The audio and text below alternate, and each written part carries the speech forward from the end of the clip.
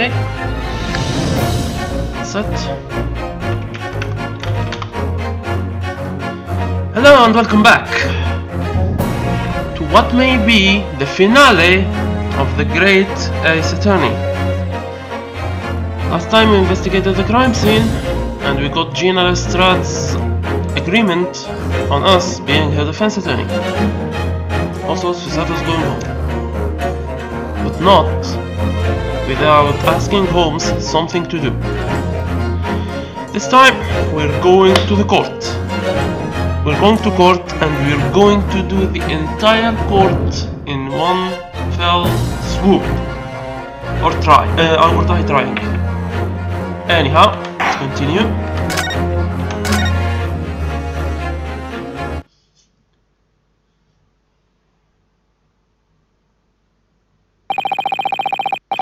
When I woke up next morning, Susato was already gone. The rain was so strong that I couldn't even see a single meter outside the window. That's how they write meter in British English. And it's the same as how they write it in French as well. Thus, this long, unforgettable day began.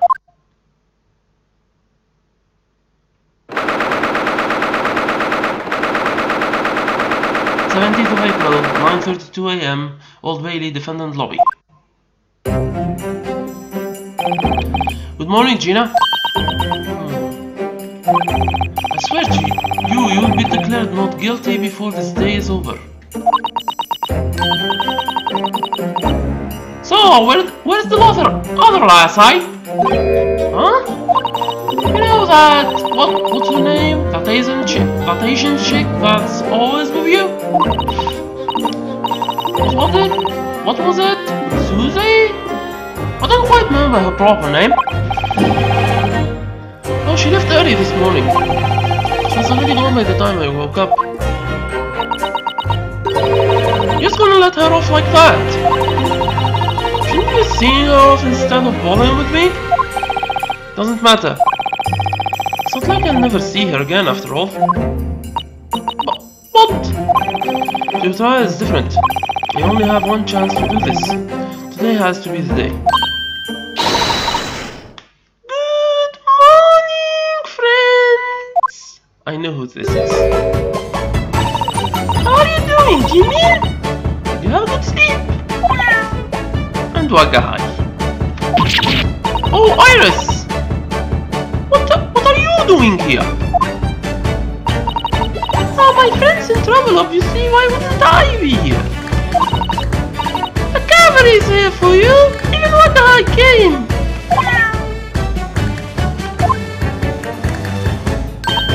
Hey, Wagahai! Great cavalry. The trash cat didn't even look back when it abandoned its friends. Why not leave it be for a bit, eh? Let it sniff around or something. Oh yeah, I brought this newspaper from a shop outside. But let's see, I have both good news and bad news. Which would you both like to hear first? You, Jimmy? I think we should start with the bad news. But I both might as well start with the good news first, right? Wow, Jimmy is like 10 times more fun than you. You're just such a downer. Leave me alone. Let's just start with bad news then. Apparently we're having record rainfall this morning. Carriages all over have been delayed. Really? Bad news was just a weather report. I worried that Susie won't make her train to Dover in time. Oh yeah, right.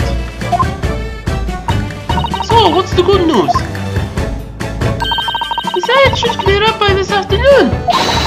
The train should make it to the port of Dover on time.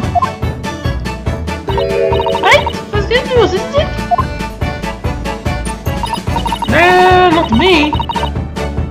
At least I couldn't care less about it. News was surprisingly trivial. Also, yeah, today's trial is basically the highlight of the paper. Pickpocket brought brutally murders a bright pawnbroker. Why am I not surprised? You'd look right in expecting anything else, that's just how it is. He looks even more upset now. So at today's trial, Rio's gonna make the dirty press eat those words. Huh? Then tomorrow's eyes will be like this. Honest pickpocket girl saves the world. How does that sound, Rio? Oh, yeah, that would be pretty nice, I guess. Don't guess, press on with resolve. Let me impress of Susie. You loved it, right? I didn't even know you were doing an impression of Susie. Susato. This girl is too much for me. Oh, for us both, trust me.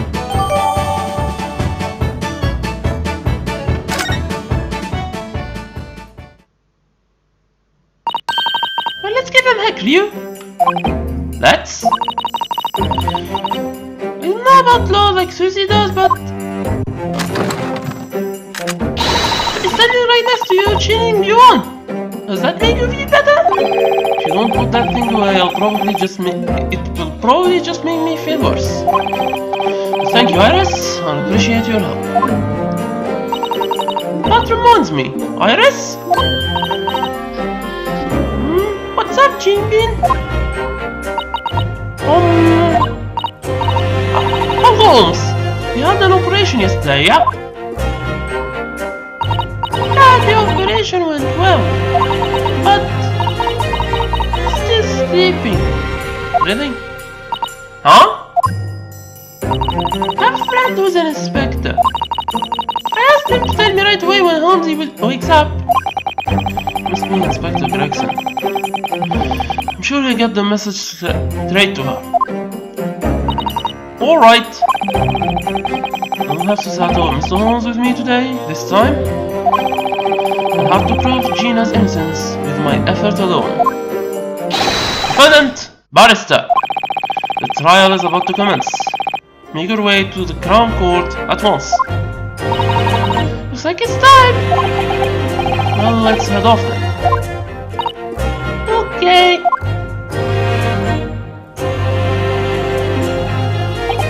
Gina, she's acting tough, but I can tell that fear and anxiety threaten to tear her down. I will believe in her until the very end and prove her innocence. This, I swear. That's the will he left for me.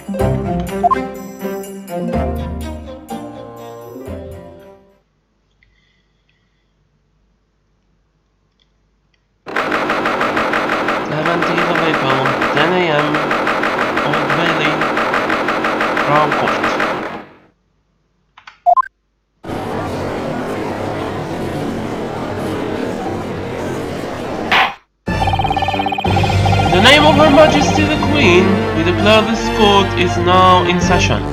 The trial of Gina Lestrade will now commence. I ask you, prosecution and defense, have you fully prepared your cases? The prosecution is ready.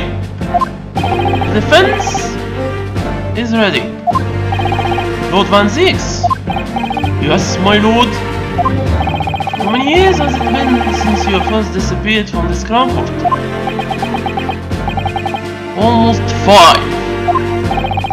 Even after the trials 2 months ago, you stand yet again at the prosecution bench. Is there perhaps something you expect to gain from these trials? Even queerer, your trials of the distant past were of an entirely different character.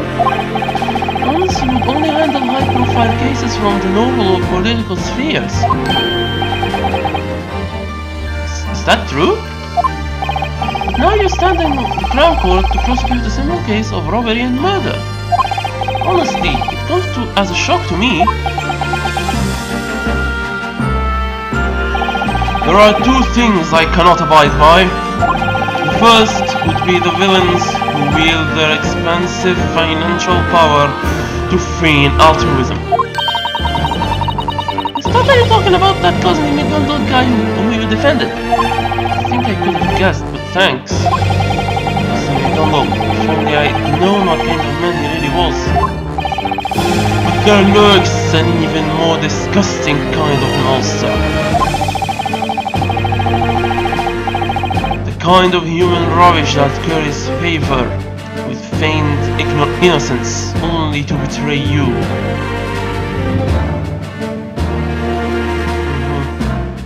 Like what just happened to me yesterday. These despicable vermin hail from an unknown island in the Far East. They are called Japanese. What? Where did that come from? Yep, I knew it. He hates Japanese for some reason. People, I mean Japanese people, not the language. He was totally talking about you. Pretty sure I could have guessed that one too. Pardon me, but what exactly do you mean by betraying you? I have to wonder why. Why does he feel such animosity toward us Japanese? There we go. That's the $1 million question actually for this game. Or £1 million, since we are in British territory. Whatever the case may be, the court welcomes the revival of the Reaper, whom London's evildoers so fear. I am most grateful for your consideration. Now, 6 fine citizens of our capital city of sound mind and strong sense. Are you all prepared to participate in this trial?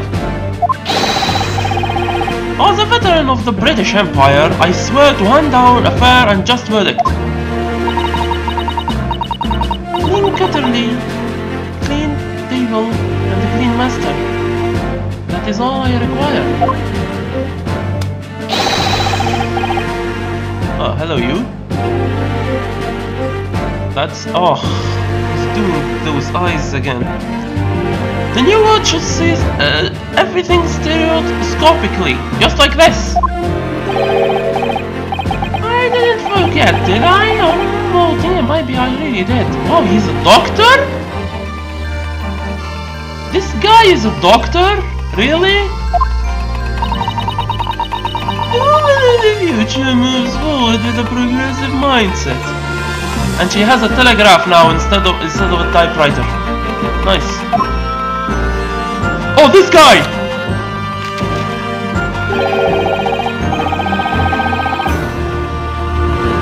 I came to London to sightsee.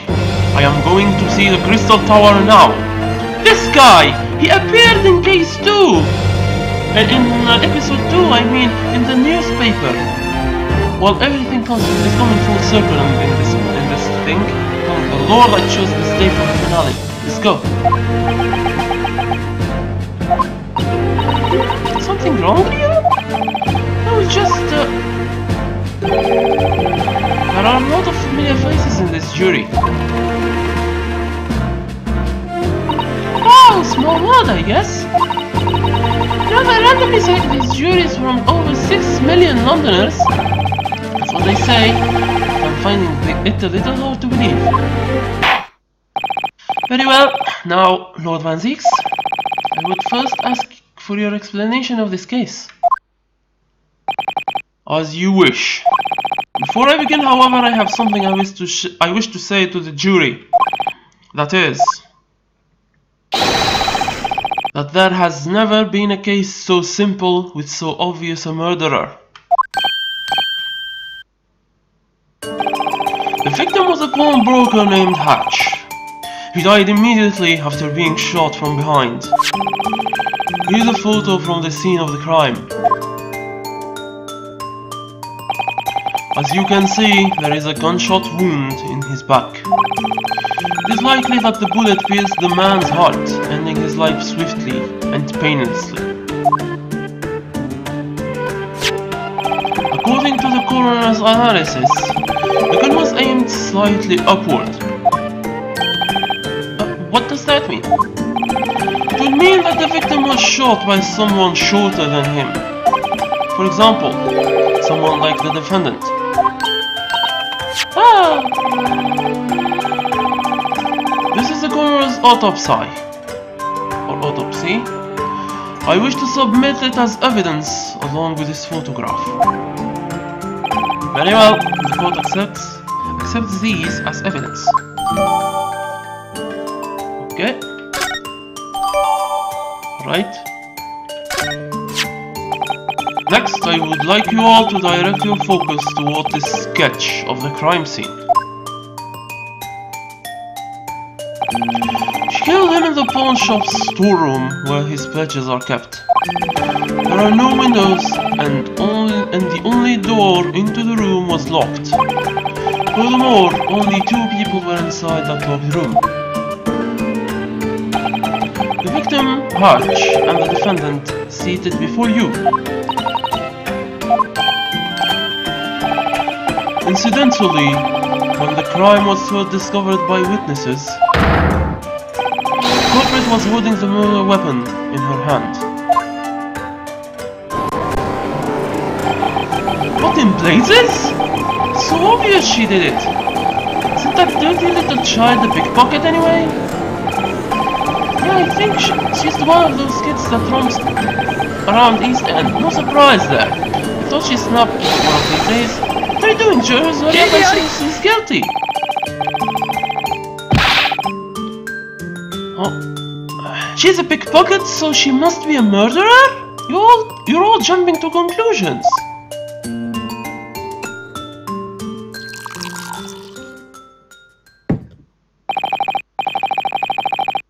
Calm yourself, black-hearted exchange student. The evidence against your client doesn't end there. As luck would have it, this murder incident had 2 decisive eyewitnesses at the scene. What? If we listen to their testimony, I'm sure everything will become clear. We'll see whether or not this girl is really a poor, misunderstood, petty thief. In any case, please hand over the evidence you've submitted thus far. The court will accept them into the record. As you wish.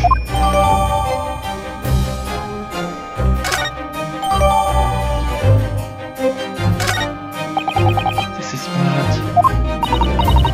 You! Things suddenly feel a lot more serious here. It's not just you, Iris, trust me. Wow, already? Now, let us begin. Bring forth the 2 witnesses to this wretched crime. Hold on, Van Zieks, please. Let me see that. Okay, Cosney McGuntle case materials. Give me that. Omnibus murder case. Case summary. Death from a knife wound in the chest on an omnibus nightly commute. Victim Mortar Milverton. Oh, we finally have thrice fired Mortar's real name now. Mortar Milverton, male bricklayer, lived in East End. Accused Cosney McGundle. Prosecutor Barak Van Zieks. Attorney Ryunosuke Naruhodo. Eyewitness testimony led the court to believe this case was simple, but the 4th witness prolonged the trial until the defendant was found not guilty due to lack of evidence. Okay. Let's read today's newspaper.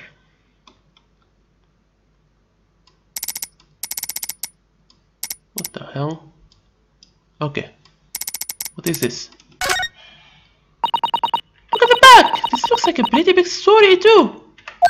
A spy in the Ministry of Justice? Possibility of secret comms leaked overseas? Iris is really a genius. I doubt many 10-year-old girls could understand a headline like this. Communications between Britain and her allies have been leaked to an enemy nation. That's what it says. Leaked? So their messages were intercepted or something? How? I can think of 3 possible ways. What do you think? Do you wanna try it out for ourselves? No, definitely not. Although, maybe this is what Lord Chief Justice Vortex was talking about yesterday? Could be. Looks like Toby got himself caught up in it too.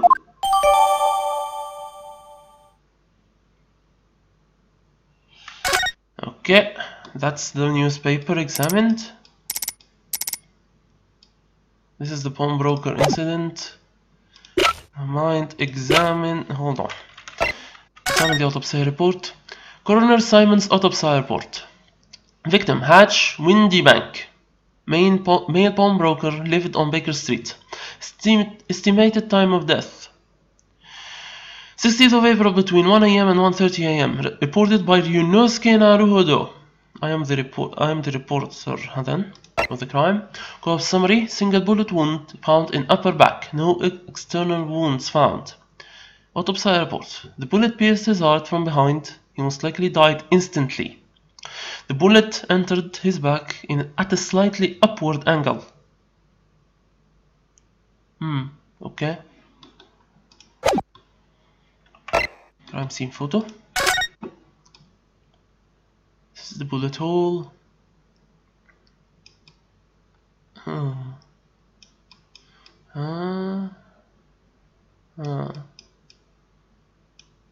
Okay, there's nothing to see here. This is what I want. Probably. That's Hatch, that's Gina. These are the two who were here, they should be here. Okay, the gun. The gun interests me. Examine. It's Hatch's pistol. The magazine is empty. Hatch always left his pistol on his desk. Apparently, he only kept a single bullet in there at a time. That's right, to protect his patron's goods. His pistol was fired that night, and Hatch lost his life. In the end, I guess he really did give up his life to protect his patron's pledges.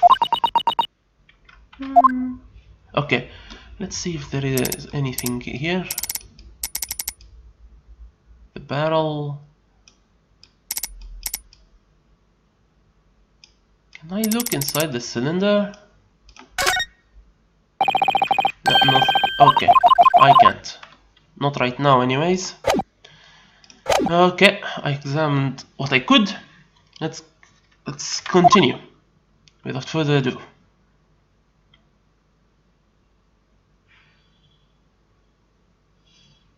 What the? Witnesses, state your names and occupations.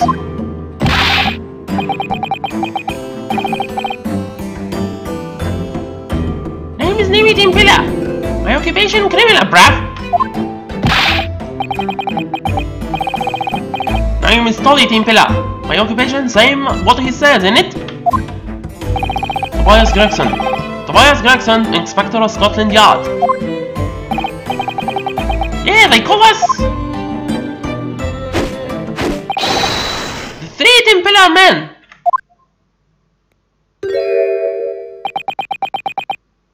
Really? What are you looking at me for? Leave me out of this. Hey, you don't gotta be rude, bruv. Looking for a long lost brother we climbed down to London dodgy underbelly, innit? And you kinda look like him, bruh.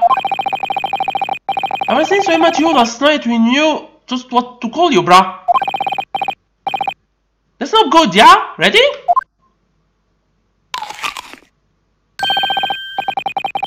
You bro Wally, cause you're my muppet, see? Please, just stop! I guess the third brother's name is Wally Timpiller. So Inspector Wally Gregson, it's Tobias! Pardon the correction, my lord. In any case, why are you an inspector together with these ruffians? These witnesses were already arrested by the yard as suspects for a separate crime. Suspects? You mean all three of them? I really wish you wouldn't lump me together with these buffoons. 2 nights ago, these men broke into the pawn shop ready to steal. As luck would have it, they stumbled upon much greater crime within. What? You mean to say that was... Indeed, they witnessed the murder of Hatch, the shopkeeper of said pawn shop.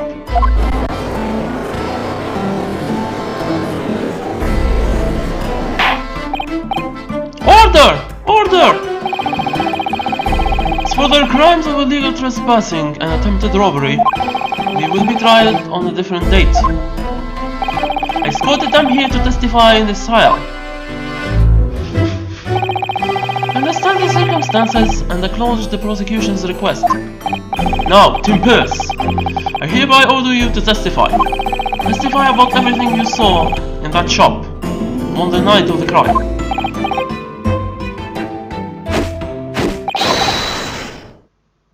Roger, sir! Tim Pierce, woo!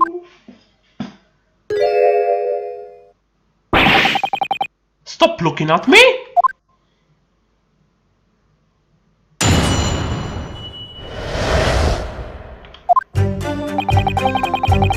We saw that pawn shop door was open on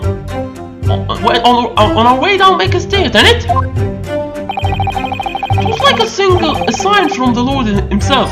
We had to go in, bruh. And then inside the back room, there was a gunshot, bruh. We ran to the door and tried to open it, but it was locked from the inside, didn't it? We didn't do nothing. I didn't see nothing. We just left the shop nice and quiet, like, yeah? What a frightening coincidence. These two scoundrels broke into the shop while it was already being victimized by another crime.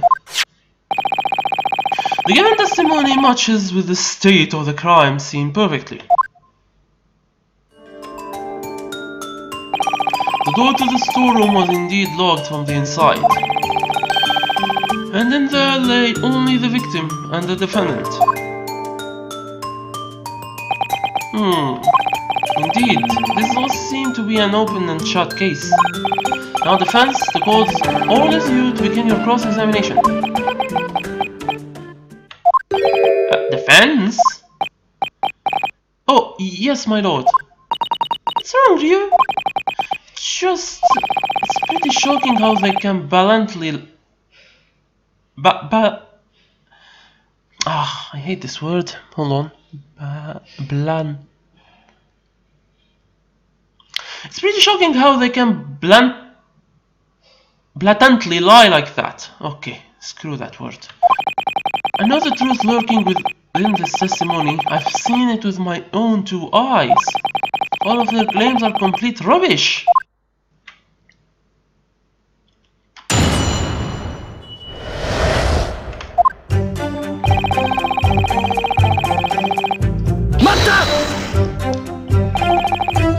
The door was open. About what time did you break in again? About 1 in the morning, bruh. That's about right, isn't it, Dolly? Yeah, I think so, bruh. It's about right, isn't it, Wally? Like hell I'd know. If you were there at 1 in the morning, then of course the door would have been should have been locked. Well, it was pretty dark in there. That's all I gotta say on the matter, bruh. I'm pretty sure there was a bit of a light in there, innit? Sounds about right, don't it, Wally? For Christ's sake, leave me out of this. As I recall, the inside was dimly lit when we were there. That's actually the only reason we went in there. Thus, these two petty criminals resolved themselves to break in. At that point, the defendant Gina Lestrade was already aiming to kill. How would you even know that? Either way, my stance doesn't change. Now, let's return to the testimony. When you noticed the door was open, you found yourselves walking into the tragic stage of crime. Is that correct? Yes, sir, bruh!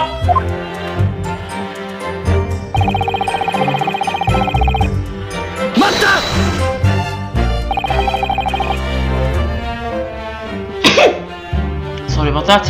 What kind of excuse is that? It was like... yeah, a revelation of God or some sort of trick of fate or something. Something like that anyway. That's our story, innit? We shouldn't talk about god like that when you're just opportunistic thieves. Oi! You just go in on a whim, bruh, honest. Was totally thinking the same thing when we went in there, innit? Yeah, just maybe behind that door. Find Wally, our long lost brother, after all these years. I can't believe he said that with a straight face. But then thanks to that, we only went and met someone who actually looks like old Wally, innit?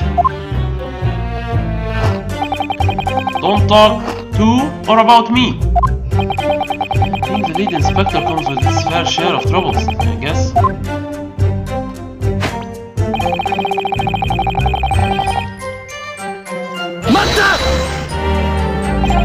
Are you absolutely sure there was only a single shot fired? Yeah, just the one! That's my story, bruh, and I'm sticking to it. Same here, Wally thinks so too and all. The murder weapon was the victim's own revolver. She always kept it on top of the shop counter. Yeah, he did. He really stood out to me. That really stood out to me. There were no bullets left in the chamber. Did he say something about that? I think only keeps one bullet in the gun all the times. Come to think of it, he did say that. In other words, the weapon was only fired once. You're absolutely sure of this? Yes, my lord, 100%. Afterward, that murder weapon was found firmly held in the defendant's hand. This isn't going well.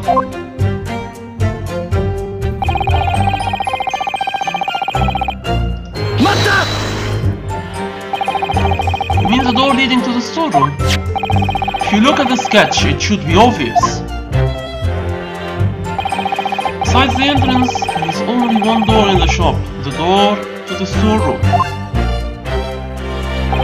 The only light was from a lamp, so we couldn't see too good. But we found another door behind some curtains in it. That sounds right so far.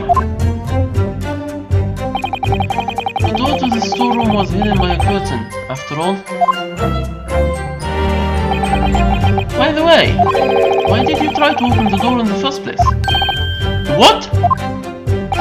Any common burglar would run for his life as soon as he heard the gunshot, right? Well, brah. You think it sounds about right, don't you, brah? Main common burglars, that's our story, innit? Humans generally react to loud noises in one or two ways. Some cower in fear and flee, while others muster up courage and leap to action. Sure, black-hearted Japanese like you fits in the first category. These two do not. Oh, I guess I'm a coward now. In any case, the door to the crime scene was locked, so you were unable to open it. What did you do after that? What did you two do after that? Oh, my tongue got tied there. You didn't steal anything, huh? You didn't do nothing and you didn't steal nothing. Are you sure? Well, it all started to kick off soon as we walked in, brah. We couldn't even get our hands out of our pockets, let alone steal it. Just left the shop nice and quiet, like, yeah? Are you sure? We're peaceful criminals, yeah? There ain't nothing we hate more than violence, bro. Got our hands shoved right in our pockets and made off as fast as we could. How dare you lie like that? I? When you two were trying to get away, you bumped into someone, didn't you? Ow. And then you shot him. What? Who did they shoot? Ah! Yo! No way! You're the bloke who we ran into when Yui was making a getaway in it? I am. Oh, how come you didn't say nothing? Should have said something, bro. You were holding a gun and then, when you were running away, you shot the great detective as he arrived at the scene. You shot the Sherlock Holmes. You shot Mr. Holmes? Seriously? Yeah, I heard rumors that he was taken to the hospital yesterday. It's just horrid. You would shoot our very own Mr. Holmes. On the night of the crime, these two men were arrested not far from the scene. They looked so suspicious that the patrolling officer couldn't leave them wandering around. After a quick inspection of their possessions, they all discovered a revolver hidden in one of their pockets. Furthermore, there are clear traces that show a single bullet was fired. My lord, this is the gun that they had. There does appear to be gunpowder residue on part of the cylinder. Very well, the court accepts it as evidence. Tim Pillar's revolver.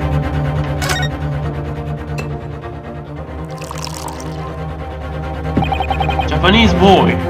Hold on, Vanzis. I gotta examine this one.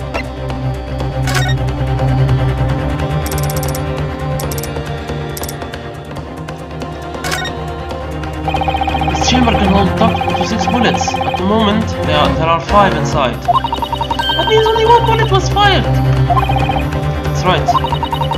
And that bullet was the one that hit Holmesy, right? Yes, he was shot right as he entered the shop. Just awful! Okay.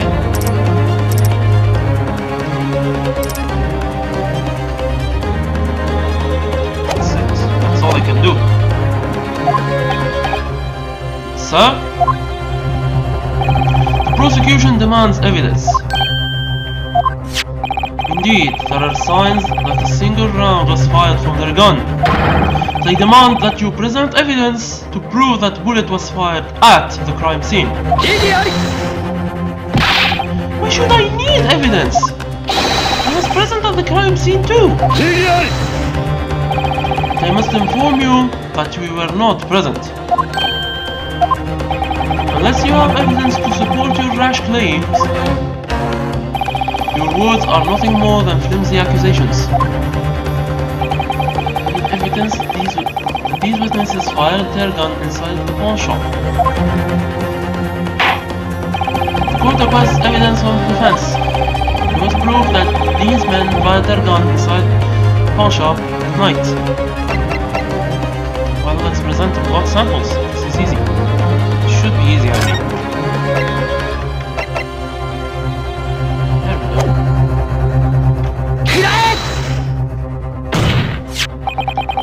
It's violed in here. Whatever might that be? While we were doing our investigation, we found several bloodstains. Such lack of faith in the art, how fitting for an egoistic chap. In any case, this contains the reaction of all of the bloodstains we found. And the evidence for your claims is somewhere in there? Yes, my lord. Very well, the court hereby orders the defense to provide more information. Show us the sample that proves these witnesses fired their gun at the scene. This is easy, come on. What on earth is this? It's a photo we took at the pawn shop on the day of the murder. It's from the scene of the crime? Could this be? Is this not a bullet hole? I can see a bullet lodged inside. Yes, as you can see, the bullet struck a calendar. The date shown is the 16th of April. That's the day of the crime. This accident occurred at 1 AM. In other words, the shot was fired after midnight, after the date had changed. It may not be decisive, but is this not sufficient proof that these witnesses fired the gun inside the pawn shop? Ah!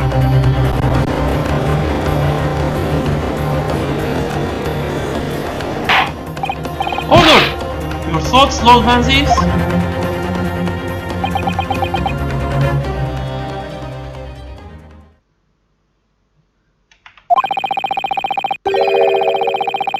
If that's what the defense claims, then the prosecution has no objections. Huh? Please forgive my impudence for shattering the Holy Grail within these halls of justice. Indeed, these two men brazenly broke into the pawn shop. They fired as soon as someone found them, and then they fled. They are despicable villains. What? Hold on a second. Hold on a second. Don't just drop us in it like that, bruh. You swore you'd give Mama a guard in it. Right, Wally? Tell him. I have no comments. Prosecutor Van Zees. Of course, he knew I was going to break down their lies. Now then, I will show my appreciation for the Japanese boy who stands before me. What do you mean? Why, thanks to you, a certain fact has just been proven. What fact is that? We were aware that when we arrested these men, their gun had been fired once. Now that we know that they shot Sherlock Holmes, it becomes clear that they could not have shot the victim. Ah! In other words, the Templars are unrelated to the murder of Hatch Windybank. So that's what he was planning.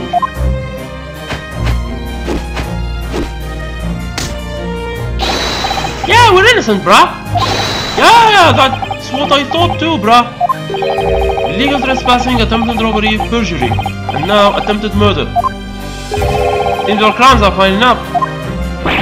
Ah, don't do this to us, bruh. Now, speaking of that oh so great detective Sherlock Holmes, suppose he was a regular patron of the victim's pawn shop. What is he doing now? Mr. Holmes has a strange obsession of tinkering with bizarre machinery. What does he mean by bizarre, huh? Why don't you glare at him instead? He was such a loyal customer that he even set up this strange device inside the shop.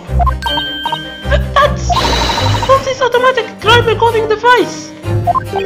What is that? It looks to be a camera of sorts. You are correct, my lord. It appears to be a camera with a small clock attached to it. It automatically takes pictures of the shop in 30-minute intervals. Should robbers break in, this camera would take pictures of them. I see. I've brought a night's worth of pictures taken from this camera.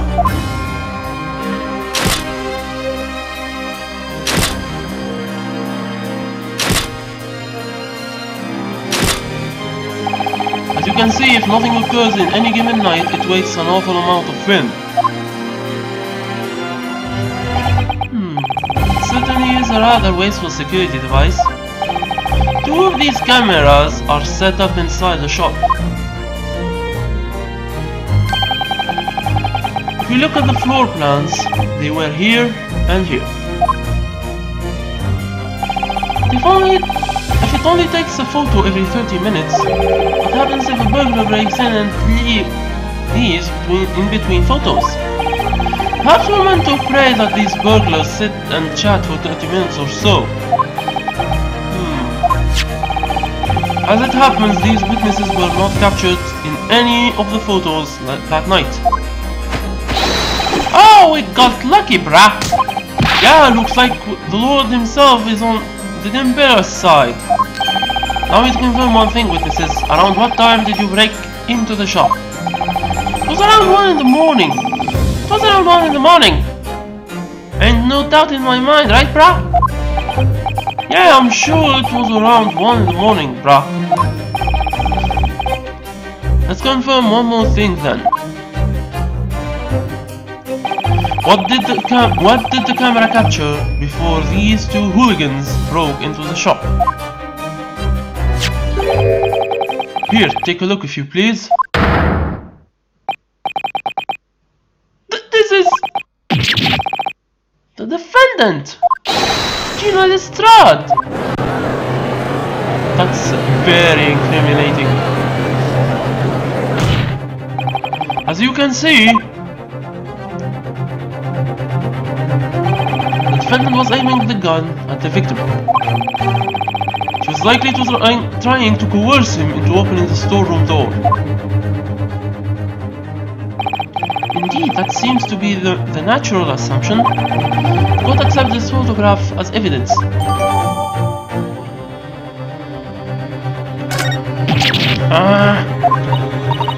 No way, Jimin! Now I'm sure you all see. There is no one else who could have shot Hatch Windy Bank save for the accused. No!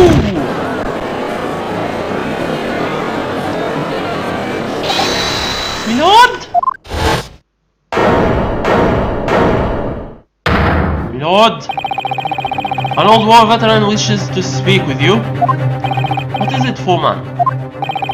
Ever since I took a shell into the knee during the Battle of Maymont, I've been forced to stay off the battlefield with only a medal to show for it.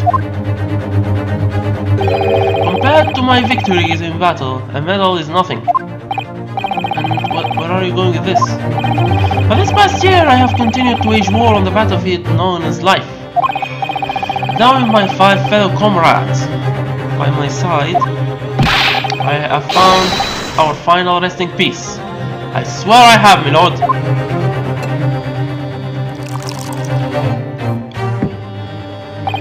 To put it in layman's terms, the jury has reached an unanimous verdict. It should be an, not a. Reached a unanimous and no. Are both correct? Okay. The jury has reached a unanimous verdict. Am I wrong? Is he wrong, foreman? You would not be wrong to believe as such. Hey, come on, it's too early to jump to conclusions. Come now, deliver your verdict, my 5 fellow comrades. Beautiful handkerchief and a beautiful verdict. That is a mate's goal. The truth has finally come to light. It's almost stereoscopic. I wouldn't forget. I just can't remember that well.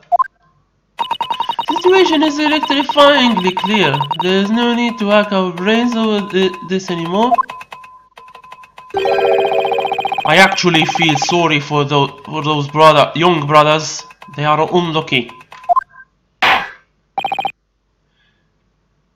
Very well, jurors, I would like you to voice your opinions. You've made your deliberations. Present your verdict to the court.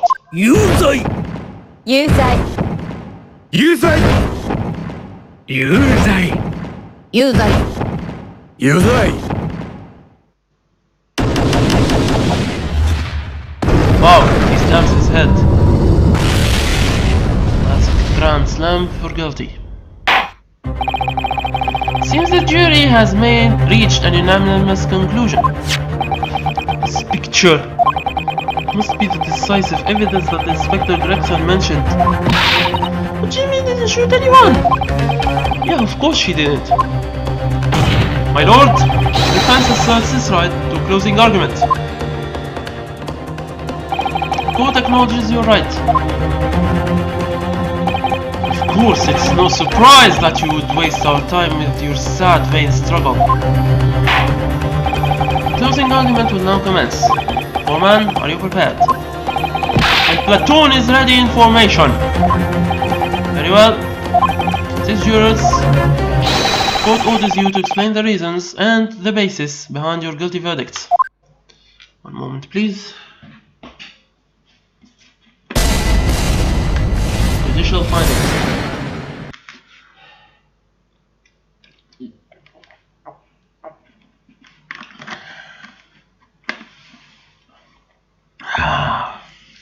Alright. Okay, let's go.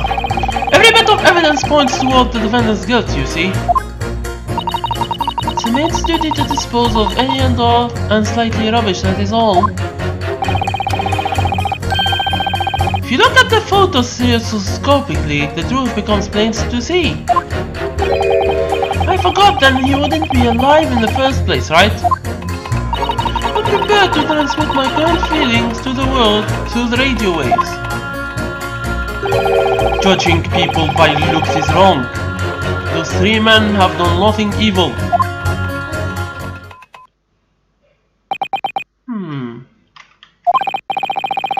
Indeed, the crime scene and evidence all point to the defendant.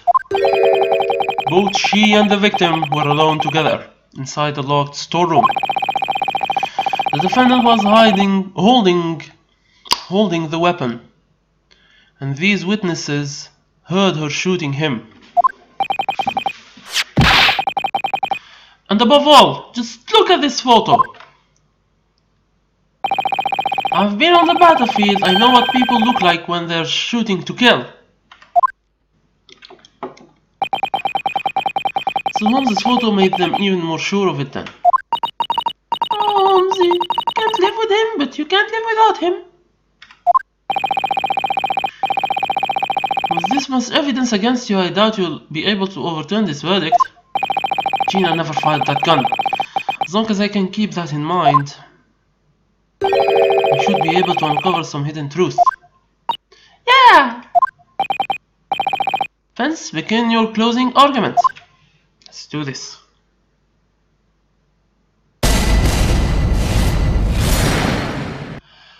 Okay. Let's press. You're Mr. Gary Deb, right? You rented the room out to Sosuke. Well, hello there, if it isn't the defense attorney from 2 months ago. Thank you for your help with everything. There were strange incidents going on at your residence, right?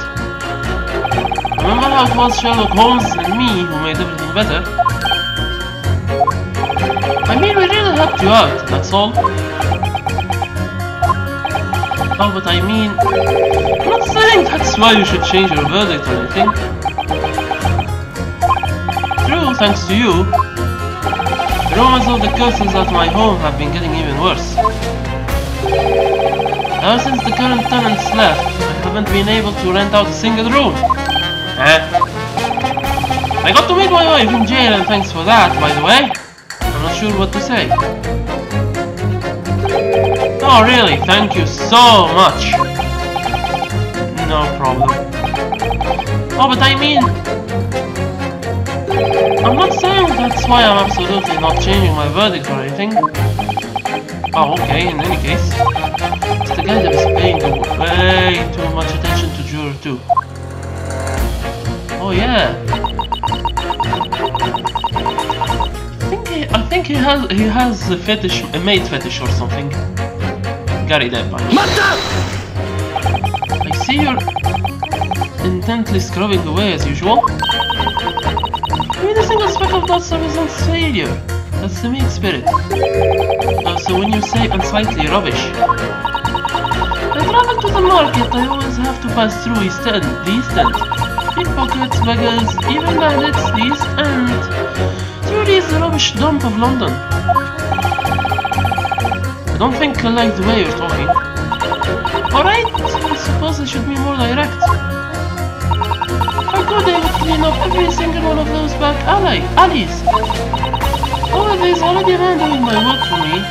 I'm a great detective. Must be the Sherlock Holmes, correct? Indeed. I read the Strand magazine whenever I get a break from working. I love reading the stories of him cleaning up the filth that pervades London. It makes one realize that our great detective is really the great maid of London. So Holmes is a maid now. It makes me all be angry, eh? How dare pure rubbish shoot our poor great detective? Gina didn't shoot Mr. Holmes, one of the Tim Pillars did. Whoever it is, it doesn't change the fact that they're pure filth. No, wait, I have to make sure we're clear on that point.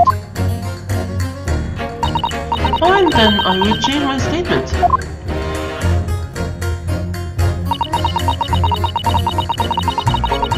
Oh, the Tim Pillars are pure filth. They deserve that for shooting our great detective. Let's press this one as well. I do agree that these two are monsters for shooting Mr. Holmes. However, this ties for the murder of Hutch Windybug. Is there a difference? What? Either a burglar or a pickpocket.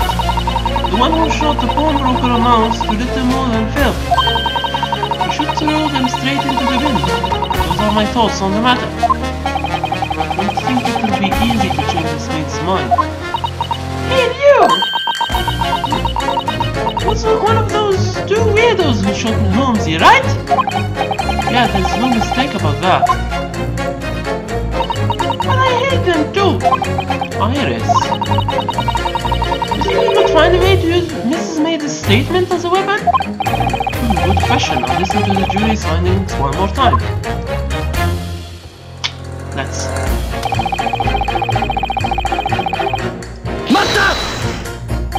You explain what you mean by viewing it stereoscopically.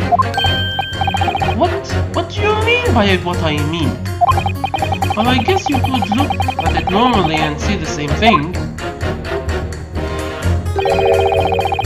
It's obvious that the pickpocket girl is trying to shoot the victim.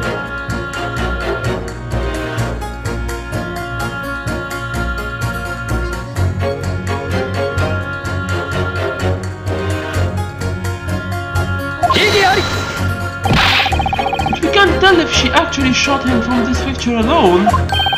If you think about it stereoscopically, there is no other explanation. By the way, do you happen to like stereoscopes? Oh, why yes! How could you tell? I don't know, I suppose I'm a mind reader. There's two pictures you can recreate vivid image in your mind. Such mystery, such novelty! This is truly the pinnacle of a century. I see. Yes, now is the time for stereoscopes to shine. It's the latest invention that lets you see things you shouldn't be able to see. I'd pay good money for it if it lets me see the evidence I shouldn't be able to see. Do that. Ah, you! Excuse me, but what have you been mumbling about over there? Something about forgetting something? Oh, pardon me! As you can see, I'm a surgeon. Surgeon? I actually didn't realize. Those who perform surgery aren't actually acknowledged as doctors, Sonny. But we surgeons fight in the front lines of modern medicine. So what did you forget? Oh well, you see, it's rather embarrassing to admit. Yesterday I cut open a patient's stomach, as I always do. When I finished, I couldn't find my lancet anywhere. What? See? See, you can't help but imagine the worst. I just can't stop wondering about it. Would I have left the lancet inside him? No, there's no way I did. Anyway, that's my embarrassing story. Depending on what happens, this can be a lot worse than just embarrassing. Exactly, this case is perfectly clear. So I'm racking my brain over the case that isn't clear instead. I'm sure I double-checked. I must have double-checked. Oh, jeez.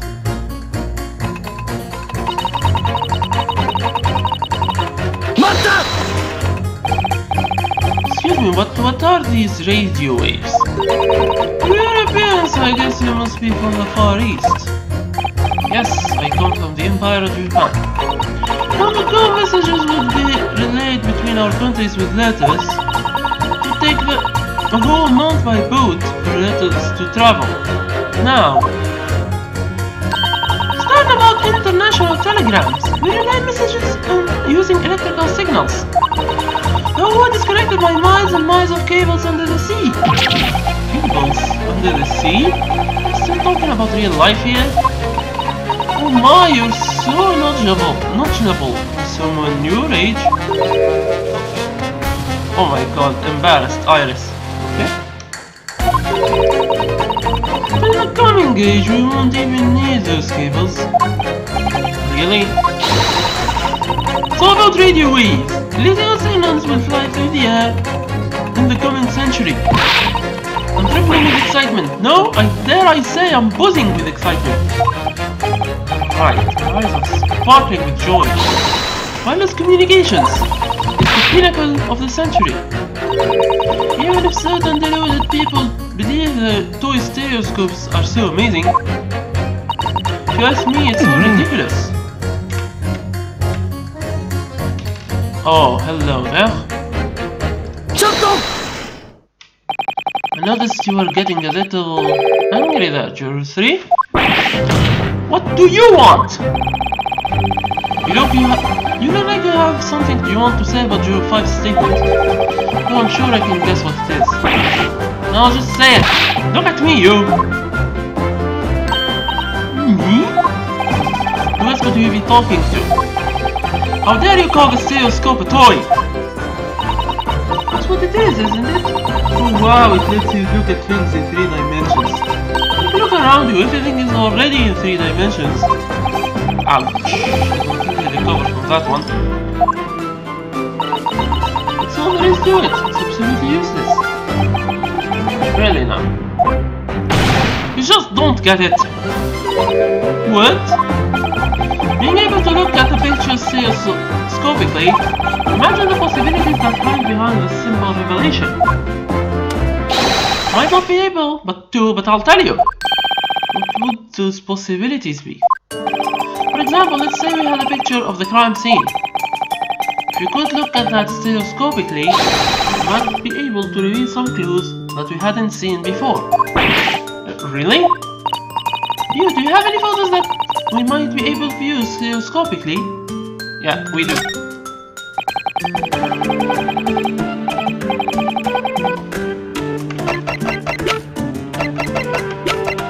Of course, it's the cat's photo. Come on.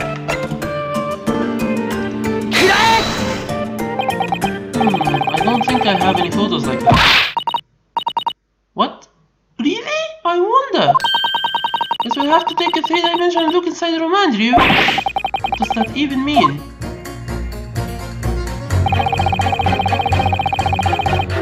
Wait, hold on.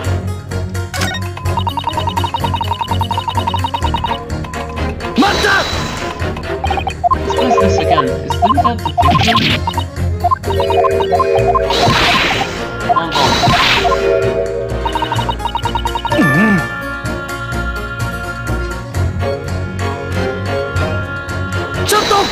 This question again.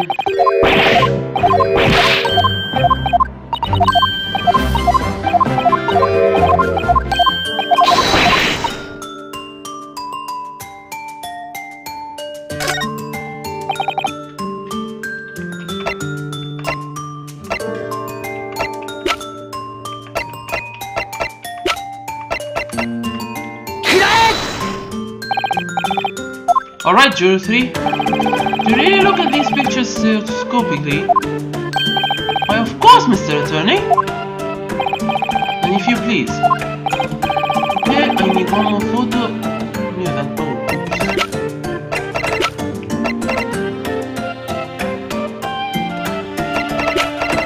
oh, okay. Hold on.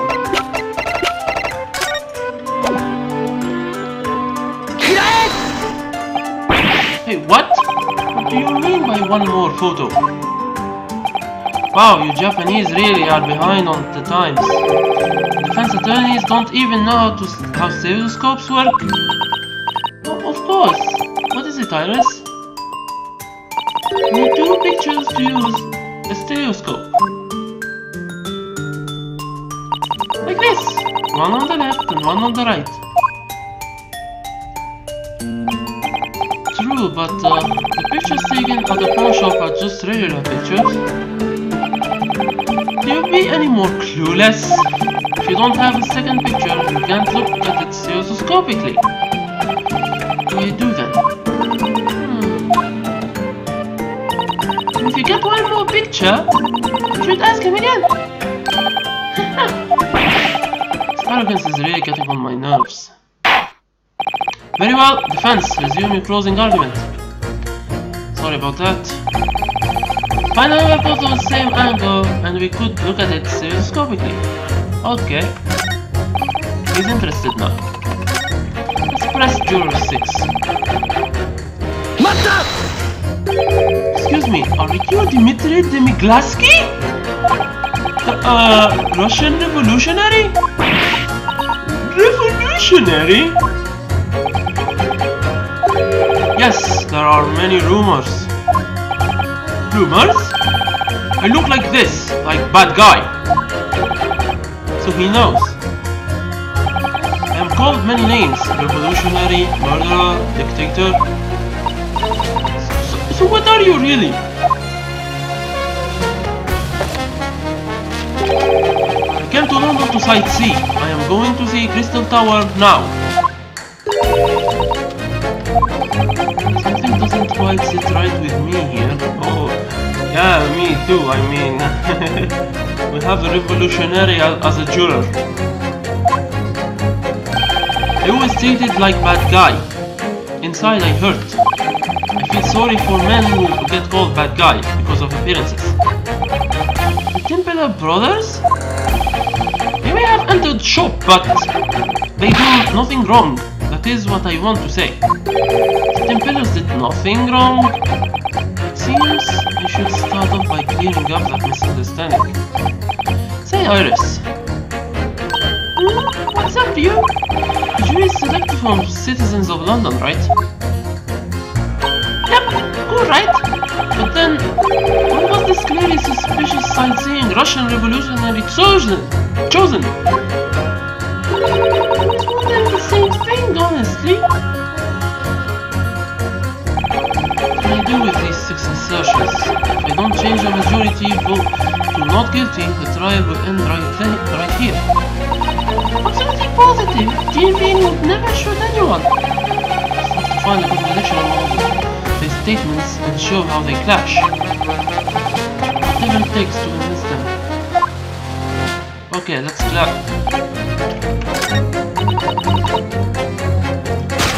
clash this with 6. These two statements are clearly contradictory. What in blazes? Defense, the court demands an explanation. A contradiction from my mouth? Contradiction. You 6, you seem to lack a fundamental understanding of this case. Fundamental? You two said it yourself only moments ago. The Templars shot at least one bullet as they ran from the pawn shop. And that wild bullet struck our poor dear Sherlock Holmes. You don't mean to tell me that you didn't catch that, do you? Wild bullet. Juror 6, excuse me? Oh, sorry, my English is not very good. Does that mean you really didn't catch that? I am sorry, I did not receive that. Huh? Oh, here. Bullet. Small metal object fired from a gun. You needed to tell me this. I am from Russia. Who on earth chose someone like this to be a juror? So, these evil-looking men told lie. They say they done nothing, but they actually shooted a man. Yes, that is correct. Oh, lying is bad, especially for evil-looking men. I don't think this is related to their appearance. So maybe they stole nothing. It's also lie. Is it? According to the arts investigation, nothing seemed to be missing from the pawn shop. I believe no one now. Maybe you should be a little more gentle with your mouse. I must see with my own eyes. You can't really do that in the middle of a trial. Come on, Ryu, of course we can. See, it's simple. Huh? All we need to do is use Holmes' automatic crime recording device. Oh. If you compare the photo of Jin with the one right after, you can tell away what's been stolen or not. Right, Mr. Prosecutor? Good grief! How shameless of you to address the prosecutor during the closing argument. This is the photo in which the accused entered the shop and threatened the pawnbroker. The two men moved to the storeroom. After that, the imperials broke in. Soon after, they heard a single gunshot. Unfortunately, no photo was taken of that moment. However, this photo shows the state of the encounter after they fled the scene.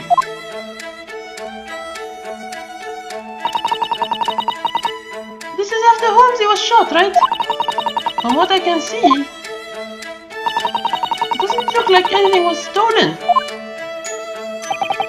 Yeah, there's not really anything missing from the second photo.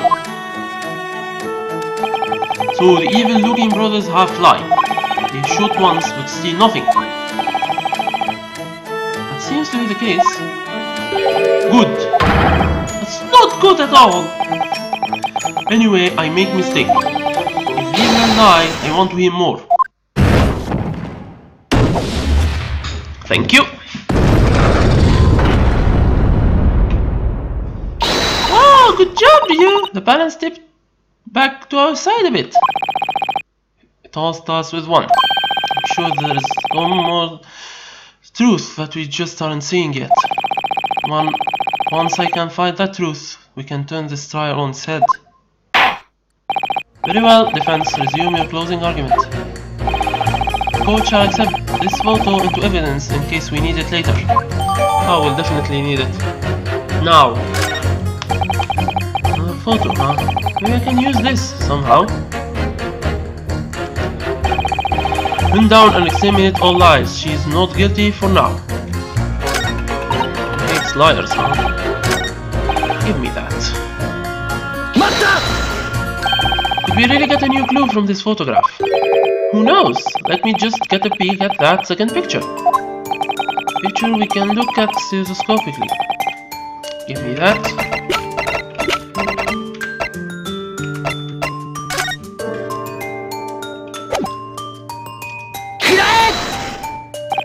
Alright, Juror 3.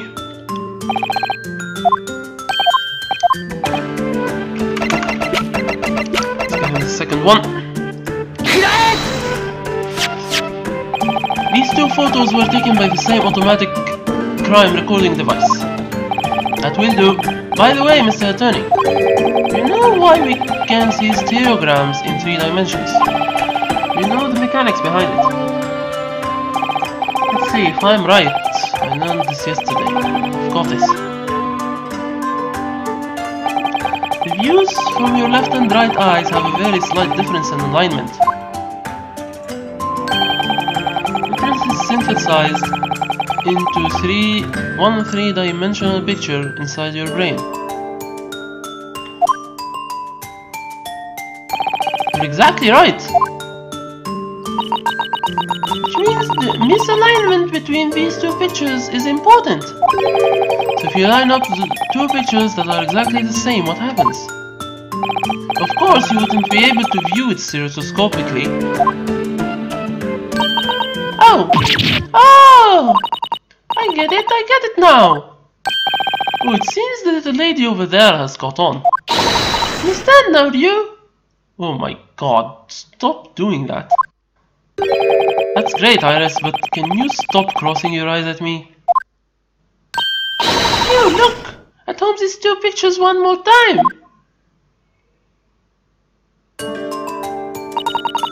a clear difference between the two photos, isn't there? Of course, Gina and Hatch are only in one of the pictures, right? Yep, you can tell that at a glance. Now, how about we have Looky look. See? Stereoscopically. Alright, I'll give it a try. Okay, let's see. Should cross my eyes until the two photos overlap. I have to do this then.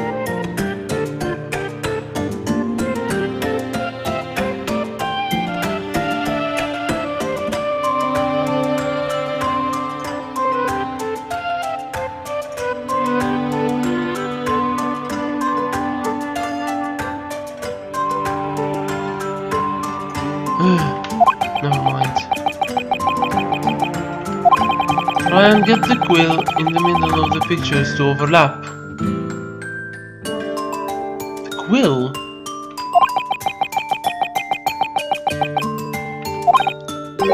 This is... So, did you manage to see it stereoscopically, you? Oh, this is going to be insanely hard.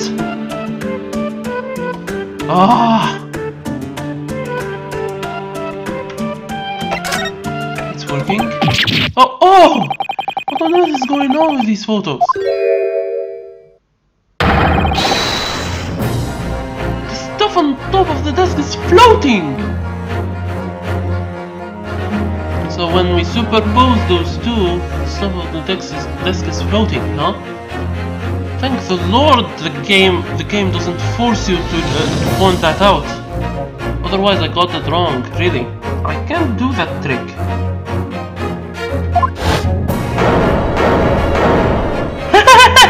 Everyone is using a stereoscope! Or crossing their eyes. That was the funniest thing ever!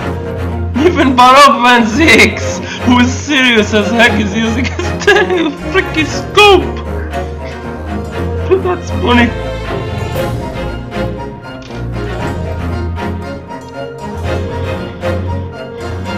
Sorry about that. Yes! That is exactly what's happening!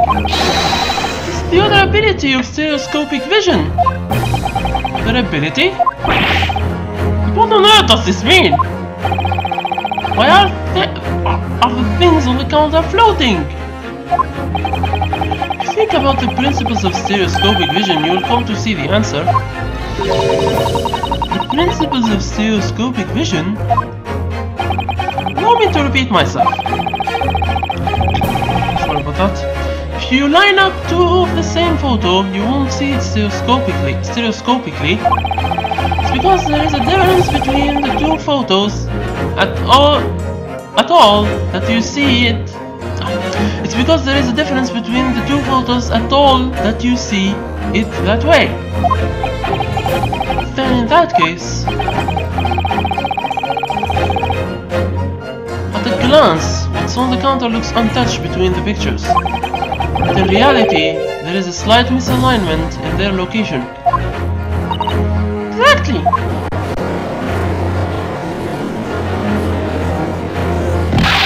Now hold on a moment, that whole being able to see the photos stereoscopically thing is simple. Why are these photos misaligned? Where is your counterattack, Oriental Attorney? What? Me? How would I know? I don't know, I think it's very simple. What? Really? Let's see, how about we think about this in order?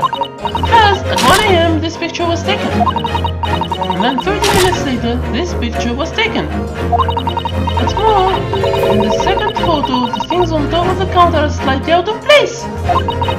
Which means, what? During that 30-minute period, someone moved the things on the counter. Someone? Moved the stuff on the counter? But that hasn't been mentioned in any of the testimony. Now I see. This was quite the detour, but here it comes. We're finally going to reach the last stop of this closing argument. If that's the case, the next question is clear. Who exactly moved the things on top of the counter? You mean to say you know the answer? Of course. Was it that caused the slight difference between the pictures? That's easy.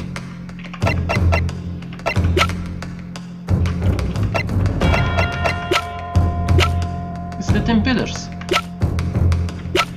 Let's just present one of... Let's save first. Maybe it's not.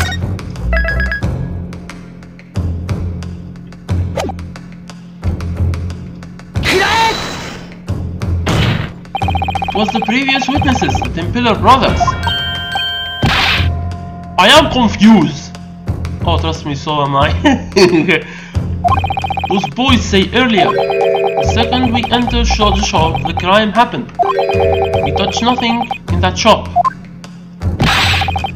You are saying this is more lies? This is what you are saying? Yes, sir. But surely they weren't the one or the only ones? Right, the defendant is a pickpocket, yes? She could have very easily ransacked the counter. No, that's hard to believe. Why? As we can see from this photo, the defendant was pointing the gun at the victim. From the looks of things, she was most likely demanding the storeroom door be opened. In other words, the defendant's objective was inside said storeroom. There was no need for her to go out of her way to move what was on the counter. As such, the 10 pillars are hiding something they have yet to testify about. But the defendant is a pickpocket. It's in her nature to be villainous. Don't forget that the 10 pillars are burglars. They're just as villainous as her. On the night of the crime, they may have been searching for something on the victim's counter. If you believe the defendant is suspicious just because she's a pickpocket, then we should be thoroughly scrutinizing the testimony of the two burglars too. I agree. I would like to hear a little bit more of their testimony. Bam!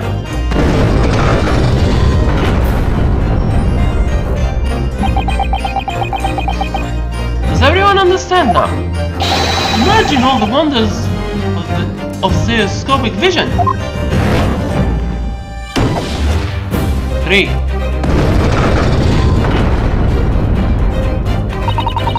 You've convinced me. When this trial ends, I will head straight to Regent Street to buy a stereoscope. 4. There we go, we did it. Since this trial is far from over, such is the conclusion the jurors have reached. The vote of the jurors has now changed as a result of closing argument. 2 vote guilty and 4 vote not guilty. Thus the court acknowledges the jury's vote is split and orders the continuation of the trial. I did it to you! Oh hey! What's up, Iris? I'll give you this. It might come in handy later after all. Probably won't need it after this, but... Thank you, Lord! Now, Lord Van Zieks.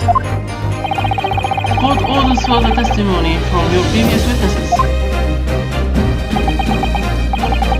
Accompanied by this fragrant scent, we shall obey.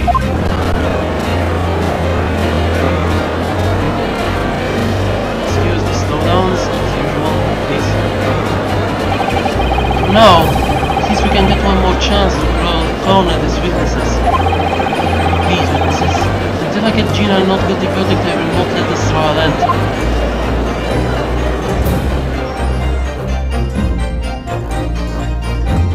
To be continued. However, I will not rest until I end this trial and this game. This is the finale after all.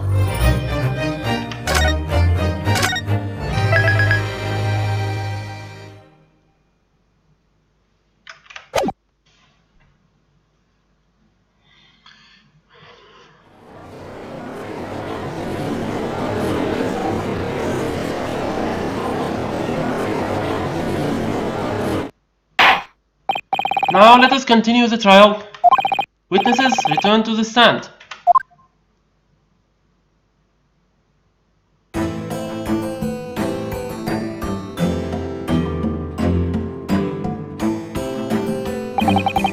Those who are listening carefully he to his closing argument? Yeah, bruh. Couldn't keep our eyes off for a minute, bruh. Mr. Tim Pillar. Yeah? This is annoying. In your previous testimony, you said... Well, it all started to kick off soon as we walked in, bruh. We couldn't even get our hands out of our pockets let alone steal, innit? Now it's clear that you were lying. Mr. Timpilla.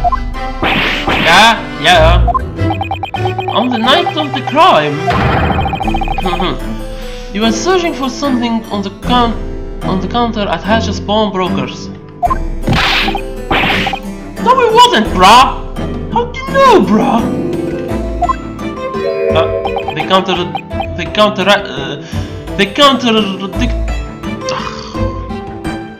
They contradicted each other. There we go. That's what I was trying to say. Court orders you both to testify further. Exactly what you're doing when Hatch was shot. This time, tell the truth. Every time you toss another lie onto the heap, your crimes get heavier. One day, your mountain of sins may crush you both to death.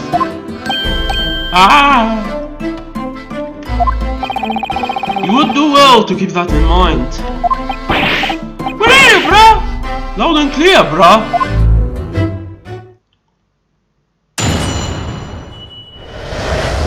The break-in, part 2. Yeah, sure, we had a rummage on the counter, but we weren't searching for nothing, bruh. Gave us an heart attack when that gun went off. That's when we knocked the stuff around, innit?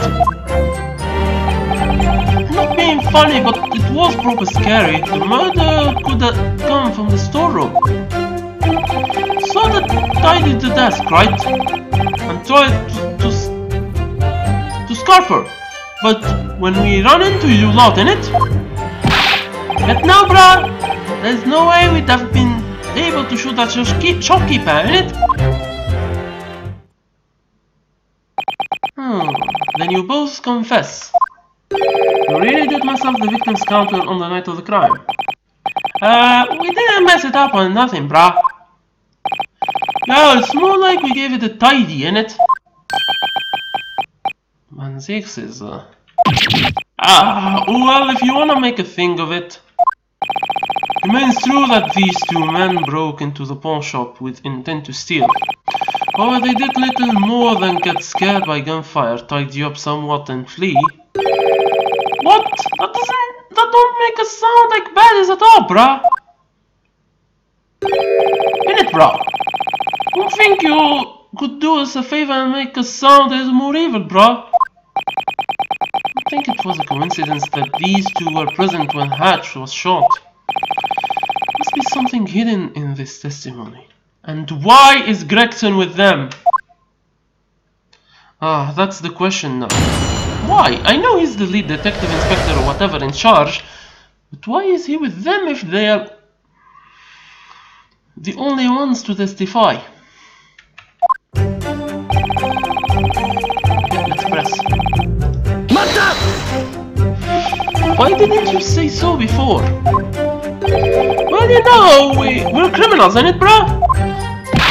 Innit? If we run our mouths, people might think we're dodgy or something. But no choice, bruh. We didn't add no more crimes to the pile. But thanks to your lies, I imagine you'll be adding a few perjury charges to that pile. That hurts, bruh. This is getting annoying. Innit, bruh? Innit, bruh? Witnesses, tell the Crown Court why you ransacked the counter at the crime scene. We didn't ransack nothing, bruh. Yeah, bruh, really, we cleaned it up, innit? Oh, Van Zix isn't buying it one bit. Alright.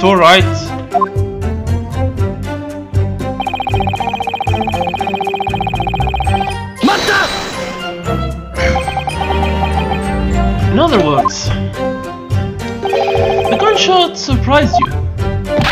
Yeah, mate! This one here is a real scaredy cat, bruh. Shut your mouth, you're not being funny. But the noise was so loud, it would have woken up me that man.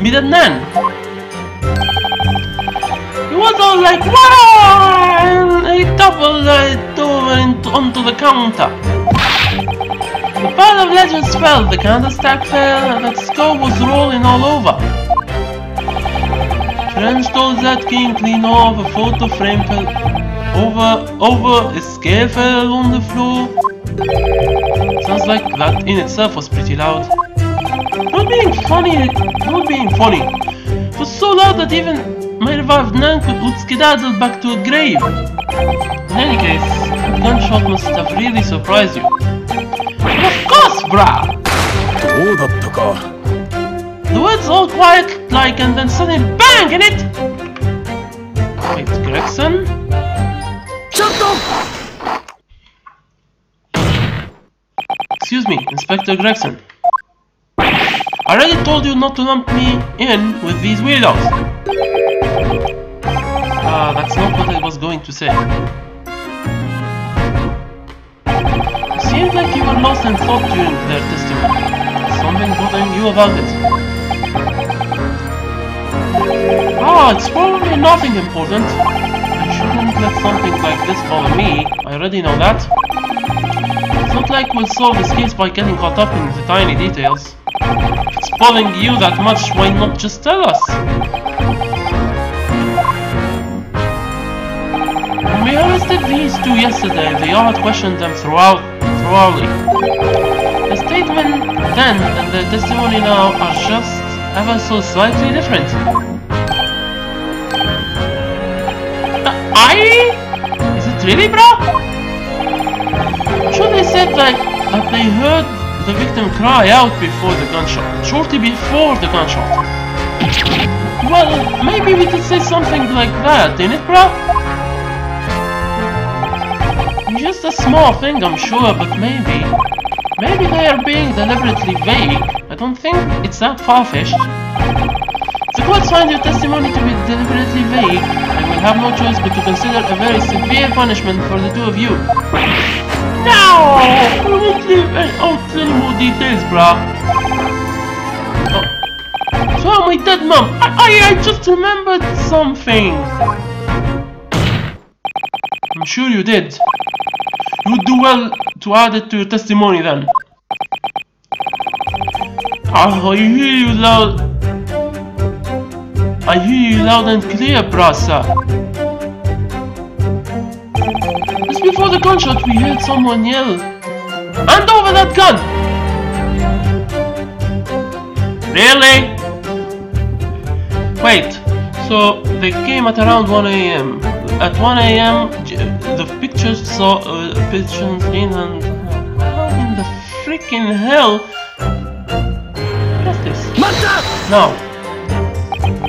So basically, the shouting and the gunshot happened at around the same time. Yeah, you got it in one, bro. To be more precise, we heard the shaky voice just before the yelling, bro. If you don't want me to shoot, hand over that gun. Shoot. They demonstrated it perfectly. Kinda like that. It was actually pretty good. Where did that voice come from then? Of course it was from inside the storeroom, bruh. Crime scene then. The voice you heard was Hutch Windy Banks, I presume? Yeah, bruh, of course! Of course, bruh! Who else? That means you two could recognize Hatch's voice. I come again, bruh? You mean just what he says in it? Yes, of course. Uh-oh.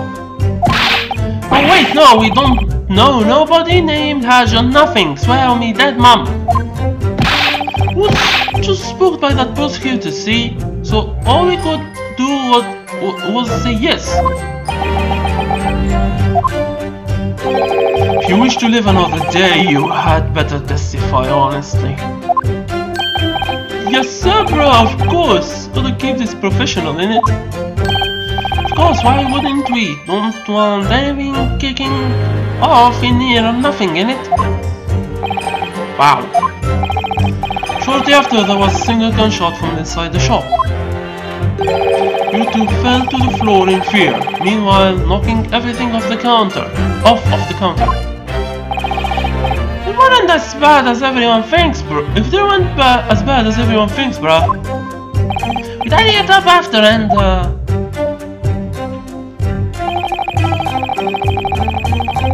okay, I'll be honest, these two look like Waluigi and Wario.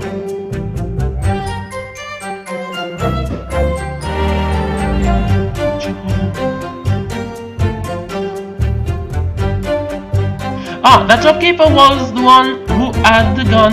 He should have just shot instead of screaming. What? Was Hatch holding a gun?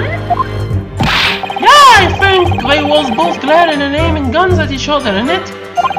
Just before he shouted that, he said, "If you don't want me to shoot you."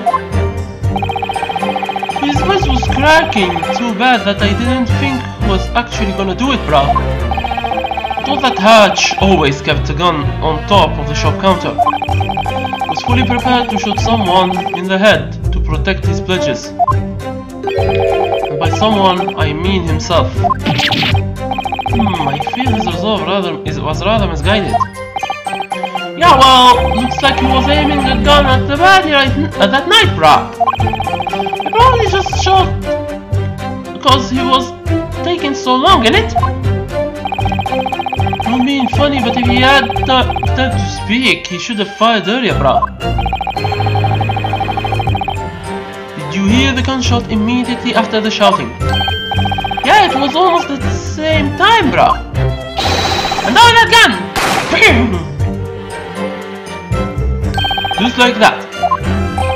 That was actually pretty good. Then we had someone falling over. And then it was quiet dead in the storeroom after. So we cleaned up the counter sharpish.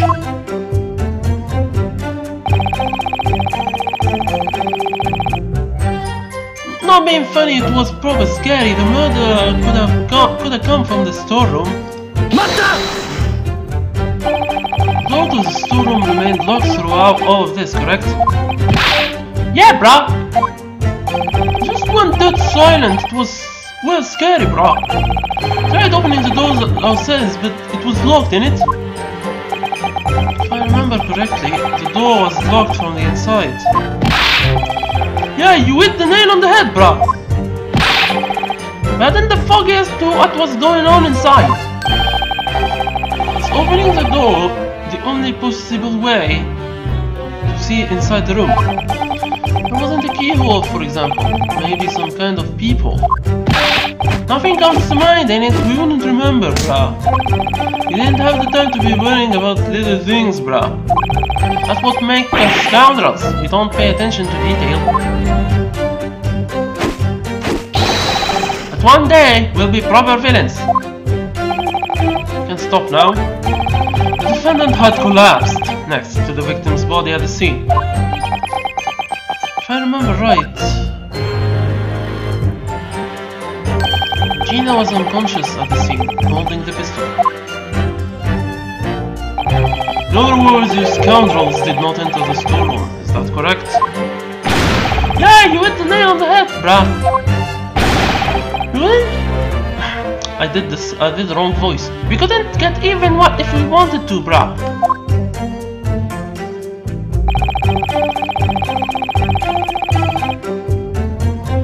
Okay. What's this? And that's when we shot Sherlock Holmes. Well, we do feel pretty bad about that, bruh. Yeah, bro, to be honest, we was trembling loads when it happened. Doesn't matter how much you trembled, you still shot him! Ah! Oh. Also, it was like our minds were totally blank. Am I lens contact in the rainbow, so I care you still shot him. Aww. Never kinda managed to get away, but we looked so dodgy that we got arrested on the spot, bruh. Your gun was then confiscated by the constable, correct? Yeah, that's about right, bruh. But I just want to say one thing, bruh. Editor, bruh, there is no way you would have been able to shoot a shopkeeper, innit? How can you be so sure? Well, I mean, yeah, I know why, bruh. The shop was empty when we went in, bruh. The victim must have been already moved to the storeroom. The accused threatened him with a gun, and so she locked the door from the inside. In other words, these two men did not meet the pawnbroker at all that night. Correct? Yeah, that's it, exactly. The guy knows his stuff, bruh. You wanna apologize, bruh? So the Templars didn't meet with Hatch at all. Is that really true? So that's all I have to work with. What's wrong with you? You look super tense.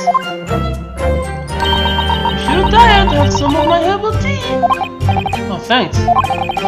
Someone as logical-minded as you might laugh at me for this, but I still feel the Templars are hiding something really important. Don't have any basis for it, it's just a gut feeling. I get it. You know, even gut feelings can be really logical at times. Huh? Person's facial expressions, eye movement, and word choice. You unconsciously take note of that information and analyze it. And then before you realize it, you come to the conclusion that they're suspicious. If I were you, I'd trust my gut feeling. Wow, Iris? Sometimes I forget which one of us is supposed to be the adult. That's true. Okay, let's save here. Because I'm kinda lost, I'll admit.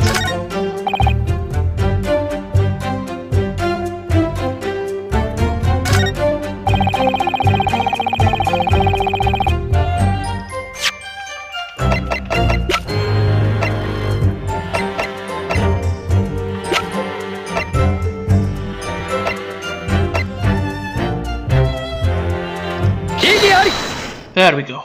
I knew it. That night, the victim was holding a gun in his hands, right? Yeah, bruh! There ain't no mistake, bruh! And let's take a look at this photo from the automatic crime recording device. It's clear that when Hatch was murdered, he was absolutely not holding a gun. What a surprise! I didn't think the defense would present evidence that damages his case. I had no choice. Oh. Even worse, look at the picture you presented. It has no clear evidence of being directly before the murder or otherwise. Yeah, he's right, bruh. That old geezer might have completely turned the tables on her right after this, bruh. I doubt it. Doubtless this cannot be considered decisive evidence.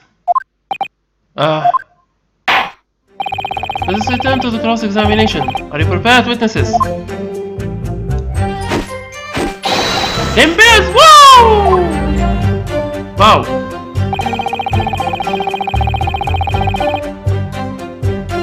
Wow, they mocked me.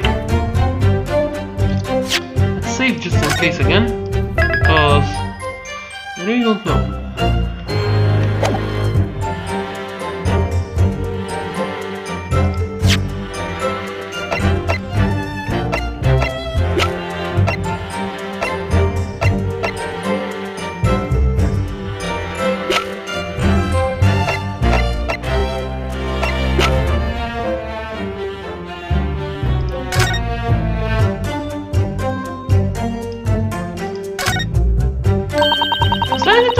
photographs in here and then snap them in place. Then you look through here and they appear to be three-dimensional, right? Yeah, though it's a bit of a pain to get the photos in the right position. This is a pretty interesting little gadget. I wonder who came up with it.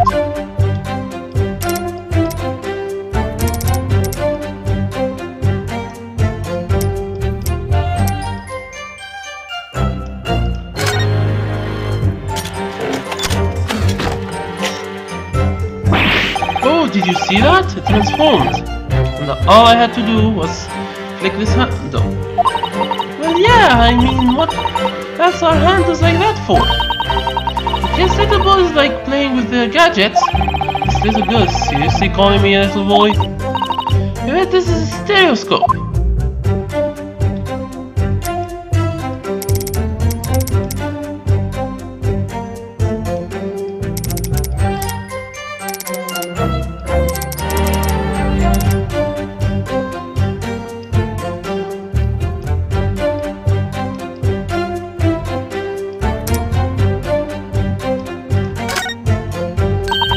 Slide the two photographs in here and then snap them in place. And then you look through here and they appear to be three-dimensional, right? Yeah, though it's a bit of a pain to get the photos in the right position. It's a pretty interesting little gadget. Okay, yeah, they said that. Oof. Not focused at all. Back. It's open now.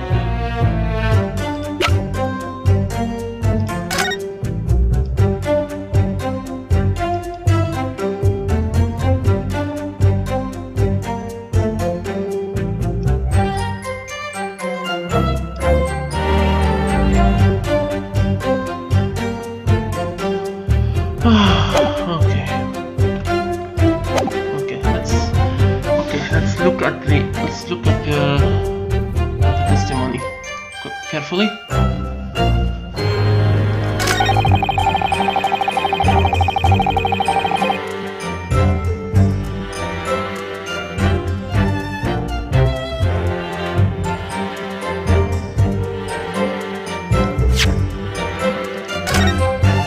Save again.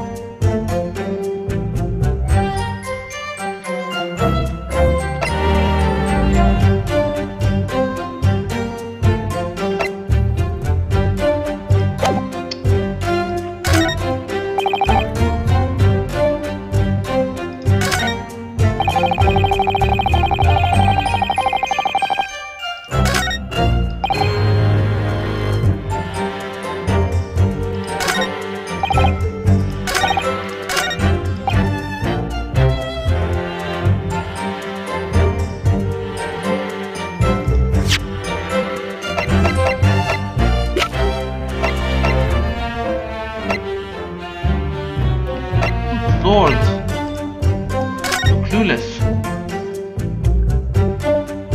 I'm very clueless.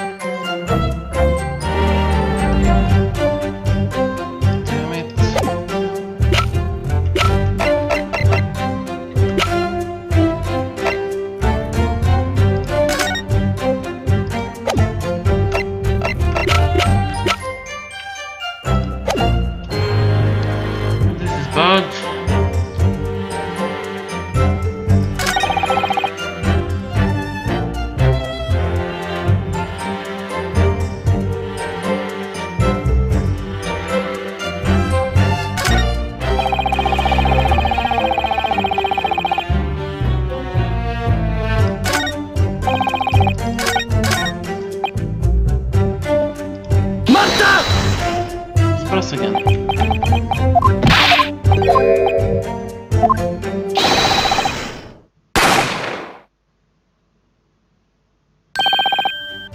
If you don't want me to shoot, hand over that gun.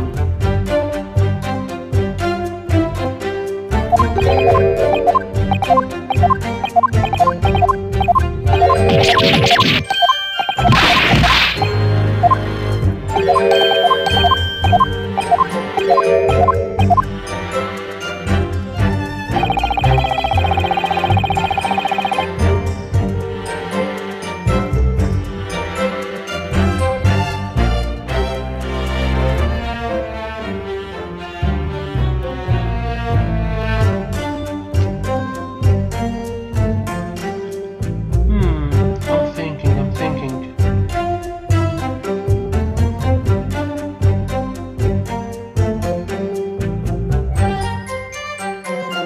Just a moment, please. One moment.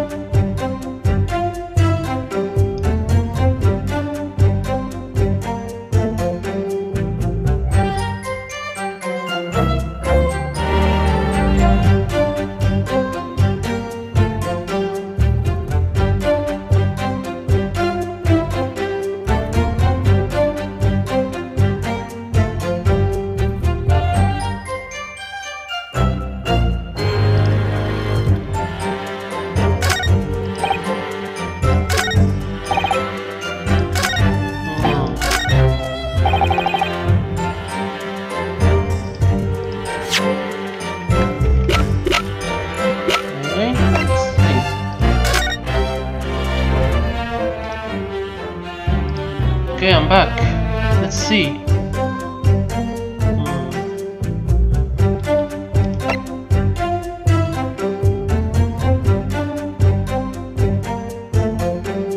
Yeah, he died instantly.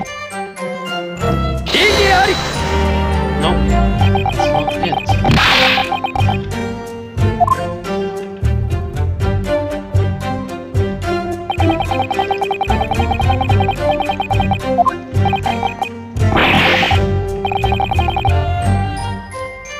Okay.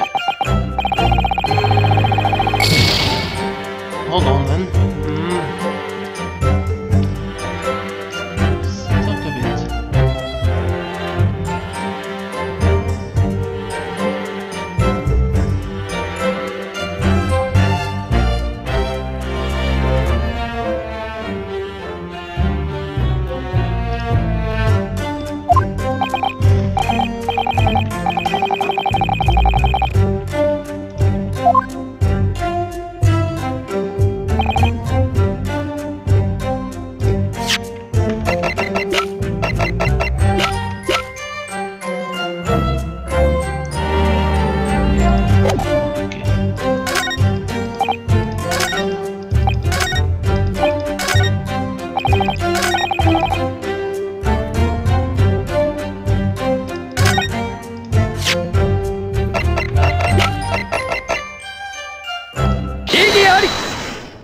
Okay.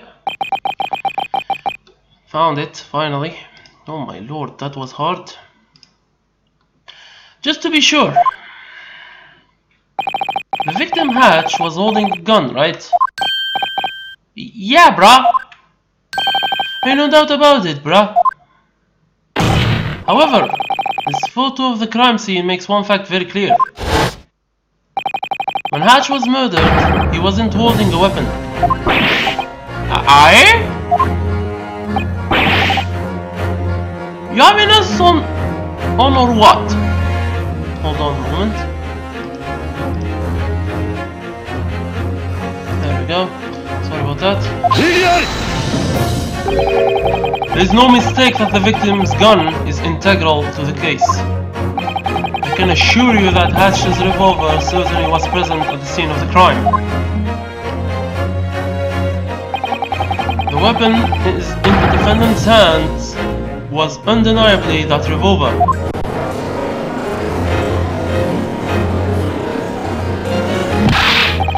Yeah, that pickpocket nicked the victim's gun and shot him, brah. Hold on.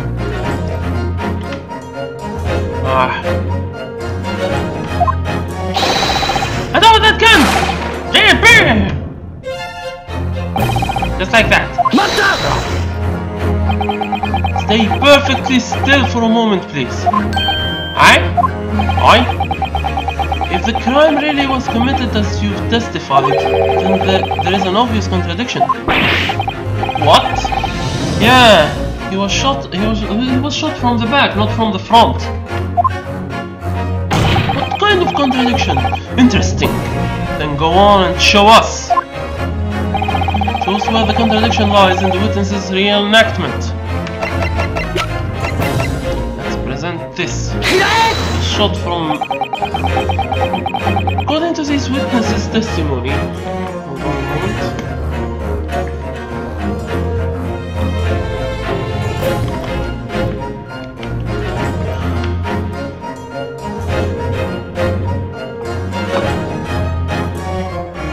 According to this witness's testimony, they heard someone cry, "Hand over that gun," and then they heard a gunshot. Those two sounds were almost simultaneous, correct? Yes, if what they say is true. At the time of the murder, the two were facing each other. However, according to the autopsy report, immediate death from a gunshot to the back. Immediate death from a gunshot to the back. Ah! In other words, there is a clear contradiction in your testimony. Ah!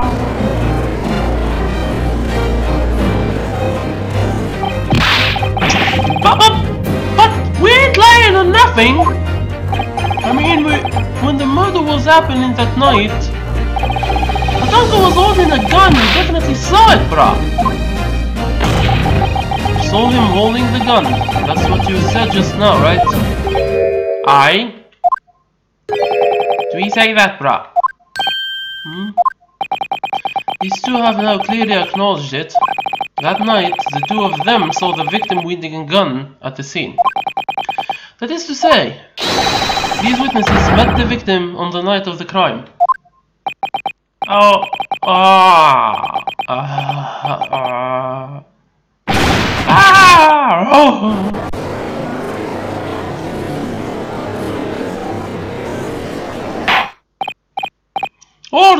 Order! Witnesses, what is the meaning of this? No, it ain't what you think. Oh, it seems the two of you didn't quite understand that warning earlier. False words will only spell out your death. Witnesses, you're still lying, aren't you? You're sorry, you see. I gotta be honest here, but... Shut your mouth! If we talk, you'll give us hell! What are you talking about?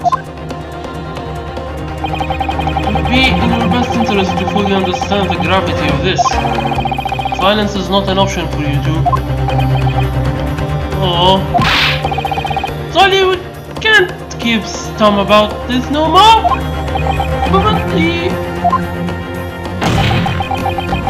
You mean to say you still don't understand yet?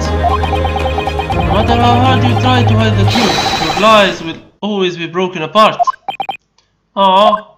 At the time of the crime, the two of you had met with the victim in that shop.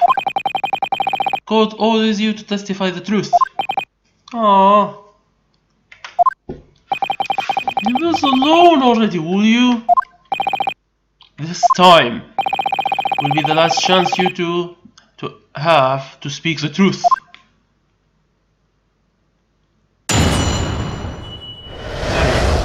let's go. We finally got to that pawn shop, right? And he appeared out of nowhere, bruh. I know that gun, and he came flying at us. So hard, I thought we was brown bread, bruh. He was strong for an old geezer, managed to shove me right into the counter. When I aimed my gun at him, the old geezer ran into the storeroom, innit? It's so we ain't got nothing to do with the murder, swear on a dead mom, bruh. If I understand your testimony so far, you're saying you fought with the victim before he died. Yeah, but we're sorry. Seems the situation has changed dramatically. This time I swear. He's really telling the whole truth, bruh. We got nothing left. Now defense, begin the cross-examination. Yes, my lord. It's finally time. This is the moment I've been waiting for.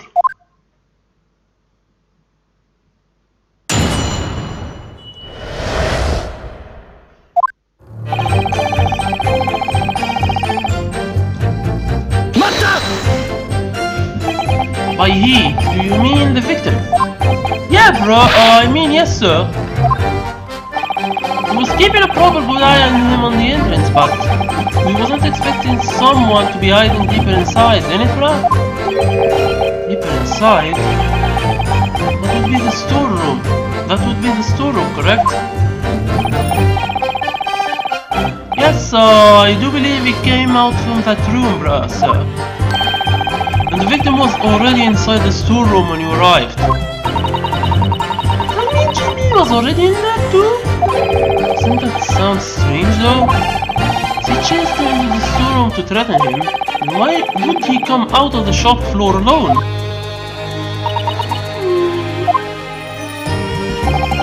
Did you see the defendant at the time? The little pickpocket bird? I don't know, bro. It's not like we'd really notice, innit? Okay, sorry. After all, that old geezer started kicking off straight away.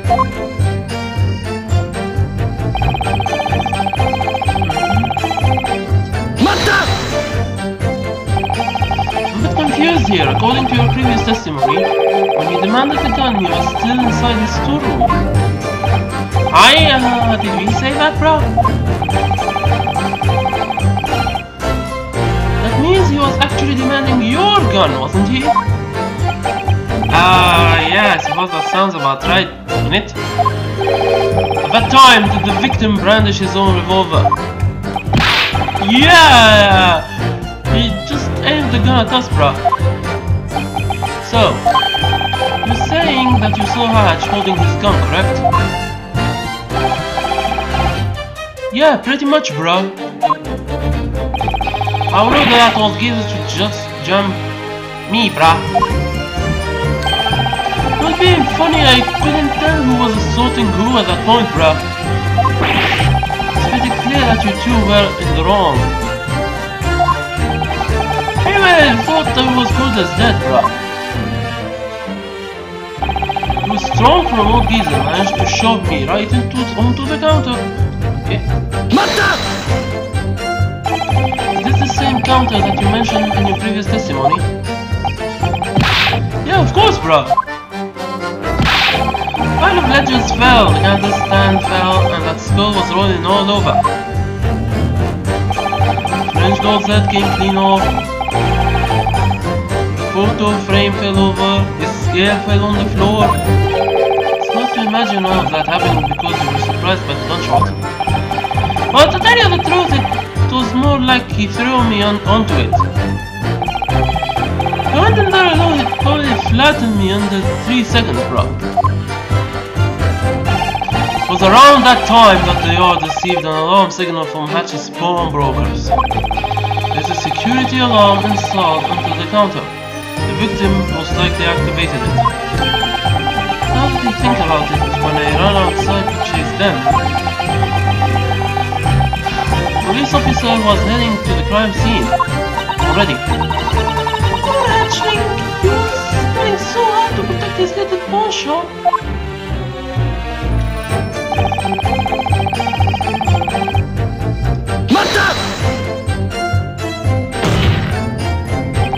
Are you aiming with the intent to kill? No way, bruh! It's just I just wanted to save Tully. He was getting flattened. Ash was the one who needed help. So the victim fled after you aimed the gun at him. Yeah, bruh. He shot me aside and shot the storeroom door behind him. I don't know what it is, but something feels off about that testimony. What actually went wrong to the storeroom? Huh? Remember who was inside the storeroom? He was in there waiting to kill him, right? Go in there? Oh, that's right. As the facts are now, Gina was threatening him with his own gun. Why did Patch have it? That's a good point, weird! Doesn't make much sense, I should keep this in mind. Anyway. Yeah, So we had nothing to do with the murder, swear on your mum, bro. Okay? I don't know why the random slowdowns are getting more random this time. I have no idea. You swear you have nothing to do with the crime? That's what he said, bruh. But the Lord Jesus shut us out of the room. He locked it from the inside, so we couldn't do nothing about it. They tried to open it though. That room's like a vault, the thing didn't even budge. As you can all see, nothing has changed. There was only one person who could have shot the victim inside the storeroom. It could only have been the defendant, Gina Lestrade, on the strut. Ah! I'm afraid I must agree. Do you have any objections, defense? I wonder, is Gina really the only person that could have shot Hatch? No, someone else did it. Mr. Timpler! You what? Stop glaring at us! Your biggest mistake was admitting that you ran into Hatch. That's when this trial was completely turned on its head. Aye? What are you prattling about now, attorney? The big question is whether or not Gina was the only one who could have shot Hatch. I don't know why I'm getting slowdowns when I am on the defense side. One moment, please.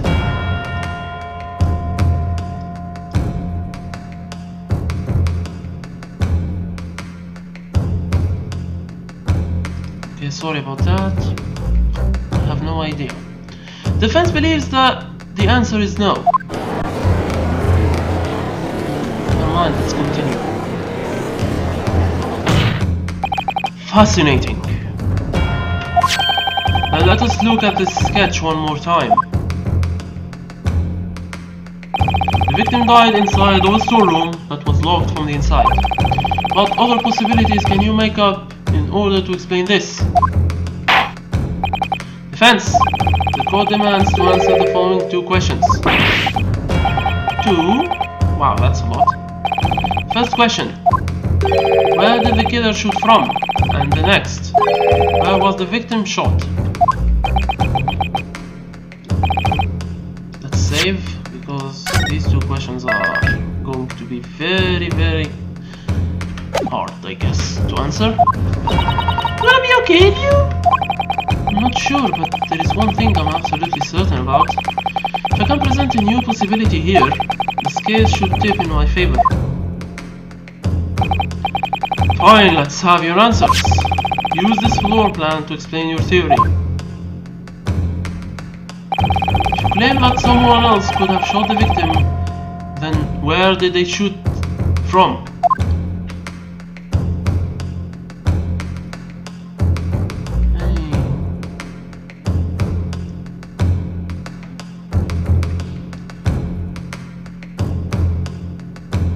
here?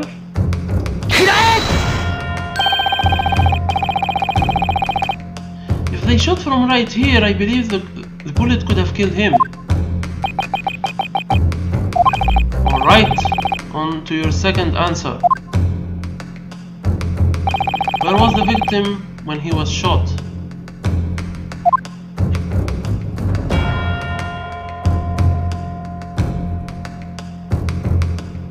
Wait, hold on. If that was instant... Ugh.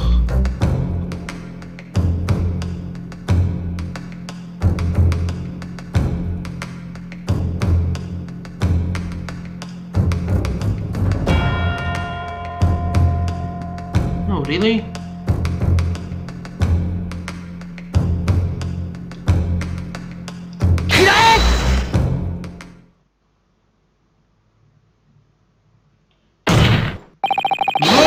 Shot the victim from outside the storeroom door. Continue. Hash died instantly after being shot in the back. From what we can see of the bloodstains, the body doesn't seem to have been moved. In other words, there's no doubt that Hatch was shot in the storeroom. But the important part is where the shooter was. You mean to say that the shooter wasn't inside the storeroom? According to the Temper's earlier testimony, when I aimed my gun at him, that old geezer ran into the storeroom, innit? Pay close attention to this part. He ran into the storeroom. At that point, the door must have been open. Oh! The victim turned away from these witnesses, and as he ran away into the storeroom. When he was running away, anyone in the shop could have shot him in the back. Ah! What do you think of it? Mr. Prosecutor said something about that.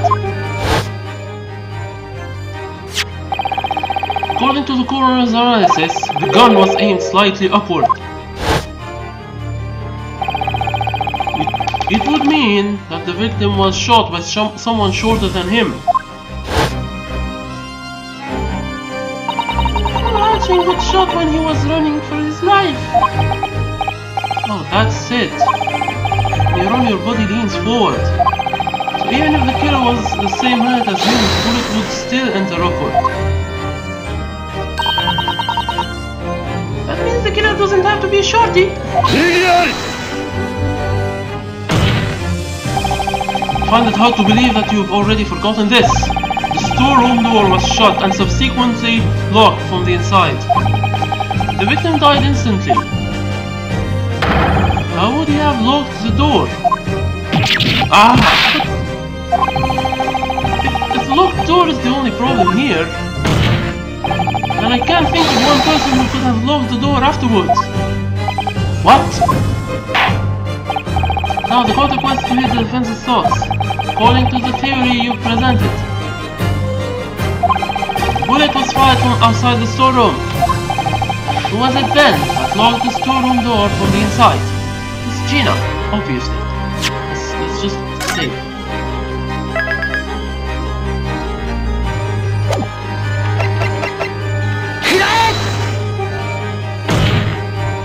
Naturally, the person who locked the door was the other person inside the storeroom. It was the defendant, Gina Lestrade. Blasphemy! The defendant shot herself into a locked room with the victim? Then there was no reason for her to do so! The only thing she could achieve would have been to cast suspicion upon herself! A fair point, what do you say, defense?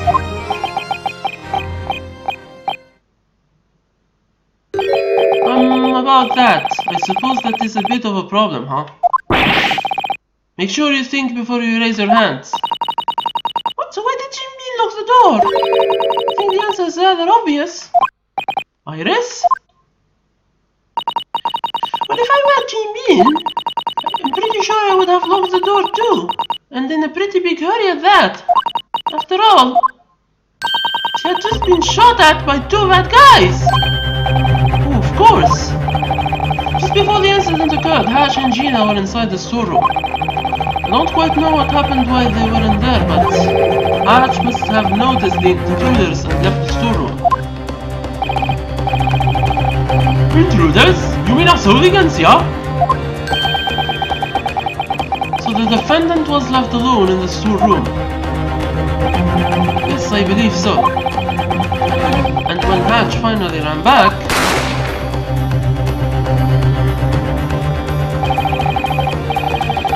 he was shot in the back and ended up collapsing into the storeroom. What do you think Gina did then? Ah! Come in! There was a frightening murder outside who had just shot Hatch. Hearing that, Gina quickly shut the door and locked it in order to protect herself. But we ain't! I mean, we aren't the murderers! Swear to God, bro, wouldn't you nobody or nothing? But you shot already. You really did shoot someone, didn't you? I saw the moment in which you shot Mr. Sherlock Holmes. From your silence, we can only draw one conclusion. Same pillars. It is entirely possible for you to have committed the crime. What? Wait!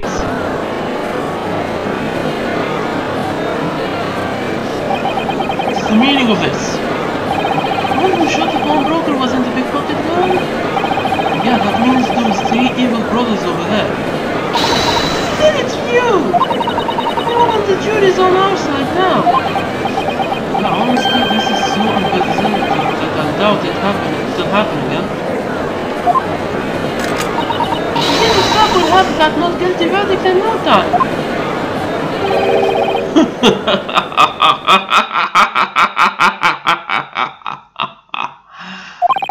A job well done, attorney.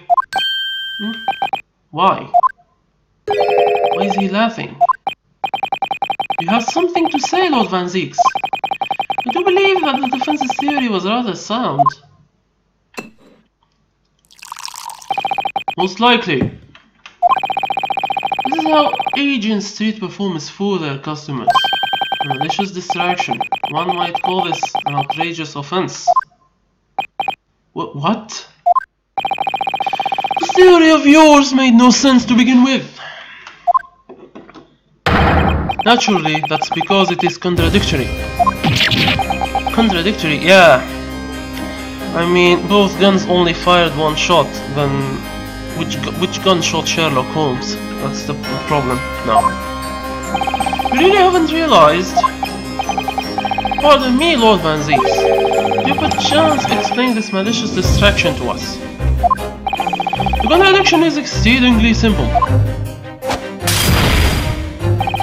It's related to the number of bullets fired. There we go. Good job, Van Zieks. That's exactly my point. The number of bullets? Aw, should have known that this prosecutor wouldn't overlook a detail like that. Huh? What are they talking about? Attorney! Sir! Remind me how many bullets were found at the crime scene? 2, I believe. Correct. One struck the victim in the back and killed him. The other hit the sham detective, Sherlock Holmes, before he arrived on the scene. Indeed. The hole created by this bullet was shown in the photo the defense submitted earlier. The bullet that hit Mr. Holmes passed through his flesh and hit the calendar. Correct. Thus, the number of guns fired equals 2. The victim's gun and the Templar's gun. Traces reveal that each gun was fired only once. Only once? You are indeed correct. By the way, attorney, you said it yourself, didn't you? These two men shot Sherlock Holmes right before your eyes. Yes, sir. Huh? Hey, Hey, slow down! The gun used to shoot Mr. Holmes was only fired once. And there is no way it could have been used to shoot the pawnbroker. Exactly. Yet, yes, this Japanese boy has indeed presented a certain possibility. That possibility was at a 0% chance from the very beginning. No! Yep, I agree once with 1-6. How? Order! Unless the blood on the calendar was not Sherlock Holmes's all along. Throw the bottle.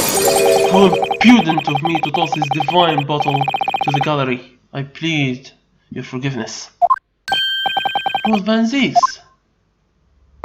Ladies and gentlemen of the Crown Court, let me make this abundantly clear once more. The defendant Gina Lestrade is no normal girl. Her age may make her legally a child, but unfortunately, she is not an upstanding Londoner. She is a black-hearted criminal. She broke into Hatch's pawnbroker with malicious intent. As you can see here, she is aiming a gun at the victim. And now I have one more thing that I wish to show you. It's the disc. Scotland Yard will be taking Cosney McGonagall's possessions. Don't you want it, Naruto? That's mine! Sorry, little girl. You have to take all of McGonagall's belongings as evidence.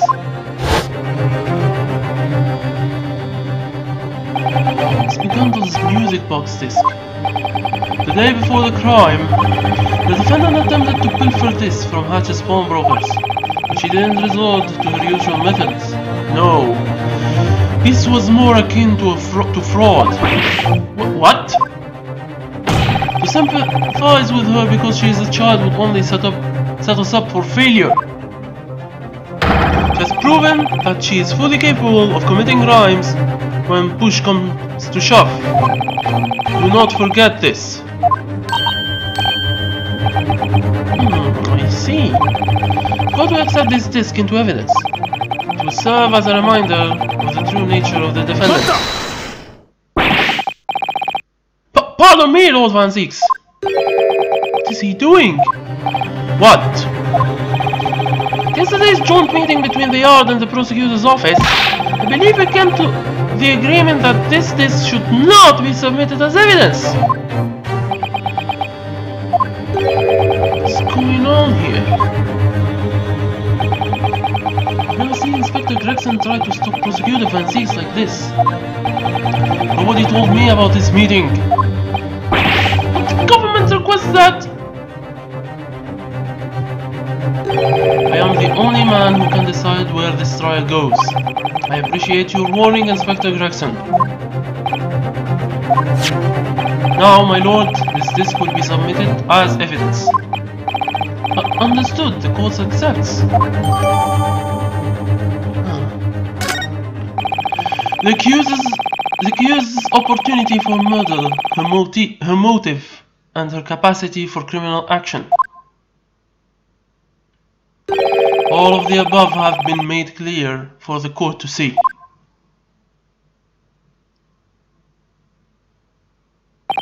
I await your confident verdict, fine jurors. How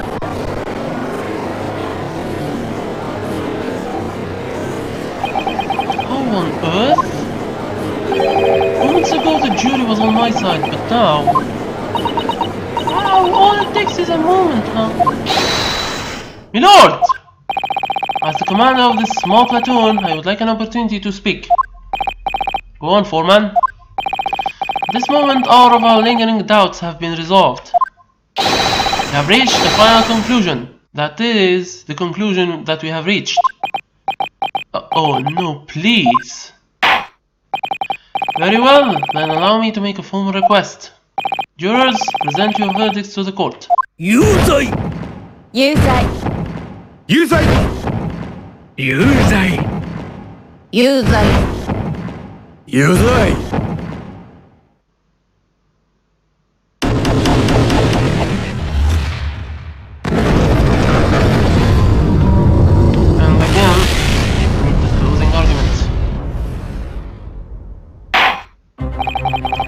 seems to have reached a unanimous verdict. When you have eliminated all that is impossible, then whatever remains must be the truth.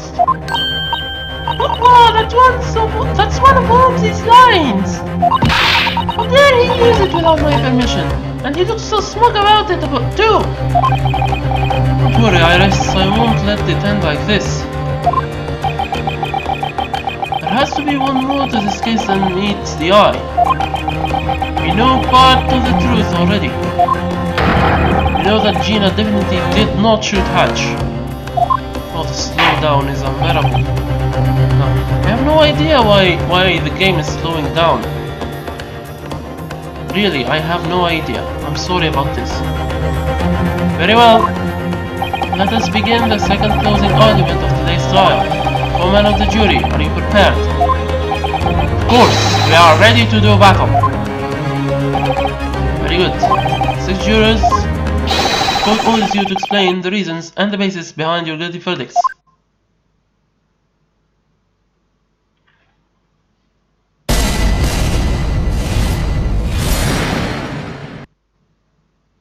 The jury's assertions. One moment, please. I need to take a bathroom break. I'm sorry. I need to save here. And I'll be back after the bathroom break.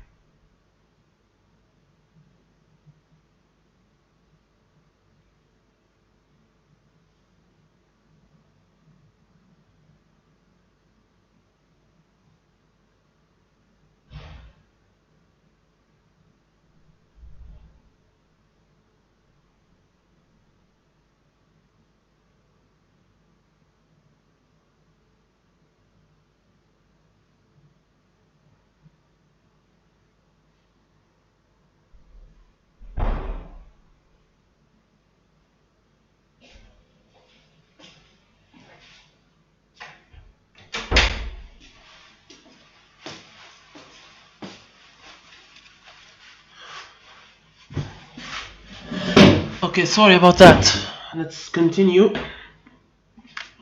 Despite all the hardships I'm having recording this.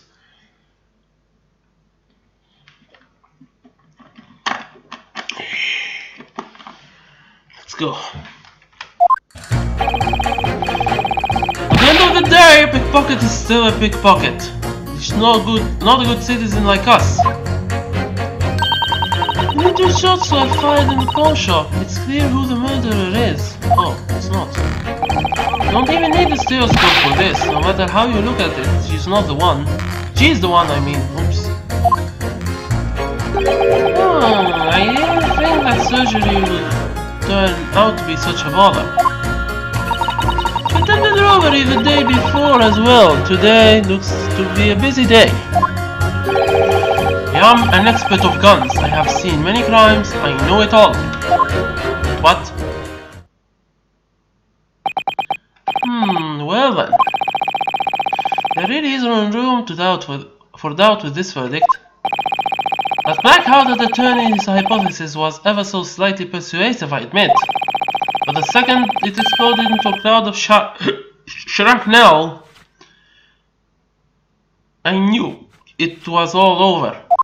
I felt it in my bones. This is bad. All of my momentum was turned against me in mere seconds. I'm still angry. Iris?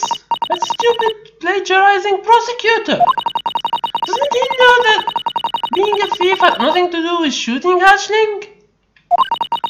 Can't believe him, he's just horrible!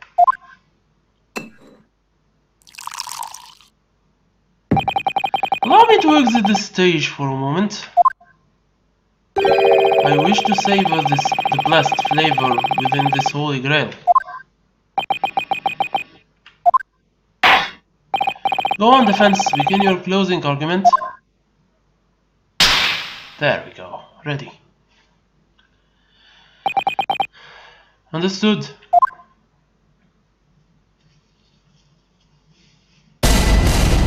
Closing argument.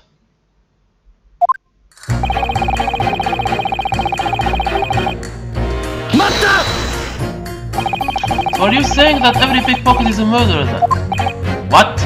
Do all British war veterans jump to such hasty conclusions? Watch your mouth! You fiend! Are you mocking the proud British army? I believe you just did something similar. Every pickpocket, every soldier, that's a dangerous slippery slope. Oh well, I suppose you do have a point. How should I put this? When I have evidence of her crime readily available, I can't help but see her as someone who's willing to commit more crimes. When you say evidence of her crimes, do you mean this? It's been established that the defendant tried to steal that, right? Well, considering I was present when she did it, I can't really deny it. Now that I think about it, this is the first time I've seen the real deal. Oh yeah. Mr. Holmes originally used this caramel to make a reproduction, didn't he? Didn't he say he was gathering all of the music boxes in Europe?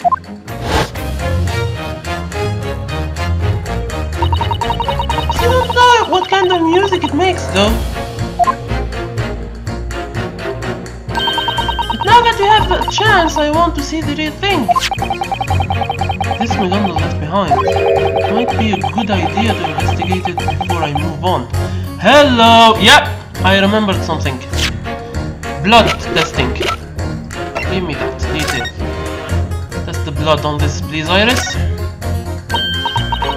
Hey, you, isn't this? What? It's blood, right? Blood is blood, right? It is, though it's just a tiny smudge. Now that she mentions it. Alright, going to take this girl for a while. Sure has been a while. Here you. Now keep that discreet, he's there. Okay, please just get it over with. Right, now let's do it!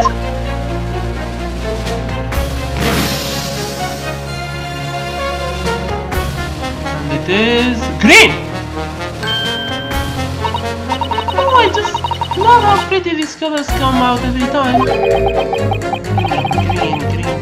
Who was hurt with green blood? This color. Oh! Egg Benedict! What's wrong with you? Nothing but this shade of green. I feel like I've seen it somewhere before.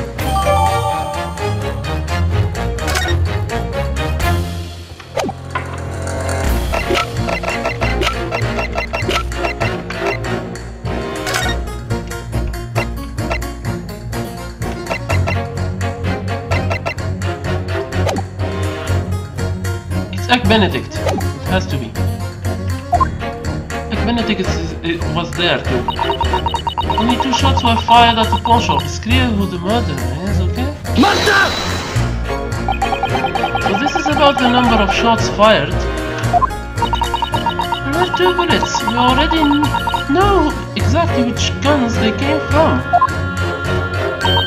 I can easily tell how many guests we've had simply by counting the plates. Same concept. I can't say she's wrong about that, but yes.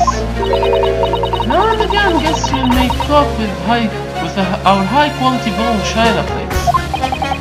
That sounds like a pretty poor guest. For example, if there was one more bullet, a different bullet, maybe I would be willing to reconsider my verdict. The third bullet had been left at the crime scene.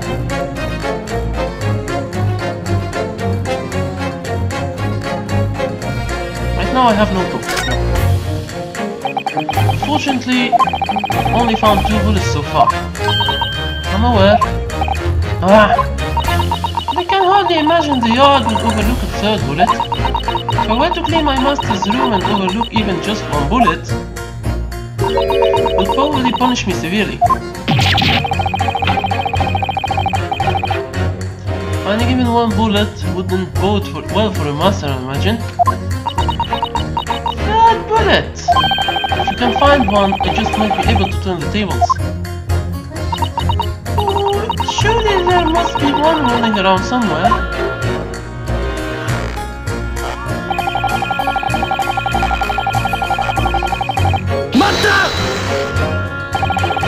Using both eyes you can view photos stereoscopically, right? Yeah! Just like this. We have 2 bullets, could we see something from that? Wow, what a disappointment. No matter how much you close your eyes, only one truth will come to light. The truth is that the defendant is the only one who could have shot the victim. How can you be so sure of that? The Timberlake shot the great detective, yes? Yes, that's true. See, clear as day. This is going nowhere. If I can't get some momentum, we'll be stuck at a guilty verdict.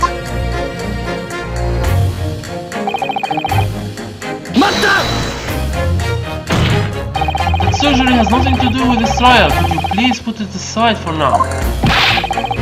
A defendant's life is on the line here.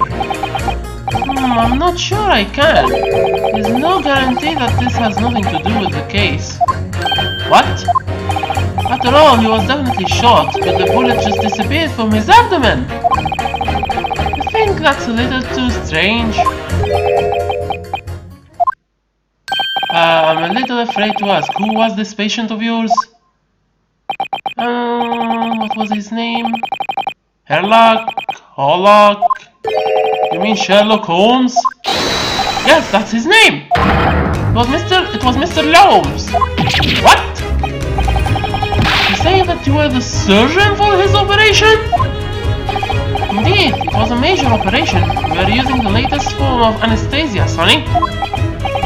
No way, what kind of coincidence is this? He was brought to our hospital shortly after midnight, I believe. He's been shot, it said. They sliced and diced through his stomach. No matter how much they searched, they just couldn't find the bullet. With a sigh, I reluctantly put him back together again. Did you really expect to find the bullet? Yes, why? That bullet was left at the crime scene. That is true. The picture really shows it too. The bullet from the Templar's gun hit Mr. Holmes. That bullet went straight through his body before getting lodged in the calendar. Pretty clear if you think about it stereoscopically, right? Who do you think I am? Huh? Well, I actually don't know you. When I saw that hole in his stomach, of course I flipped him over. Flipped? You did examine Mr. Holmes' back? There were no signs of an exit wound. Really? Thus, I deduced the bullet must still be inside of him. And for that reason, I sliced and diced. I'm ready to scream my demands to the heavens. Can anyone in the world solve this mystery? You're right, this is quite a mystery.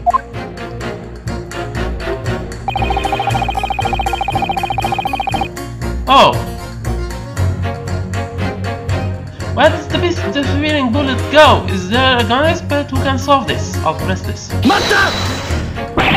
really had no idea the surgeon who operated on Mr. Holmes would be on the jury. I was surprised too! So there is no doubt that Mr. Holmes was shot. That's That's what the police told me when they brought him in. How bad was Holmes's wound? The bleeding was severe, putting him in a critical condition. It seems he was shot from point-blank range. There were really horrible burns around the wound, you see. Burns? When I flipped him over, I saw no exit wound in his back. So of course, removing the bullet became a priority. There was no bullet left inside Mr. Holmes's body. That makes no sense too, given the bullet was left in the wall of the pawn shop. Oh, someone please solve this mystery. If only there was someone here who knew about guns, even if he was dangerous. Disappearing bullet.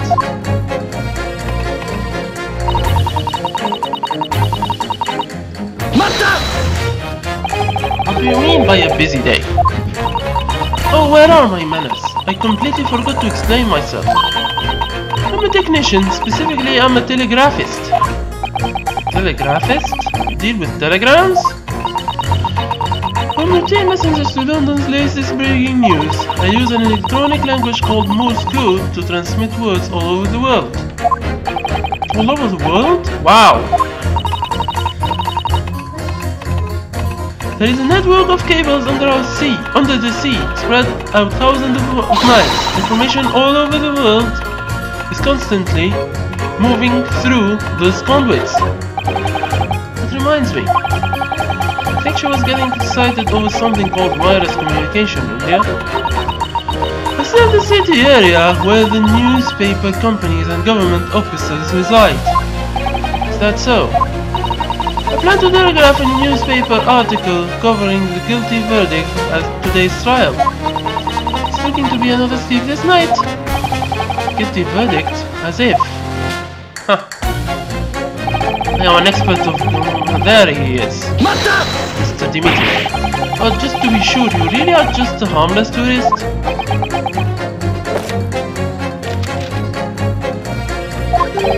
I came to London to sightsee. I'm going to see the Crystal Tower now. Yeah, this is way too suspicious.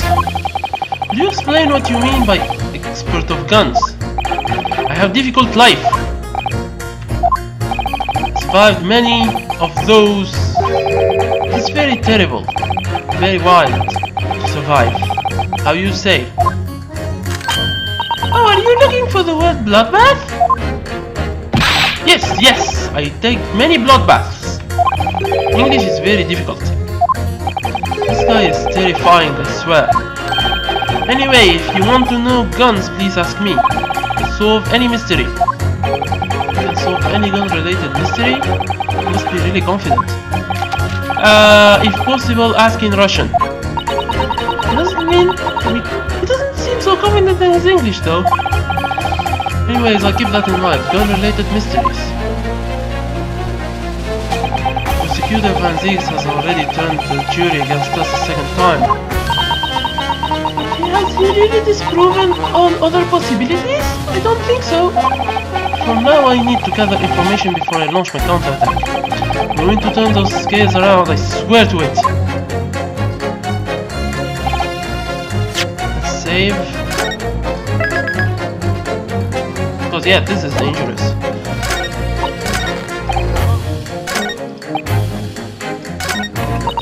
Let's clash 6 with 4. I would like to ask for your opinion on those two statements just now. Oh, a gun expert! A gun expert! Opinion, On the night of the crime, Mr. Holmes was shot by the Templars. Given there was no exit wound in his back, I surmise that the bullet did not pass through. The bullet wasn't inside him either. And the bullet was already discovered lodged in the wall of the shop. Juror 6. Yes, my name is Dimitri.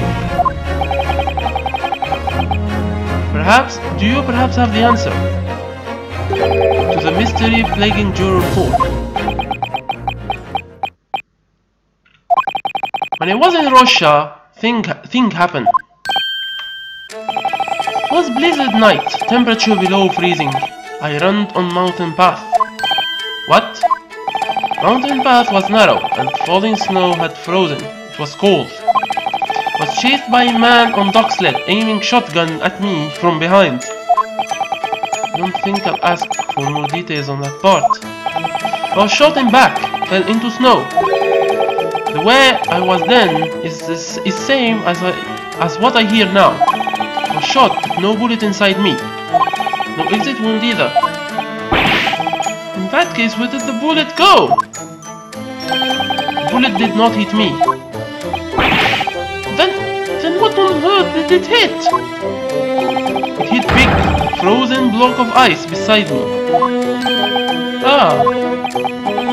A sharp piece of ice break off and stab me. I make mistake. I think deep wound was because of bullet.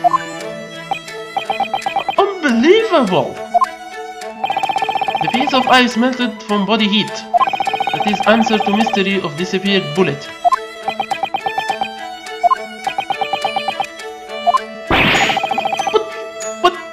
What does that have to do with this? Huh? Look, there wasn't a blizzard at the pawn shop. There wasn't even a single snowflake. Perhaps take it a little less literally. Say, you! Where was Holmesy shot again? I think it was around his stomach. Holmesy always has a pouch attached to his belt. A pouch? Now that she mentions it.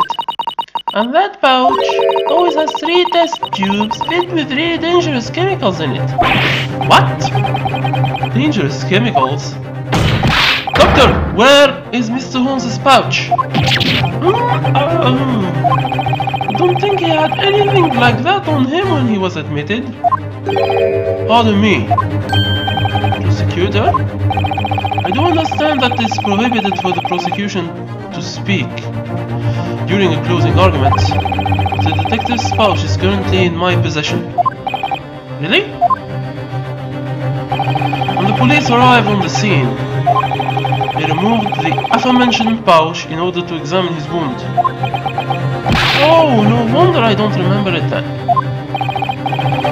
Since then, it has been stored with the other pieces of evidence. Most likely, not one man has touched the pouch since the night of the crime. Though this is an exceedingly unusual occurrence for closing argument, the court requests that the prosecution submits this evidence for reference. Bring Mr. Sherlock Holmes' pouch here at once!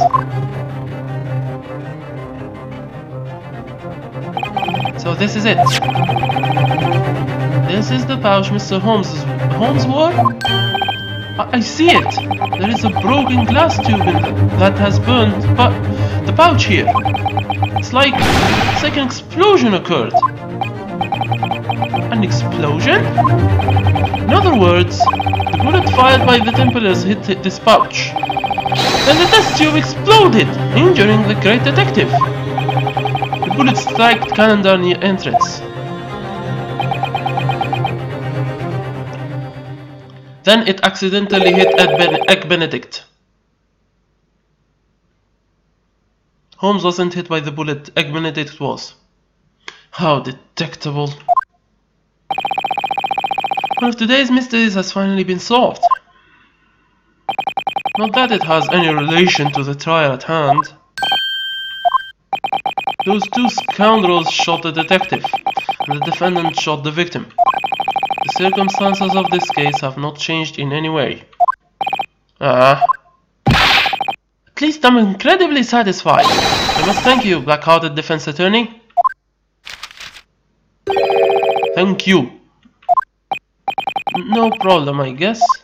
The court might as well accept the tattered pouch into evidence. How this pouch is not tattered? Pouting Iris. Let us return to the closing argument. Though it seems overturning this verdict will prove quite difficult. Please, I just need more time. At the very least, I have a new lead. No matter what, you Nuskin Aruhudo, you can't afford to let Any clues go to waste. There must be an opportunity to make a turnabout somewhere.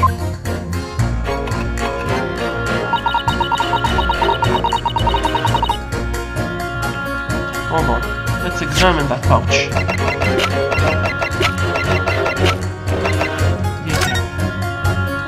Ah! Wait, there is a little blood here. Examine. This got burned up pretty badly. Huh? Hey, the strap here is broken. No, there is no blood. Looks like this is where the bullet hit. Let's take a look here. Oh, there it is! The bullet. The third bullet. Huh? Hey Iris! Take a look at this! And this broken glass tube. It's... Wow! It's a bullet! This must be where the bullet that was fired at Mr. Holmes made contact. This is a huge find. So we know on that night, there were 3 bullets fired in Hatch's shop. Hey you! Didn't someone say something about the possibility of a 3rd bullet? Get time to press them for all they're worth. Okay. Anything else? Anything else? So it's shot from here to here. Let's see that bullet. Detail.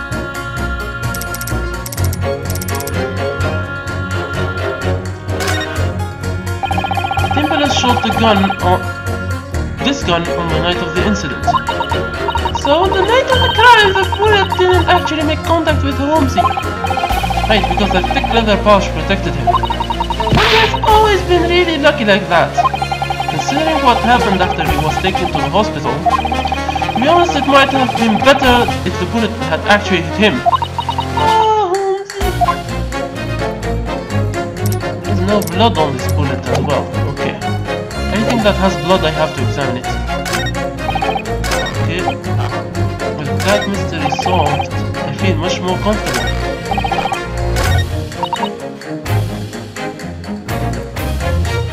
Let's press you. Number 2. Let's hurry up. Yes, I can prove. I've got your 3rd bullet right here.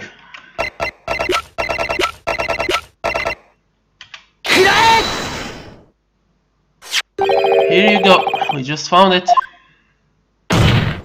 On the night of the crime, there was another bullet in Hatch's pawnbroker's. Wow, he said hold it. What manner of sorcery is this, Japanese boy? Where did that bullet come from? It was lodged in Mr. Holmes' pouch. What? It was removed from his clothes when he was taken to the hospital. Since then, nobody has examined it. Then, the bullet that the Templar's shot? Yes, my lord. Presumably, that bullet was the one that struck his pouch. But doesn't this create a contradiction? The bullet that shot Mr. Holmes is here, then what is the bullet pictured here? Oh! 2 guns have already been submitted into evidence. Those are Hatch's revolver and the Templar's own gun. The number of bullets discharged from these guns adds up to 1 each. Oh! Then... you've got it. This means that the 3rd bullet was discharged at the crime scene. But we know that only 2 bullets have been fired from the guns as in evidence. As long as this fatal contradiction goes unresolved, the verdict would be senseless.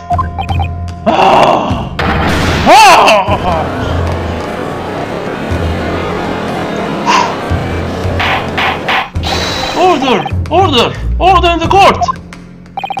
In the closing argument of all things, a shocking new truth has been revealed. This new information shakes the very basis of the trial thus far. With the authority of the Crown Court, I have no choice but to suspend this closing argument until further notice. What? suspend? Bailiff, drag the witnesses back to the stand. Wow, the judge didn't even wait. He took matters into his own hand.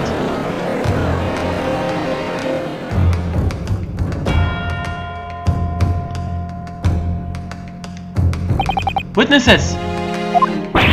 Yes, sir? Just you are listening to the defense's closing argument? Yes, sir. These formalities do little more than waste time. Answer me promptly and clearly. The third bullet was present at the crime scene.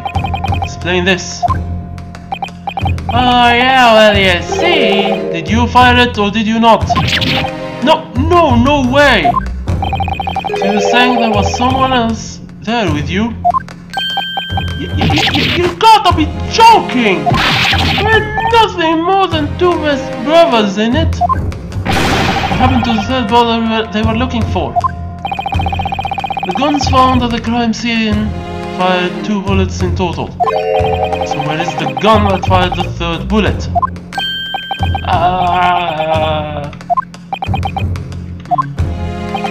Defense. Sir, I would like to hear your thoughts. What do you make of the third bullet? Whose gun fired the shot? If you think about all the testimony and evidence presented so far, you should be able to answer what happened in the pawn shop. I believe the third bullet shows us that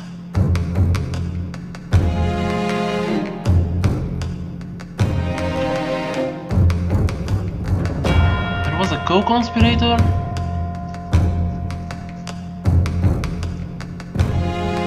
Save here. I know it has no penalty for answering, but still.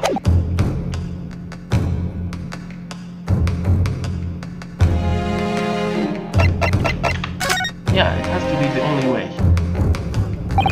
The Timberlands brought a third conspirator into the shop. Aye? They've been trying to hide the truth about this third party. But he was the third person with a gun on the night of the crime.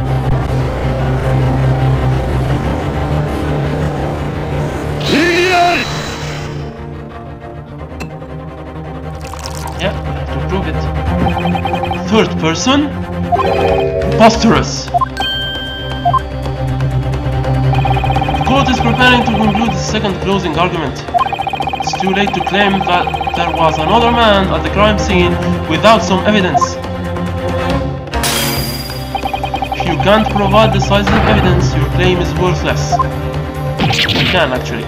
The prosecution demands 2 answers from the defense. First, prove that there was another person at the scene that night. Second, tell us the identity of this so-called third party. I can prove both easily. It's all becoming clear now. The Timberlands are definitely lying.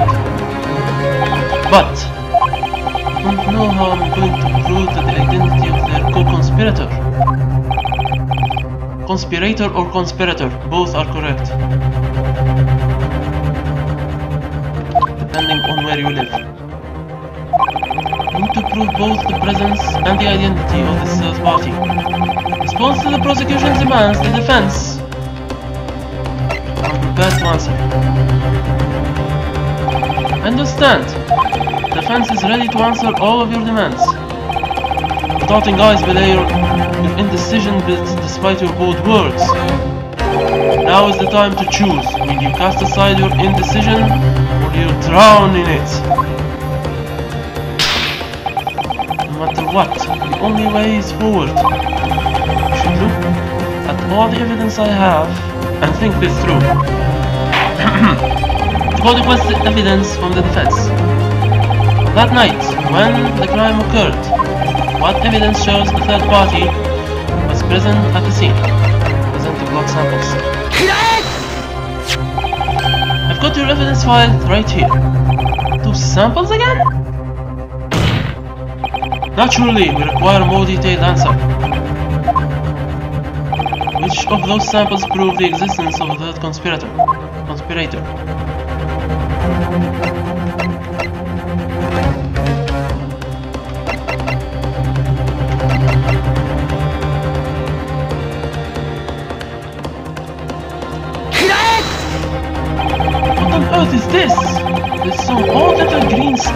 found the bullet hole. It is a blood stain, my lord. Blood? Really? What idiocy, green blood? Are we meant to conclude that some life form other than a human is involved now? This is one of Sherlock Holmes' inventions. Mr. Holmes? You don't remember this part from the novels? We still don't have a name for this, but this chemical changes color in reaction to the makeup of people's blood. The makeup of their blood? The makeup of everyone's blood is just slightly different, you see? Just one glance at the color and you can tell whose blood it is. Oh, now we're really thinking of the third dimension. This is so exciting, my heart won't stop rising. As it turns out, this is Hash's blood. What a beautiful tint. In other words, what this green blood stain is showing that someone was definitely shot here. Objection! We don't know if this green blood is related to the case. We do know. The day of the murder is shown on the calendar that the bullet was lodged inside. Ah! So naturally, it must have made its way into the calendar during the crime. Then whose blood is it? There are no signs of the Templar brothers having been shot, therefore. There must have been a third party who left its bloodstain. You claim that you could reveal this third party's identity. Answer at once. Who is the third intruder? Egg Benedict.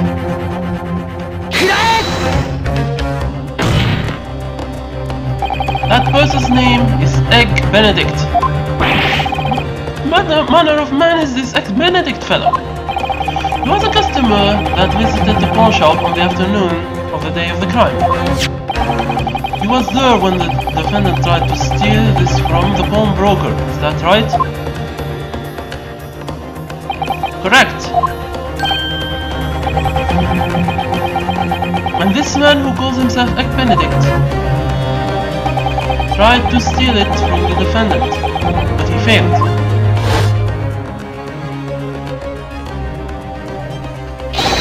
Shopkeeper? Yes? This wretched pickpocket just redeemed a pledge from you, correct? Well, yes. That belongs to me. I demand its immediate return. You're lying! I don't know what you're yapping about! Now return that good to me. Oh, and I ask that you return that music box disc as well, of course. Inspector Jackson, you should have seen him as well. After all, you were the one who confiscated the disc. Is this true, Inspector Jackson? Yes, it is. I had Hashwin Divan give me a picture of the man in case the need arise. It's a picture taken by the automatic crime recording device. It's definitely the same man. So this man is the third intruder.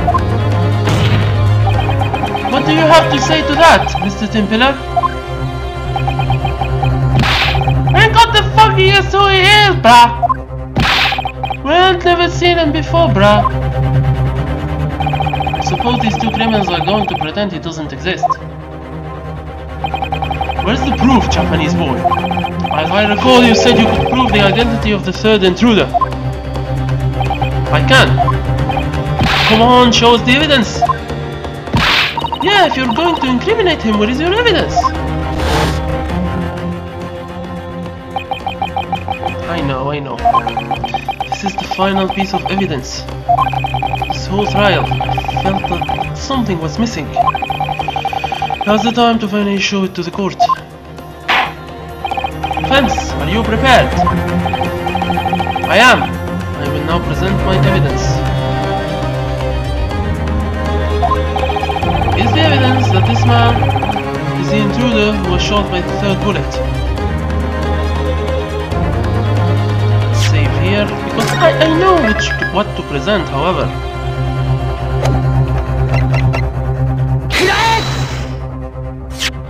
That evidence is filed in right here. You presented the blood samples again? It seems your lust for blood drove you to examine the scene thoroughly, Japanese boy. I demand another answer from you. What is a Japanese boy? A miserable little pile of blood samples. Well then. Reveal the sample that proves this man was hit by the third bullet on that night.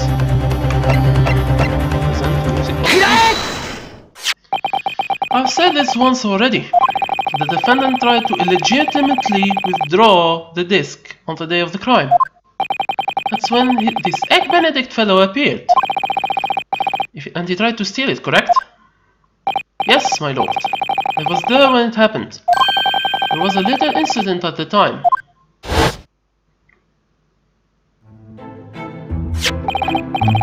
Of course, Mr. Benedict. Here you are.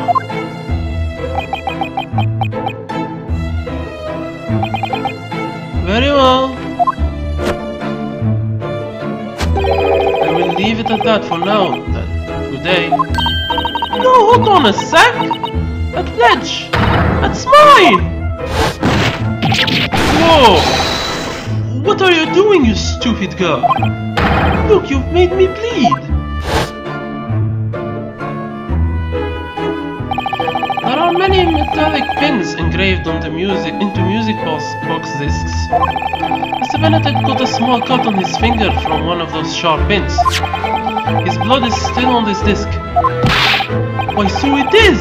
This really is blood. The defense has just examined this blood stain. Using this baby here, of course! And this was the result. Whoa! Green blood! It's the exact same color as the sample from before. This is my evidence. The evidence of the third intruder at the scene of the crime. It was the man who called himself Egg Benedict. There was a third intruder? The Stimpella brothers looked like they'd seen a ghost. Oi, bring that cow to the stand! My lord, please. Call this Egg Benedict to the stand as a witness. Indeed, it would be wrong to ignore this man's existence.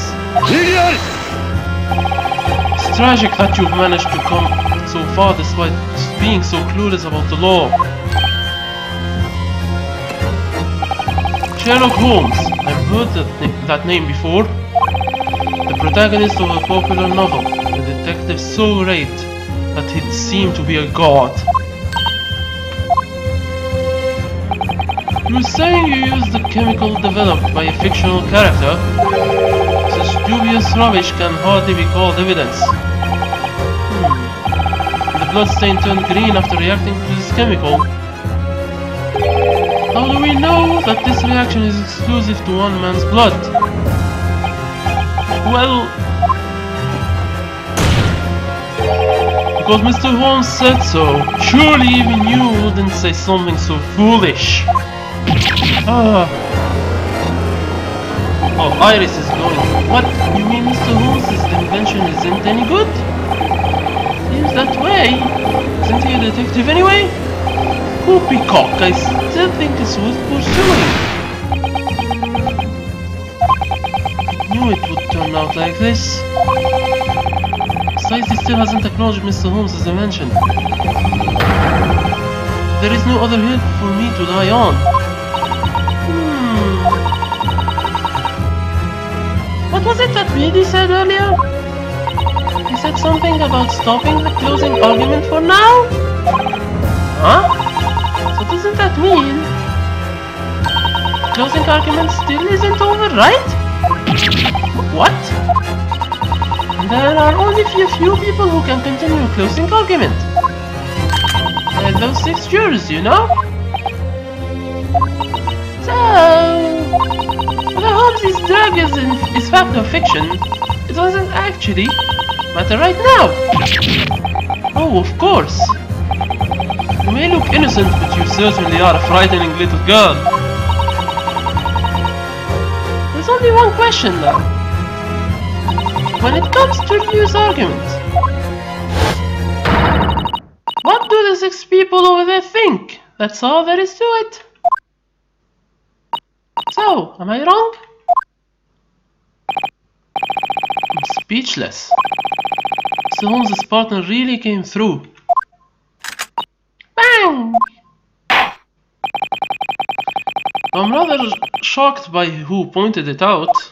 It's true that the closing argument reached no proper conclusion. It can't be! The court seeks a final verdict from the jury. Expect an unwavering conclusion befitting the citizens of our fine land. Now, jury, state your verdicts. 無罪無罪無罪有罪有罪無罪 Yeah, 4-2.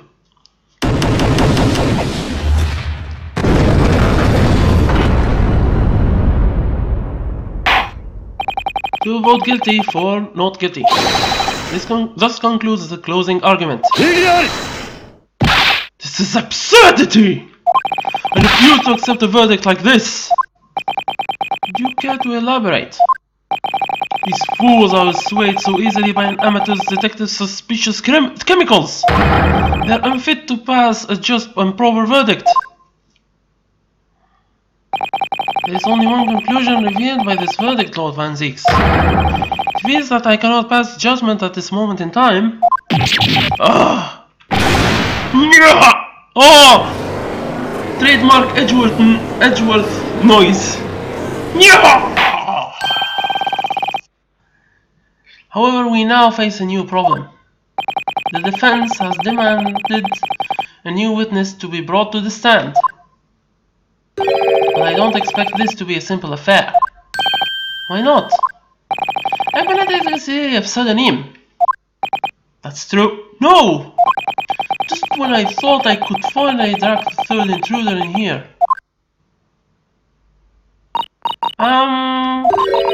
Pardon me, may I ask a question? Oh, but of course, who wishes to speak? It was me! You're 5. Something the matter? Excuse me, Inspector. Huh? Me? Could you show us that photograph again? Oh, this one? The one with Egg Benedict? I was right. My eyes weren't playing tricks on me after all. Excuse me, Juror 5. Do you perhaps know this man? Yes, I do. What? Yes! Nice. The best of coincidences ever. Order! Order in the court! You're 5, as I recall you are... Yes, I'm a technician. I suppose you could say I'm a telecommunications expert. Telecommunications? The man in this photo is a technician working at the same telegraph office as me. In fact, he happens to be incredibly skilled. I'm sure he's busily puzzling away at work right now. I'm starting to get an odd feeling. For an intruder, I was expecting him to have a more evil job. It's a little surprising he's just a normal guy with a normal job. Yeah, I suppose. Is that the source of my discomfort? Yeah, of course it is. Hold on a moment, I need a drink.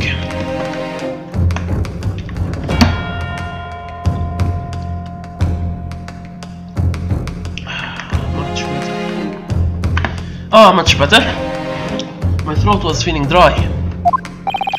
If he works at the city bureau, I'm sure we can summon him within the hour. Any objections, Lord Van Zieks? No, my lord. The court orders you to summon this man post haste. Understood. court will now enter a 1-hour recess. We will await the arrival of our next witness before requesting his testimony. Inspector Gregson. My lord? I would like to ask you the details of what happened at the pawn shop that day. As soon as we break, come to my office at once. I shall, my lord. The court is now adjourned for recess. There we go, we're beginning to grasp a bit on this case. I will, of course, continue.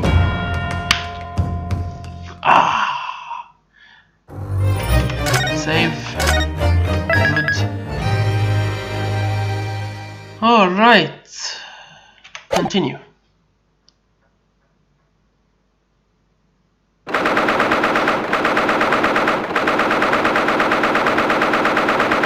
Okay, before you continue, I need a little recess myself. I need to eat something. Okay? I'll be right back.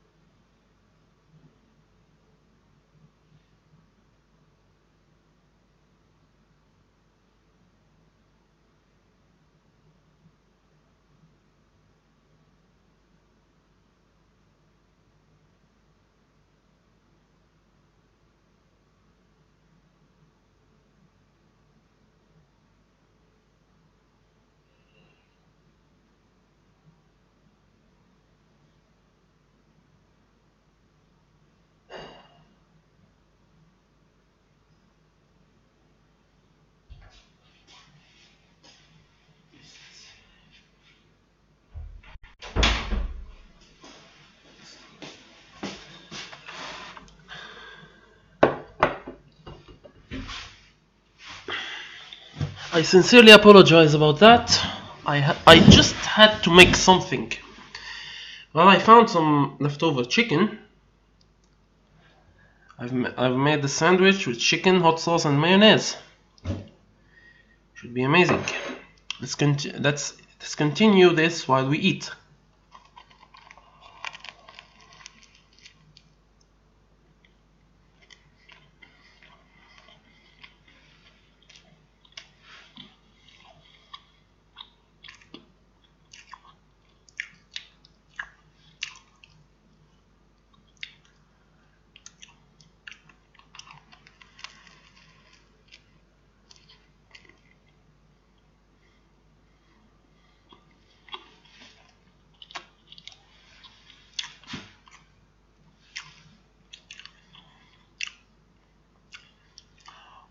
th of April, 12:41 p.m. Old Bailey Defendant Lobby. Gina, good job hanging in there. Yet now how I've gotten so used to seeing her like this. Evie! You're okay? You okay? You seem kinda down.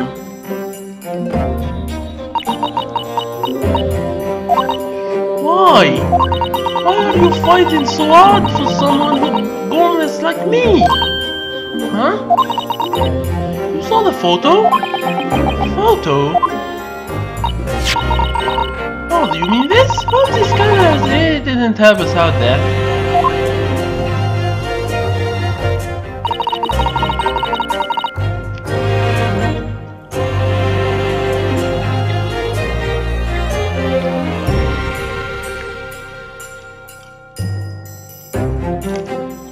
I didn't even know there was a photo like that.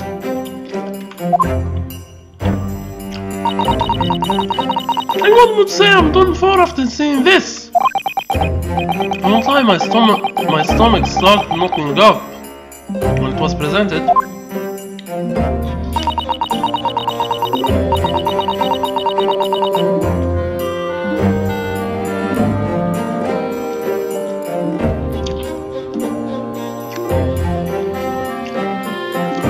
Even after all said and done, you still wanna say you trust me?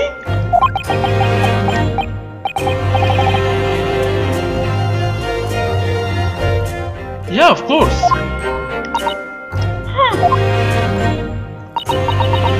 Jimmy, would you mind telling us something? What really happened that night? Huh? She's been able to piece together a lot of the story.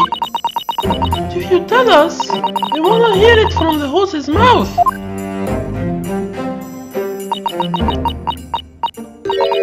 Fine!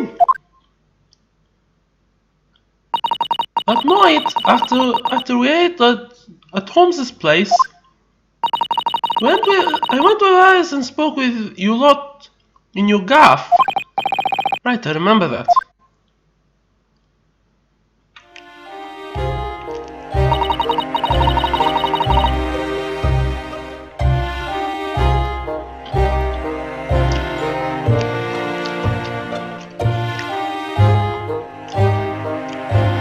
I couldn't catch a wink of sleep at all.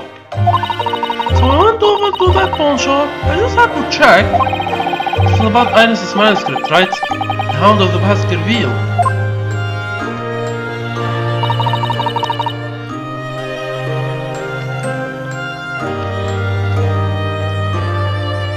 I don't know what kind of story it is, but I was sure it would have been pretty bad for Holmes if it was out. That's the reason why he fibbed about popping it at the pawn shop. At least that's what I thought at the time, so I broke into Hatch's shop. I just had to know if the manuscript was actually there or not, you know? Of course I never thought things would turn out the way they did. Smashed the lock on the entrance and went inside. Everything was pitch black, so I lit the lamp on the table. After that... What are you doing? told me I was going to stop before I knew what I was doing. I snatched the gun from the counter and I was pointing it right at him. You that girl from earlier today. Is this sort of thing pickpockets are up to nowadays? The manuscript! The Sherlock Holmes one! Is it here? What in the world do you want? The hand of the something field. If it's here, I wanna see it. I'm sorry.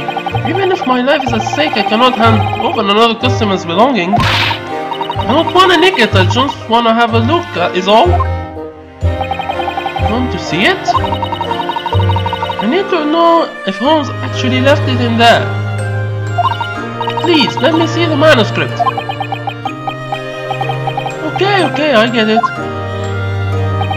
Please, just put the gun down.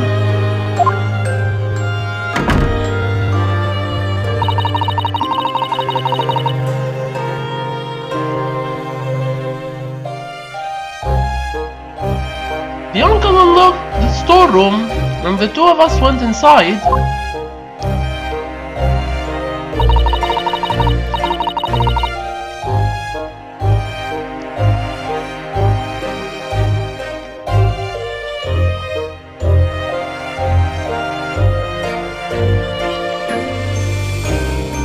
The manuscript was actually there. Holmes was telling the truth.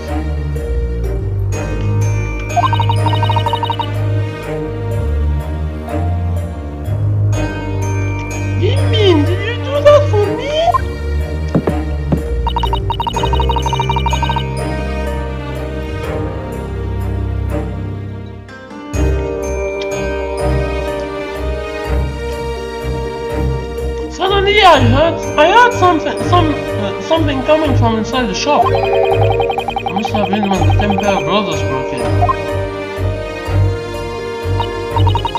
Do you hear that? Someone's out there.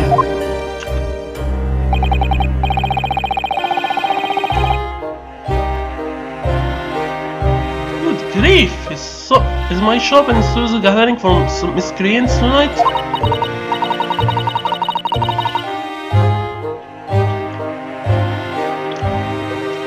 I forgot to close the bloody door when I came in. I'll take a look, give me the gun. I should go too. Don't be daft. You stay here, don't move a muscle. After he said that, he went and took the gun from me and left. I tried to hear what's happening from inside the dark storeroom when suddenly I heard sounds of struggle. I felt like I had to go out. Right was when I was gonna leave the room.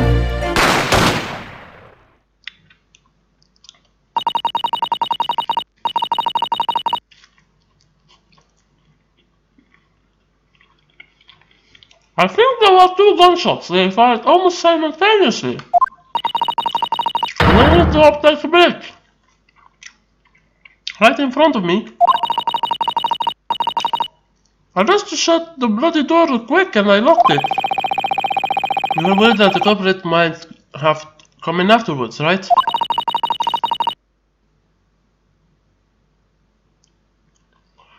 I picked up the gun from the uncle's hand. If they tried to come in, I had to fight back. When I looked down at him, I realized he was already dead.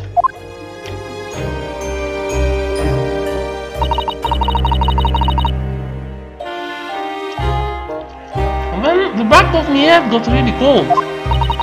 Can't really remember anything after that. That's when I felt unconscious, right?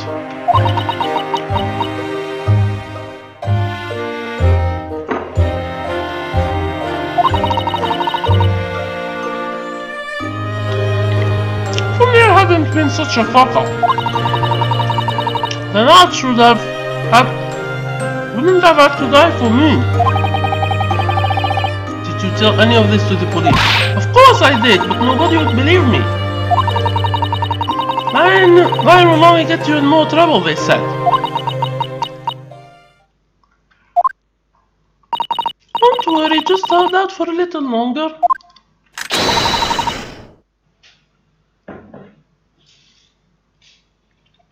You will corner the culprit in a flash.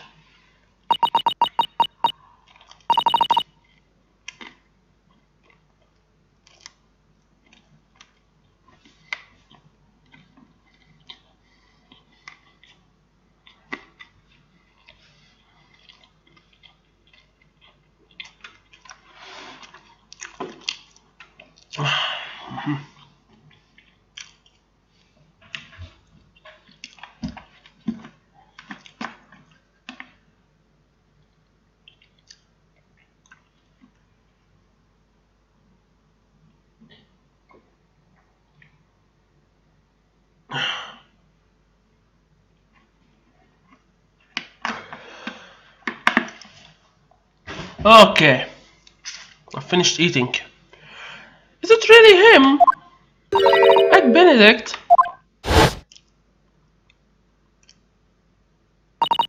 The bloke who looked down on me with that devil grin on his face was looking at the shop that night. Still don't know his real name, but I have no doubt he's involved with the crime. Thanks for telling me all this, Gina. Huh? All that's left is to leave it to you. You can sit back and relax.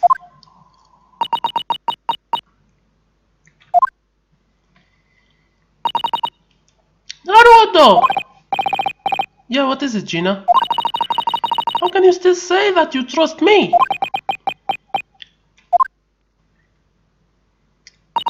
Have you already forgotten about everything that happened 2 months ago? Me and that bugger McGondal, we lied to you. Because of that, you ended up letting a murderer go scot-free. I'll never forget. Huh? I had no choice back then. And I still feel that regret to this day. Sorry about that. I promised you at the start, didn't I? No matter what happens, I'll trust you until the bitter end. I could still be feeding you lies! Why'd be defending a murderer again, you know? Like you, I've also stood as a defendant in court before. Blimey! It was a murder case back in Japan. Even I knew that I looked suspicious. I had convinced myself that nobody would believe me. Wow! But there was one man who offered to defend me no matter what it meant for him. He was my best friend.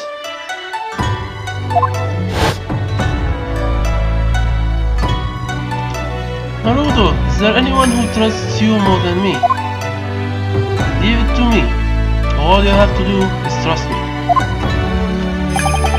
I'm so happy that I started crying. But at that moment, somewhere deep inside me, I couldn't help but think. In truth, even he suspects me, doesn't he? But I was wrong. Once the trial started, he made it plain as day. He really did trust me.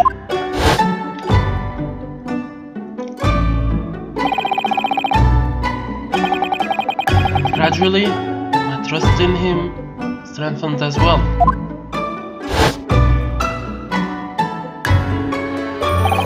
That's when I realized if I wanted others to trust me, I had to place my trust in them first. First, place your trust in others. No matter what happens, Gina, I trust you. Don't need to worry about a thing. Even though I'm a scaly, lying, little tea leaf, Gina, you're different from McDonald. What? That's right, you're a friend after all. Iris! Know you very well. You can't trust us, Gina. That's all there is to it. Yep! That's all you have to do. Yep! Naruto!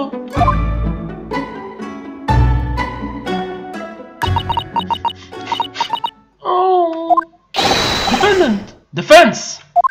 The trial will resume shortly. Return to the Crown Court at once. Yes, sir.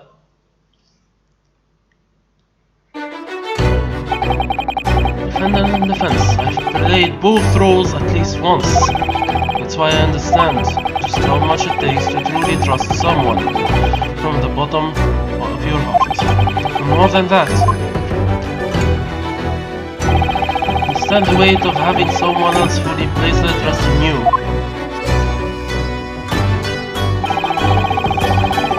Now the curtain rises on the final battle. I hope you're watching, Susato, and you too, partner.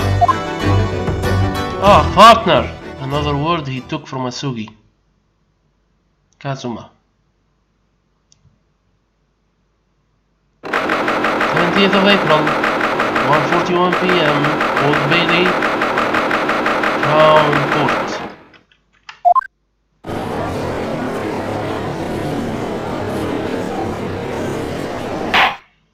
Court is now back in session for the trial of Gina Lestrade. Save. Yeah, that was a long cutscene. Have to save. Lord Van Zeeks, were you able to summon the witness? We were able to issue a subpoena to the telecommunications office. Fortunately, due to the rain, his coach will be arriving late. Very well. During the recess, Inspector Gregson told me the details about the night of the crime. Overlooking the third bullet was a fatal blunder indeed. My deepest apologies, my lord. Now, regarding the evidence gained through the defense's use of forensic chemicals, unfortunately, it is inadmissible as evidence due to the lack of clear scientific basis. Drat, this won't be the last they hear of me and Holmesy. My lord, the witness summoned by the court has just arrived. Very good, bring him in at once. Benedict. Didn't think we'd see him in court, of all places.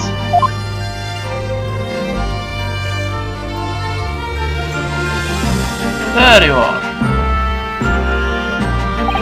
Court appreciates your prompt arrival, despite our short notice. But of course, it is only natural for an upstanding London citizen such as myself. Conan, please state your name and occupation for the court. Rupert Crogray. I work as a technician at the telegraph office. The two of us work in the heart of London as telegraphists responsible for the city area. So, for what reason have I been called here today? I believe you should have been briefed on the situation by an officer during the ride here. Yes, that's correct. I heard this has to do with some murder in a Baker Street pawn shop. Something about me sneaking into the shop on the night of the incident. Quite right. That is the defense's accusation. Don't make me laugh. Seriously? Now, witness, the court demands your honest testimony. Testify about this accusation towards you.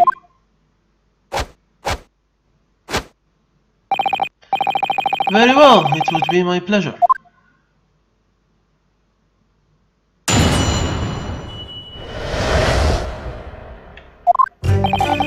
Even a man like me will deign to visit a pawn shop once in a while.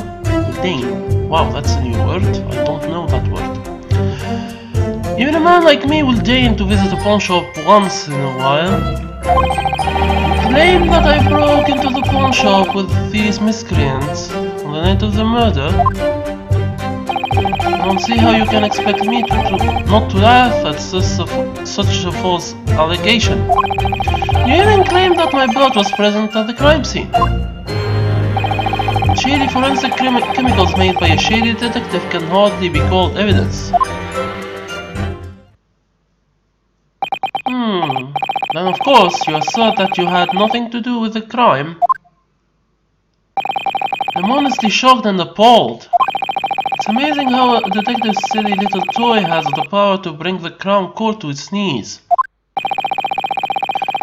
It is the way of the court to respect the will of its jury. Funny you should mention that, as that lot of... There is nothing but a band of disappointments. Watch your mouth! So how long must I play along with this horse? Be free to leave soon. Soon, if you can prove that you have nothing to do with the crime, that is. Is that all? Then it looks like I'll be able to make it back in time for afternoon tea.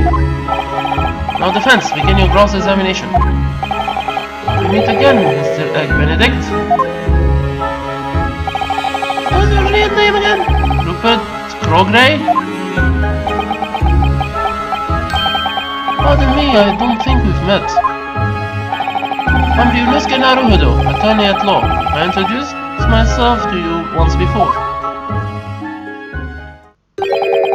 Rupert Crogray, pleased to meet your acquaintance.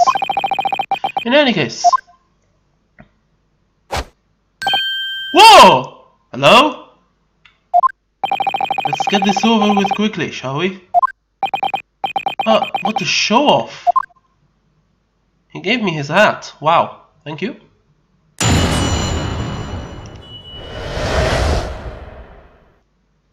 Was he trying to odd-job me?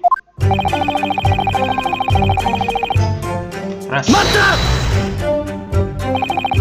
Mr. Crogray, we met at around midday on the day of the crime. Did we not? Though you seem to have been using a fake name at the time. Benedict, what kind of... The witness is currently giving the testimony on the night of the crime. At this point, there is no reason for him to answer any other questions. Seriously? Thank you, I have no desire to answer meaningless questions. He's trying to avoid saying anything that might leave him open to an attack. This guy is already getting on my nerves.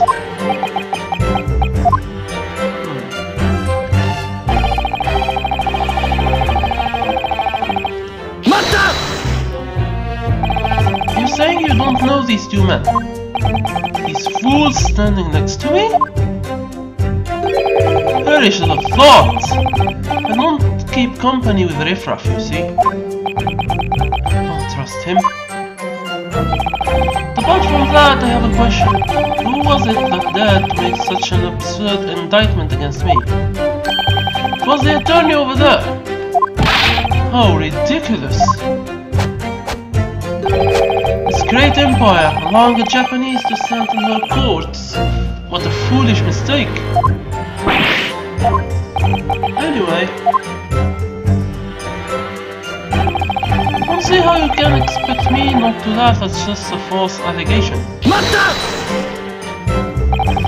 Where were you at 1 AM on the night of the crime? Who knows? Most nights I'm asleep long before then. What I can tell you is that I certainly wasn't hanging around with these two. Can you prove that?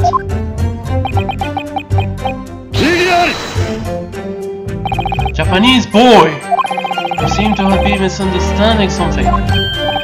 What would that be? The witness claims that he was not present at the scene of the crime. But he is under no obligation to prove that he has an alibi. You think that he was at the crime scene? The burden of proof falls onto you since you are trying to challenge the witness. True. Instead of badgering the witness with useless questions, back up your own claims.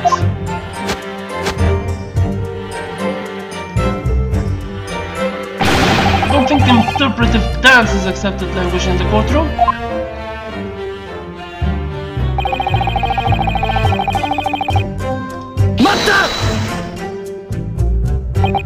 There is no doubt that traces of blood were found at the crime scene. We found them thanks to the chemicals developed by the Sherlock Holmes. Oh, you think I'm the only man in the world with blood running through his veins? Well, I know that the blood you found belongs to me. It could easily have come from one of these two, you know? Everyone's blood has a slightly different makeup. This one's special chemicals react with... Ridiculous. Who's this Holmes character you keep prattling about? He's the great detective. Everyone in London knows him. A great detective? Won't you find that phrase just a little embarrassing? You've been reading for too many fairy tales if you dreamed up a character like that. Dreamed up?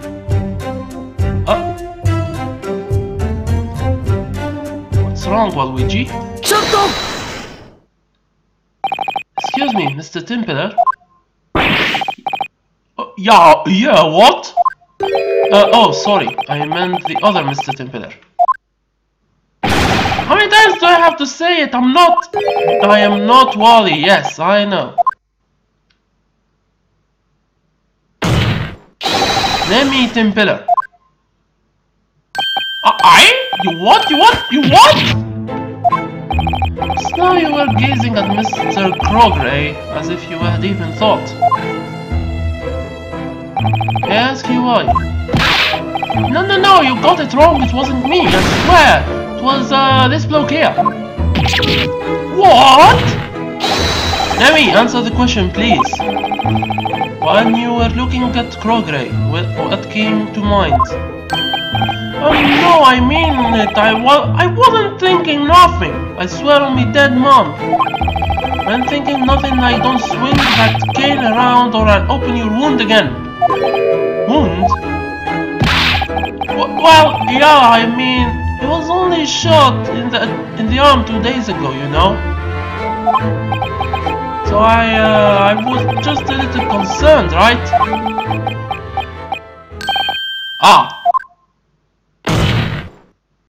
Mr. Crowley, did you hear what he just said?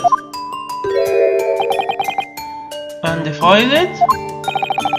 Looks like your good friend here was concerned for your health. More specifically, he's worried about the wound on your arm. My lord! Yes?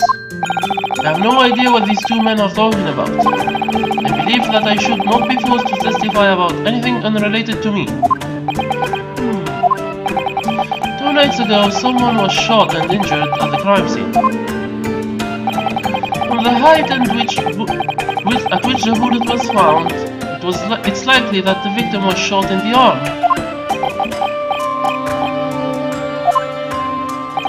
Mr. Crowley, let us take a look at your arm. Show us what you're hiding on your left arm. I refuse! Without any decisive evidence to connect me with those 2 hoodlums over there, I'm under no obligation to submit to such a demand.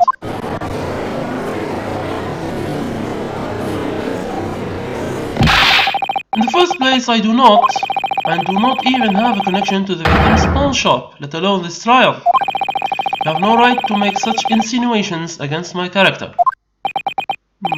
You claim that you're completely unrelated to the victim's pawn shop. My lord, please have Mr. Crogray add that statement to his testimony. Very well. Let us continue with the cross-examination. Do you have any objections, witness?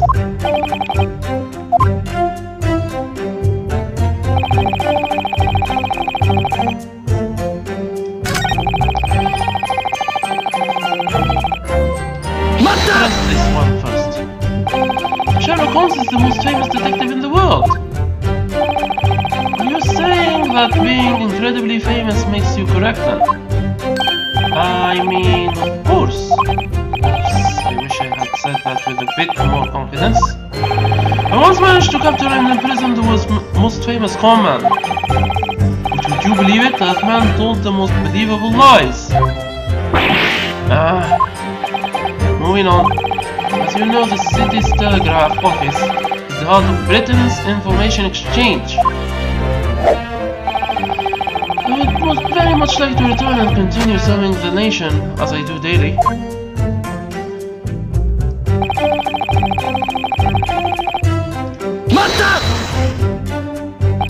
You're completely unrelated? You were there on the day of the crime! As I said, even a man like me will occasionally grace a pawn shop with my presence. In fact, I'm searching for a new armchair for my study at this very moment. On that day you are trying to redeem a pledge. I'm afraid I don't know what you're talking about. Uh-oh. Excuse me, Inspector Gregson. What do you want? What do you want? You are at Hatch's pawnbrokers at the same time as Mr. Kroger, weren't you? I suppose I do remember meeting you that day. Both you and your fair lady assistant, and the defendant was there too. You remember the pledge that the witness was trying to recover. Hold it right there. I'm afraid my memory of it is all rather rather shaky. What? You can't be serious. As such, I'm sorry to say that it would be inappropriate for me to testify on the matter. What's going on here? Isn't he the one that showed us the photograph? Remember, he submitted the photo taken by Holmes's camera. Oh, you're right. Indeed, the man here in this photograph could very well be the current witness. And this photograph reveals the witness has definitely visited Hatch's pawnbrokers. I never denied that now, have I? They went in for a browse, then I had the quick chat with the owner. That's all.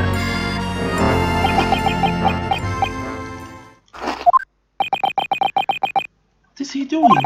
I can't understand why Kroger would try to deny the fracas with the disc. Why is Inspector Gregson trying to avoid this subject too? Yeah, why? Testimony doesn't give me much to work with. What do you think, Ryu? It looks like he's trying his hardest to give us as little information as possible. The less he tells, the fewer angles of attack I'll have available. Wow, he's like the opposite of Holmesy. He talks so much that he leaves himself wide open. We did manage to get some new info. It's all thanks to those two losers. Yeah, we really did! Is he completely unrelated to the pawn shop? I doubt it. For now, make sure to take a good look at the court record. Right, even the most significant look of information would lead us to a breakthrough. Let's save here, because this is hard.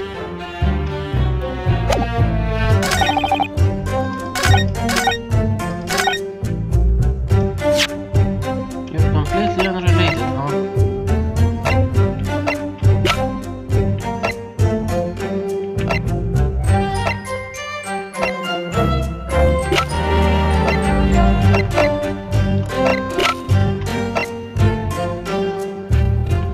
Let's present the disc. There we go. You happen to recognize this disc? Why would I? This disc was being held at Hatch's pawn shop until the day of the murder. The defendant, Gina, moved to redeem this item. But all of a sudden a man jumped in and tried to steal the item from her. As you know, Mr. Kroger, that man was you. How many times must I say this until you listen? That man was not me. I've never even seen a disc like that before. There is a blood stain on the disc. However small it may be. Where's glance, it appears to be a thumbprint.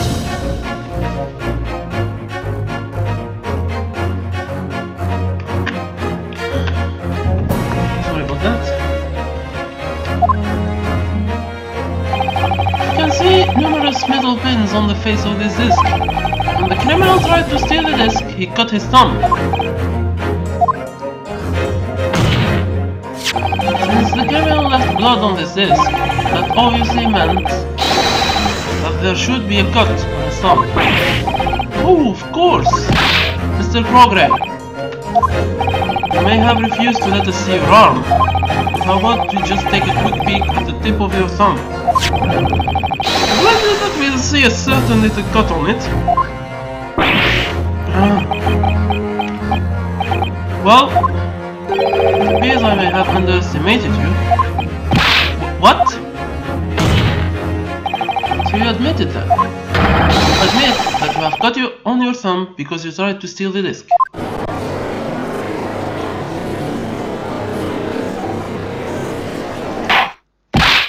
Order! Order in the court! What do you have to say, witness?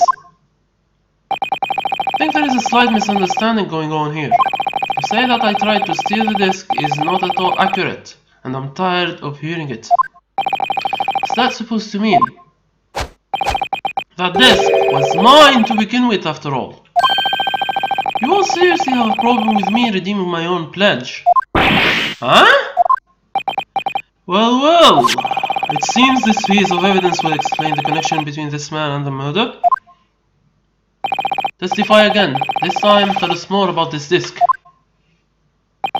As you wish, I suppose. It's clear that this disc has nothing to do with the murder case, in my opinion.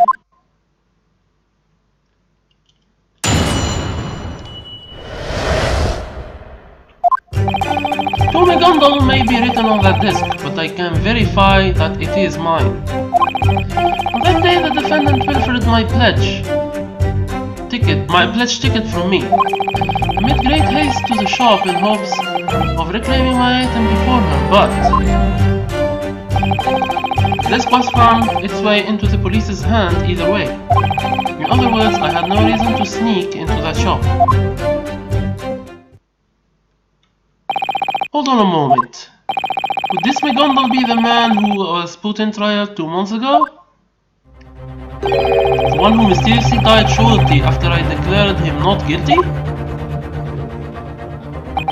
Yes, that is the one. What? Then Mr. Crogray, does this mean that you were acquainted with Mr. McGondal? Yes, my lord, I was.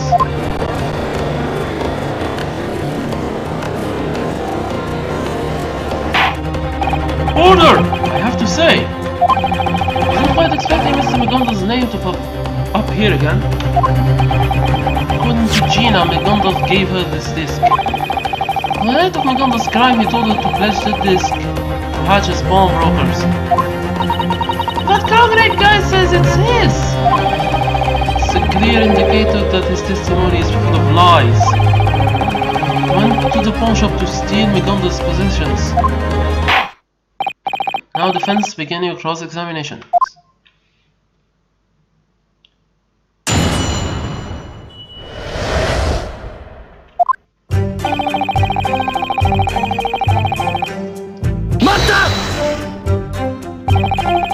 But it has his name on it. How can you claim it as yours?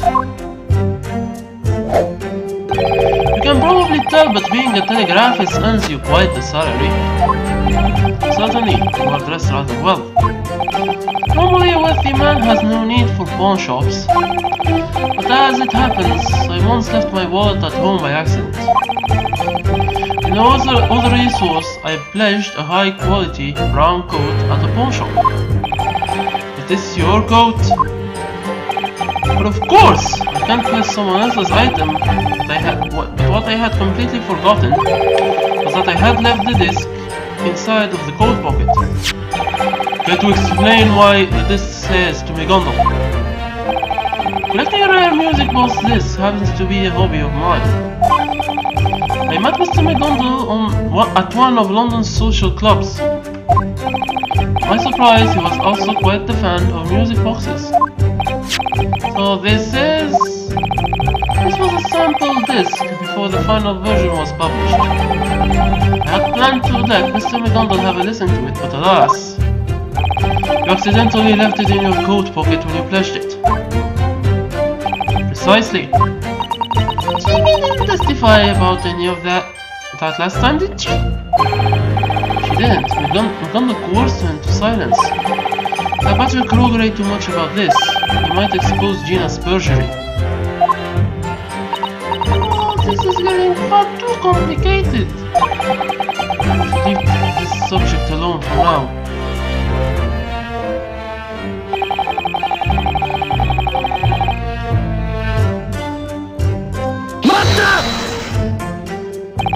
Gina stole your pledge ticket? Indeed, you can never hold your valuables too close when walking in the street. Gina didn't do that. You would say that, but she is a pickpocket and a frequent offender at that.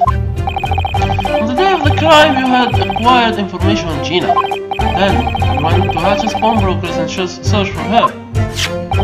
You did all of this to seize McDonald's disc. I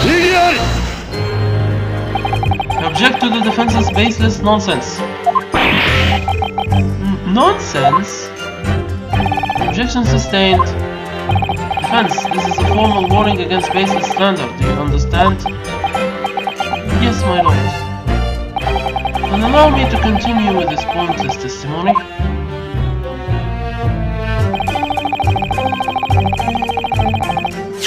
Let's save here because this is maybe one case where we don't have to press him a lot.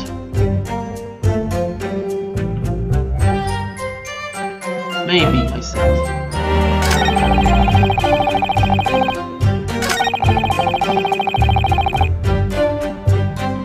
Let's press this. There may have been some high valuable and redeemed pledges in there. No, there were not. Huh? Police sent a man to appraise all of the items in that shop. But it was all a pile of rubbish, only with the space it occupied. And the reason you went to the shop really was to retrieve McDonald's belongings. For goodness sake, you really need to clean out your ears, friend. Don't play along. Let's assume that your hypothesis is correct.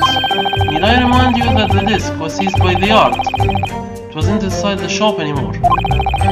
It goes to show you that I had even less reason to break into the pawn shop. There are no more of McDonald's items left in Hatch pawnbrokers. That's really true. Hey you!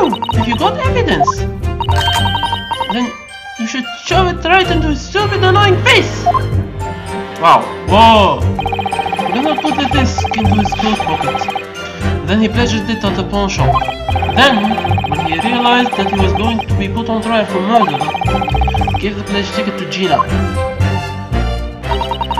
The man over there is definitely a big fat liar.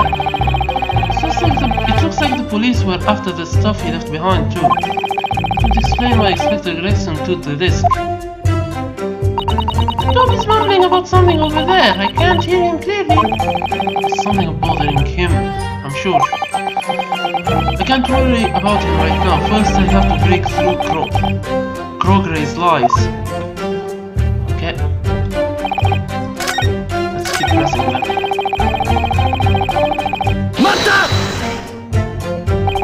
Was this your first time visiting Hash's pawnbrokers? It was my first time making a pledge, but I do rather enjoy window shopping.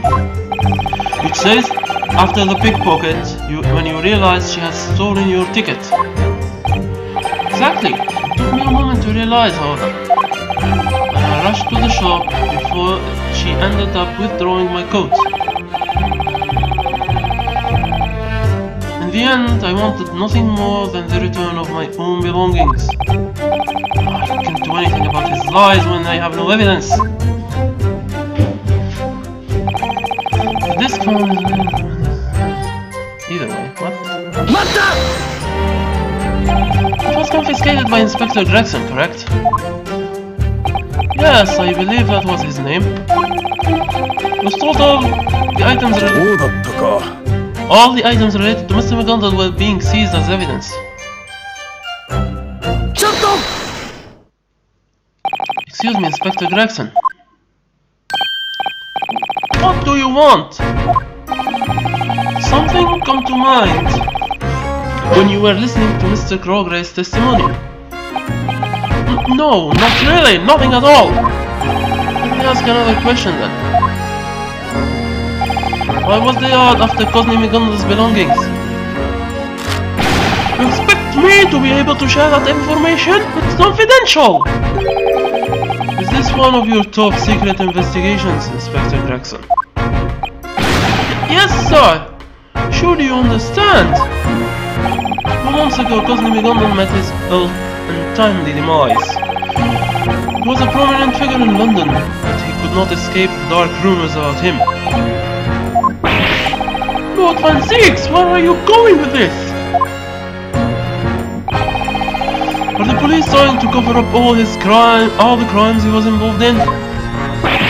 Please say no more! There are times when inspectors are assigned duties that must be carried out in secret. And you're implying that this was a direct order from the Lord Chief Justice Hartford Tex. I wonder why he seems to have so much faith in you. In any case, if you want more information from me, you'll have to get permission from Lord Vortex first. What in the world? It's like there is something big going on between the prosecutor and the inspector. I suppose we have no right to demand more information from Inspector Gregson. Witness, return to your testimony. Thank you, my lord.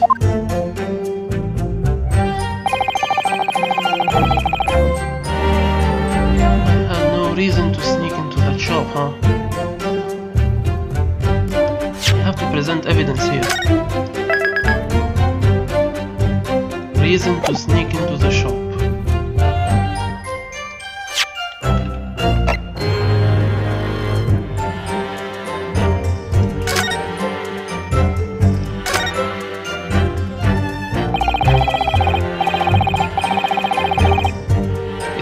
From Hatch's shop, his script is neat, but it's on the back of a photo. I guess when he runs out of blank receipts, he writes down details on anything at hand. It makes it kind of hard to tell which side of this paper is the front though.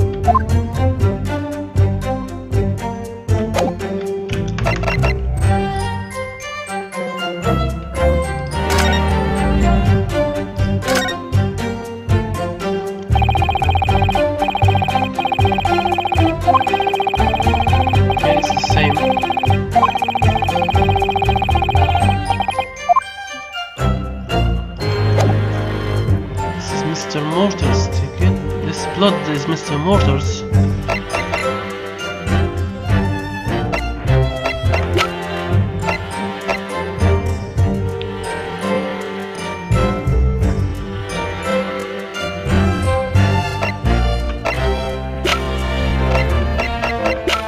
It has to be that. Yeah, the other ticket. The new ticket.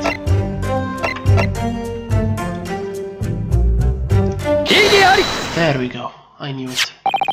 This disc was brought to the pawn shop under McDonald's orders. Then, you tried to retrieve his pledge. Except the inspector confiscated that disc before he could take it for himself. With that truth established, there was no reason for him to break into the pawn shop.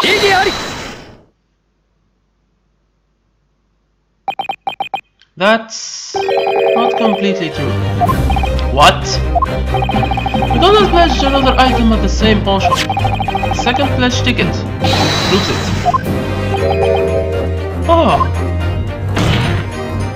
McDonald pledged 2 items to Hatch. You broke in to try and steal the second one. And you did it together with your 2 partners in crime. Ah.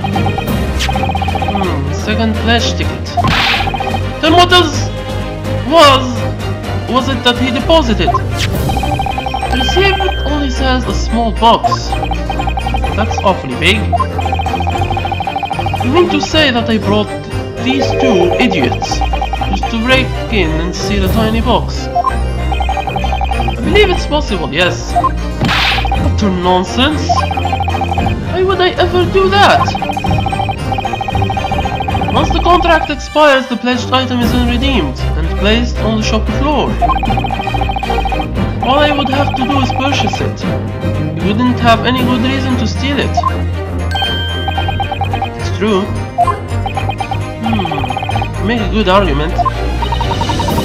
So does that mean there was some reason this guy needed the box on that specific night? My lord, I want to make something clear to the court. And what would that be, Lord Van Zieks? Unfortunately for the defense, the truth is perfectly clear. No small box was stolen from the victim's pawn shop. We have evidence that says as much. What? Really? Inspector Gregson, submit the photographs. Sir, understood. Photographs? These pictures were taken by the camera that the great detective set up. This camera? As previously indicated on the sketch, there were two of the cameras installed in the victim's shop. One camera was set to capture Hatch and any customers standing at the shop counter. The other camera was set to capture the shelves where the unredeemed pledges lie. According to this pledge ticket, the redemption period for McDonald's box ended on 30th of April at 9 PM. This was 2 days before the crime was committed. The moment the deadline passed, that box would have been placed on shelves. And then 2 hours before the murder,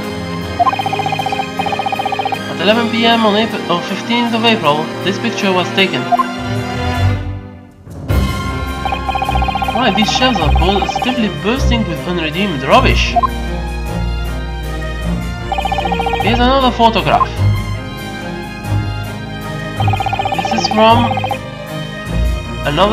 after the incident at 2 AM. Very well, let's compare these two photos. Even when they're side by side, I fail to see any differences between these photos. Oh, my eyes are going blurry. It's natural to question whether or not anything was stolen after the victim died. We at Scotland Yard investigated that possibility thoroughly. And these two photos have been examined already? Of course, my lord.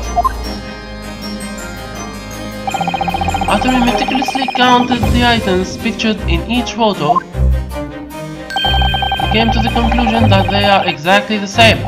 I see. As you can see, absolutely nothing was stolen from Hatch's pawnbrokers. The Japanese boy's claim is nothing more than a false accusation. Ah! No, I was so close. If only I could prove that he stole one of McConnell's pledges. Could have caught him red-handed. Hey you! I was just wondering about these two photos. Do you think they're really identical? Huh? Very well, defense. The court wishes to confirm the following. On the night of the crime, nothing was stolen from the crime scene.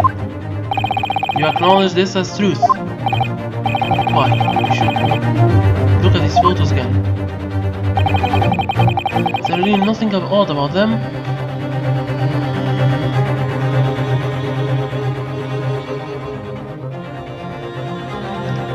Hold on. Save.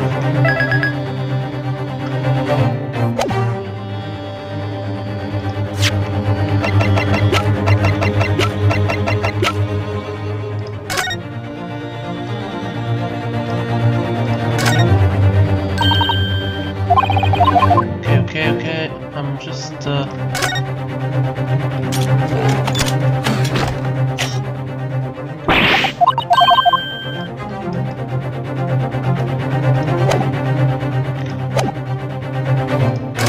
evidence. Before I answer, I'd like to test something. What are we testing? For this test, I'll need to use a certain piece of evidence. I'm afraid I don't see where this is going.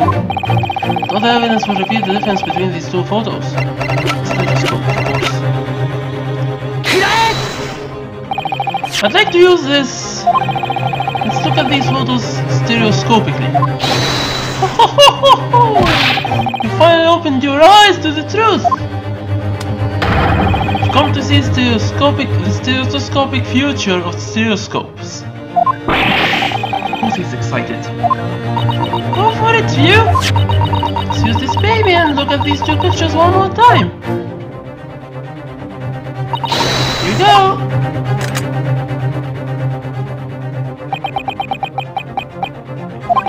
I had a feeling all along. There's really something odd about these two pictures. What?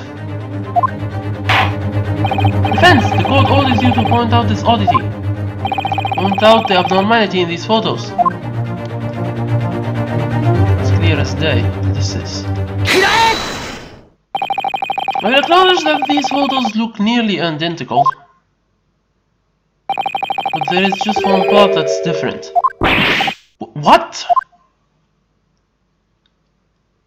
Yeah, the box moved. If you look at these pictures stereoscopically,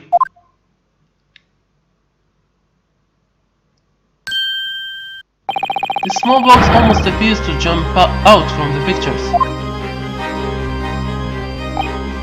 Oh, I don't believe it!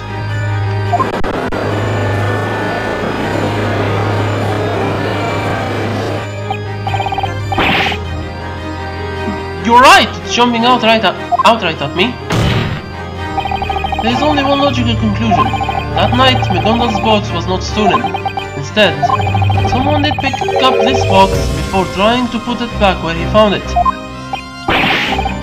And this is it, isn't it? This is the small box deposited by McGondal. Balderdash! What is this supposed to change?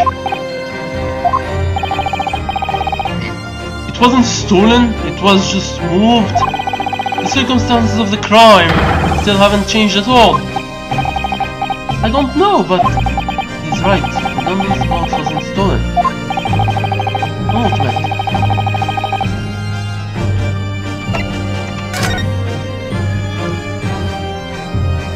Don't you think this changes the circumstances of the crime completely? What do you mean?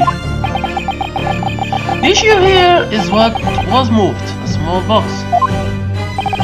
That must mean something was inside, right? What?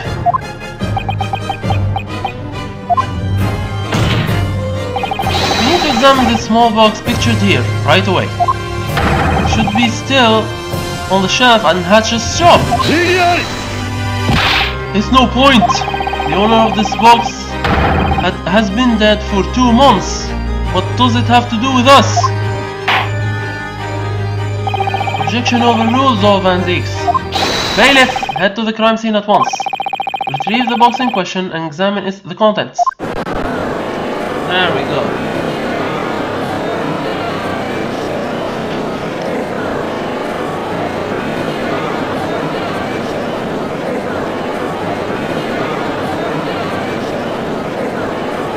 Oh, the tension, the tension!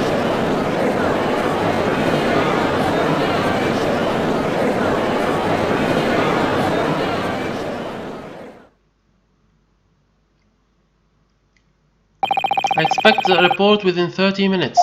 Perhaps this would be a good time for recess. Can't believe the Crown Court is being dragged about for such a pointless display. What was that? This is just more Japanese smoke and mirrors. They adore this foolishness. Why do you say that? This college boy had jumped to a ridiculous conclusion from the very start. He thinks our witness was trying to steal McGondle's pledges. But if you had any common sense, you would realize that none of it was worth stealing. Exactly. It's absurd to even imagine that I would attempt a robbery. As you all know, McGondle was killed immediately after this trial. He was declared not guilty. It was proven without a shadow of doubt. The great Cosney McGondle was an upstanding Londoner who wouldn't hurt a fly. You proved it yourself, college boy. He was an upstanding citizen who deposited some average pledges, blacked out with a disc in the pocket and a small box. Honestly, you couldn't pay me to take those off your hands.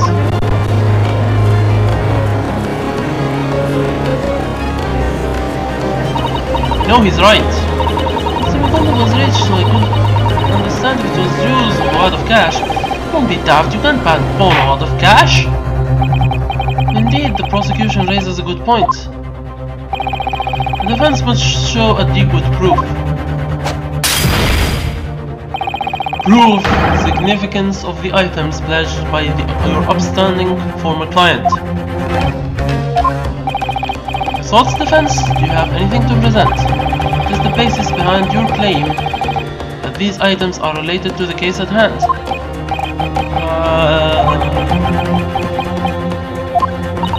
What's wrong with you?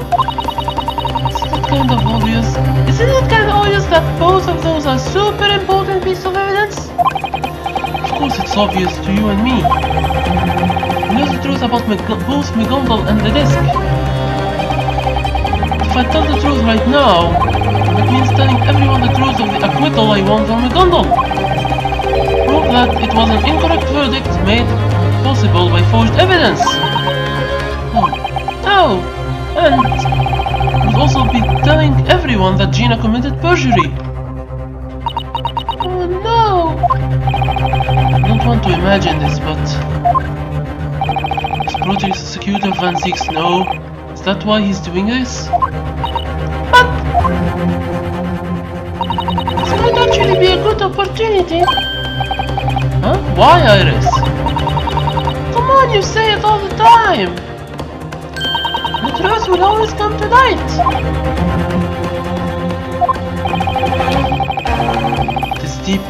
What is deeper meaning behind McGondle's pledges? Deeper meaning. The only one who can tell us is Gina. But if I ask her to testify, she could inadvertently put us at a major disadvantage.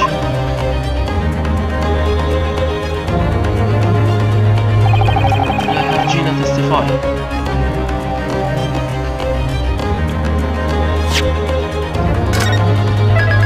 Yep, let's have her.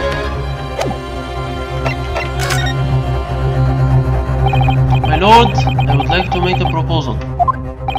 And what would that be, defense? While Mr. McGondle's box is being transported to the Crown Court, I would like to hear the defendant testify. Let's bring Gina Lestrade to the stand. The defendant? For what purpose? I want to know more about the items Mr. McGondle's pledged to Hatch's pawnbrokers. Gina Lestrade knows something more about the circumstances surrounding them. If she testifies, I'm sure that everyone will understand just how important these pieces of evidence really are. Oh, how very fascinating! I hope you haven't forgotten. You know what your client's testimony means for the both of you. I know. Lord Van Zieks, could you explain your statement? The prosecution consents to the defense's request, put the current cross-examination on hold, and demand testimony from the accused. Very well, then, I shall. Now the court requests the defendant's testimony. The current witnesses should retire to the lobby and await further instruction.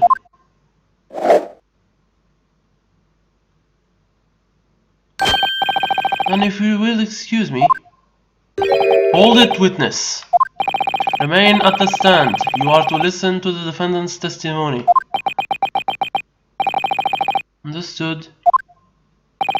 Gina's going to testify now. Please. You have to trust me here, Gina. You. Come on, Gina. Tell the truth, come on.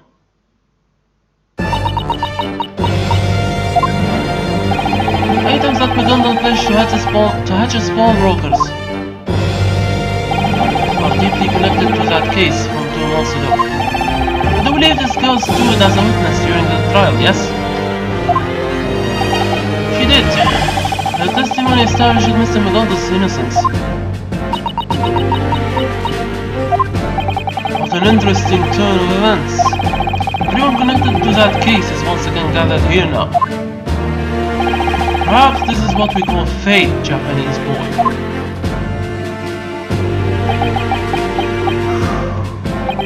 2 months ago, a bricklayer was stabbed to death inside an omnibus in the dead of winter. The only one inside the coach alongside the victim was Mr. McDonald. Actually, Mr. McDonald was fingered as a prime suspect.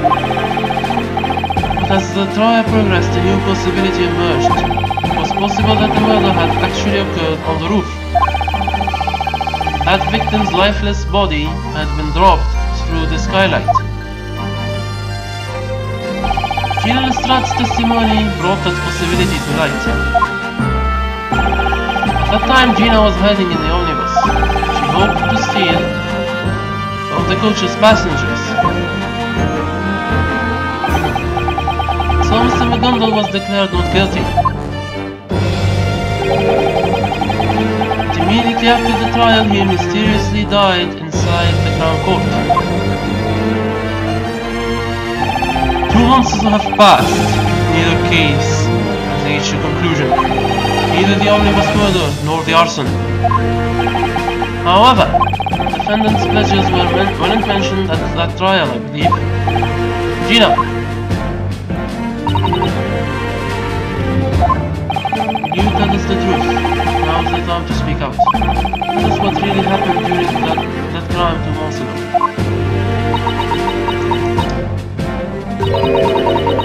I wouldn't have a clue. I mean, like, I've said all I know. You told us the real truth yesterday at the gaol, didn't you? Please, I beg of you. This is really important. But what?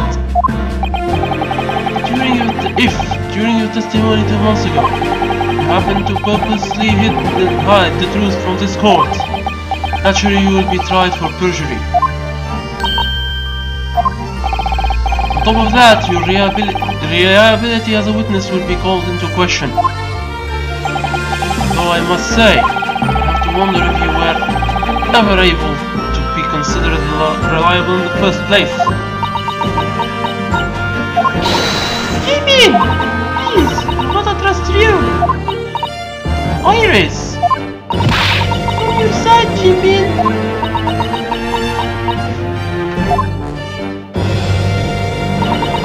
Alright then! I'll talk! Gina! I suppose the defense has found the resolve to crush his own reputation. I have to say I don't think I quite understand what is happening here. It appears that there is some sort of secret being kept here. And that secret involves Mr. McGondle's pledges.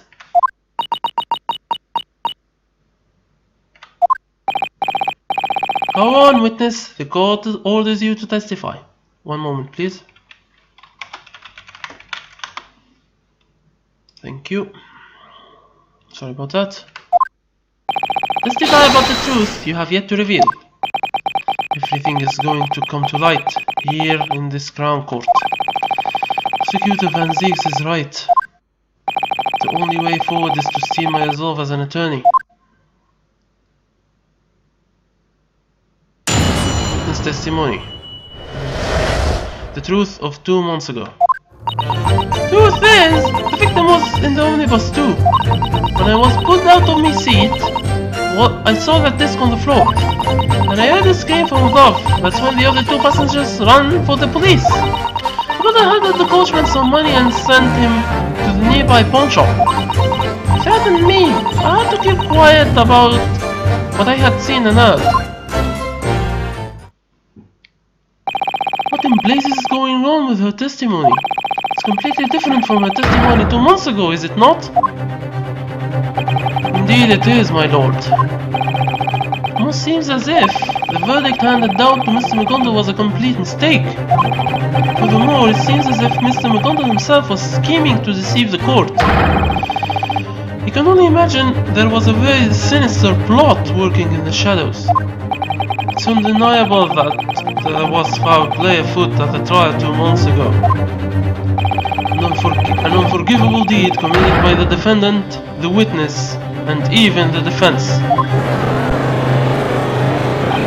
Good heavens! The whole trial was nothing but lies and forged testimony? Mr. McGonagall, the witness, and even the Japanese attorney? You're all in cahoots! No, you're all wrong! No, I mean, the attorney bloke didn't know! You're not fooling anyone! They didn't know, it's hardly reliable testimony.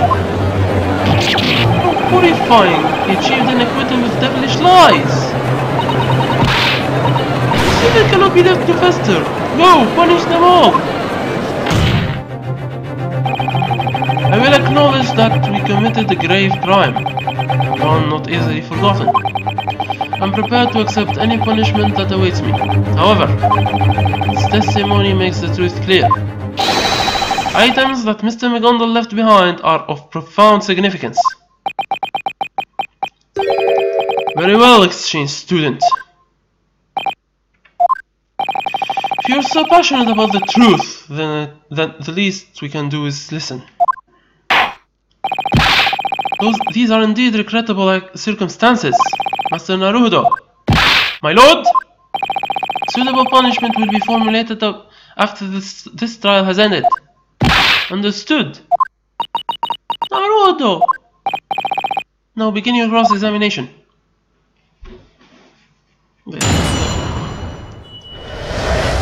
The truth of 2 months ago. Let's save here.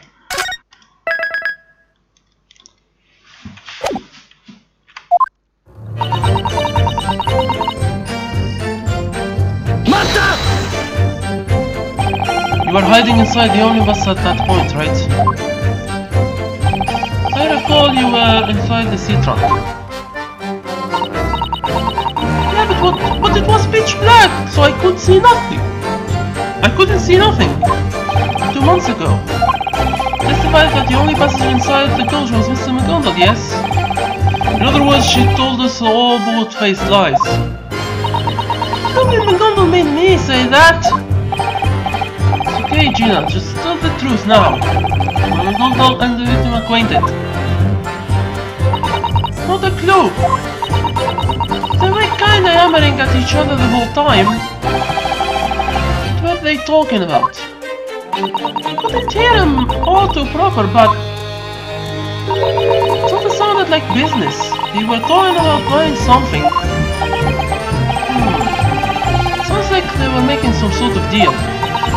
It got louder and louder till it sounded like they were starting a right aggressive row. It shook me so much I could hardly breathe, but then, all of a sudden there was a real loud noise. It sounded like someone had fell. That was when you screamed, correct? Yeah! And then the bug of McGonagall found me!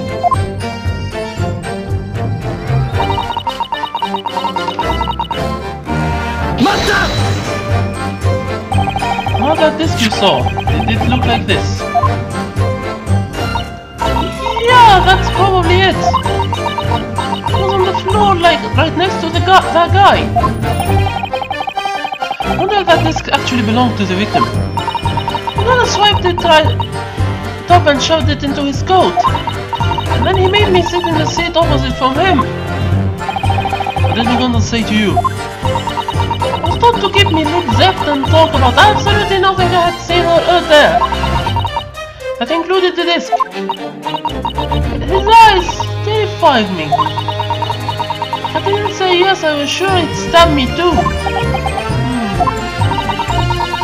And then he started asking me all sorts of stuff about myself, my name, where I lived, and about my life as a pickpocket too.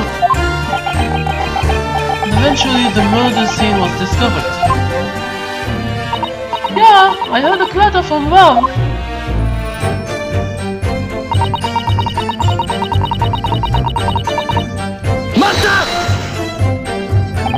There were two passengers on the roof seats. Ah!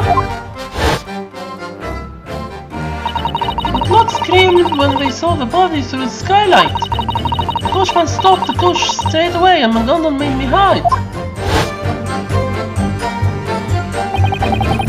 He made you hide? Ah, he shoved me right back into the trunk. When the omnibus stopped, the two locked on the roof ran off to call the police. That proves that those two passengers truly weren't connected to the murder. So the only ones left at the scene were you, McDonald, and the coachman. Yeah, but I was hiding in the trunk. And someone left the coach door open. I could hear him talking outside. If I remember, the coachman testified in McDonald's trial as well. I think his name was Mr. Beppo. What were they talking about? I had one of them say something like, I have no idea what happened. Double handed the coachman some money and sent him to a nearby pawn shop. Pawn shop would be none other than Hatch's pawnbrokers, right? Hold on. No, you must be saying the coachman was lying as well? At the very least, the pawn shop was not brought up in that trial. My word! He took off his black coat and gave it to the coachman. It was a wicked looking coat. He patted it down proper and before handing it over. When I saw that, it was all clear. The stuff he was popping was worth a heck of a lot of dosh. But to explain why Gina was trying to sell the disc for such a high price. Remember, she was arguing with Hatch over its value on the day of the crime. With McDonald's wad of cash in hand, the coachman was happy to go to the pawn shop. And McDonald's all over me. He told me to go outside the omnibus.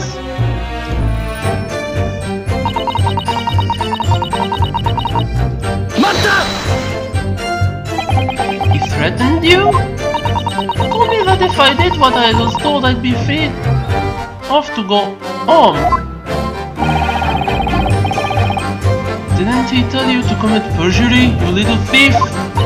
That and one more thing. He had another order to me. What that would be?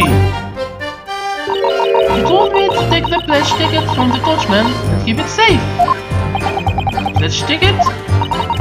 And then, if he didn't come back to redeem it in 2 months, I was to go to the pawn shop and pay off the interest, extending the redemption period. He gave me the dosh just for that. I don't quite understand. Why would Mr. McDonald do such a thing? Why would he need to deposit his coat before the arrival of the police? I can only think of one reason. McDonald didn't want those items to be seen by the police. They were very important items that he had no choice but to hide. Throughout that, he let me leave the crime scene. But you're telling the truth, Gina. Jimmy does see you. Even still, she's going to be tried for perjury, and after this trial is over, that's my chance to get the details from her. Alright, Jamie, got up press her so hard that she can't even stand anymore. Yeah, sure. You know, something is going to bother me. What is it, Iris? Those two have been whispering about something for a while now. She That's right. Looks like they're closed in a secret discussion. Almost seem panicked. I wonder if there's something I can do about it.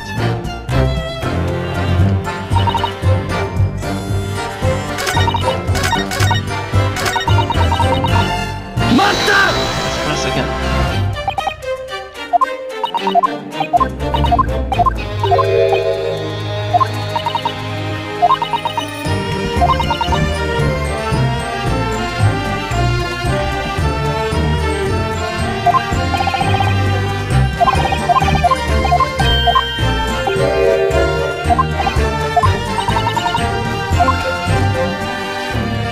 Hold on. I need to wake their attention up. Let's press everything. Let's press everything again. I'm going to press everything again until their attention is brought. Someone panics. Otherwise.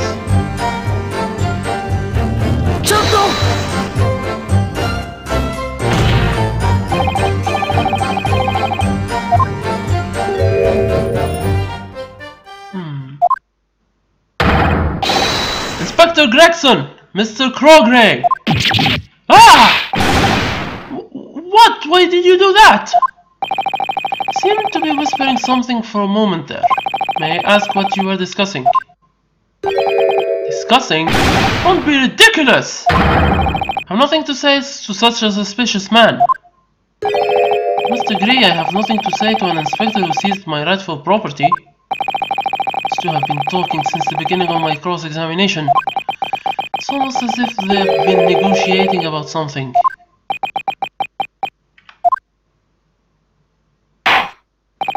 That's enough. The court decides no further testimony. The truth of this case has become startlingly clear. 2 months ago, a certain deal was taking place inside that omnibus. They were negotiating the price of this disc, but it seems negotiations failed. Outraged by the price of the disc, McGonagall chose to steal it by force. And why not add murder to the laundry of lists of other crimes he had already committed? But if so, how significant this disc really is? Don't ask me why it's so important though. 2 months passed, and 2 days before this crime, McGonagall pledges had reached the deadline for their redemption period. I had no idea what I was meant to be doing with the ticket thingy. I mean, I knew he'd kick the bucket after the trial and all. Much like the pickpocket you are, you moved to take his pledges for yourself. They were just going to get flogged off. What's the harm in me taking them? You can't blame a girl for wanting a dapper coat, can you? Was McGonagall murdered the man just to get his hands on this disc? Would you happen to know why, miss? I can't have a clue, it had to be worth a fortune, so I took it. Maybe I could flog it off for a good sum. Can't blame a girl for wanting to make some quick moolah, can you? Milord? The bailiff has just returned from the crime scene with the new evidence. There we go.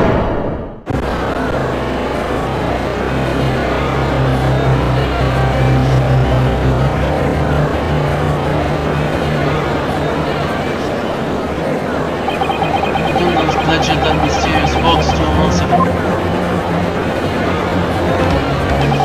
It has to be the key to solving this mystery.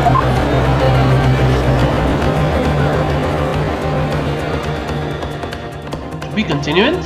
Okay then. Save and continue. In that case.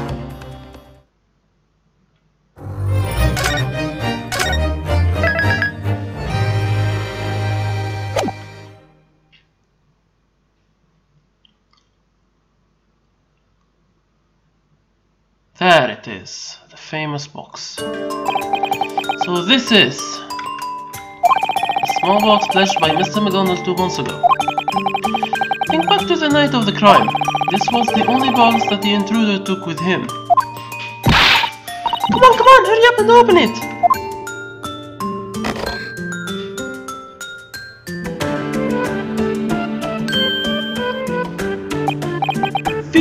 This is obviously no simple box. I had a feeling that was the case. It appears to be a portable music box.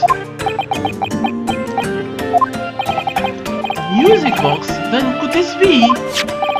Was most likely made for this particular disc.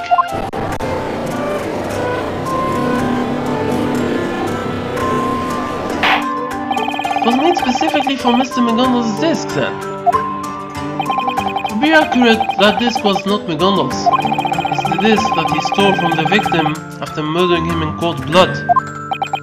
But for what reason would the poor bricklayer try to sell him a music box disc?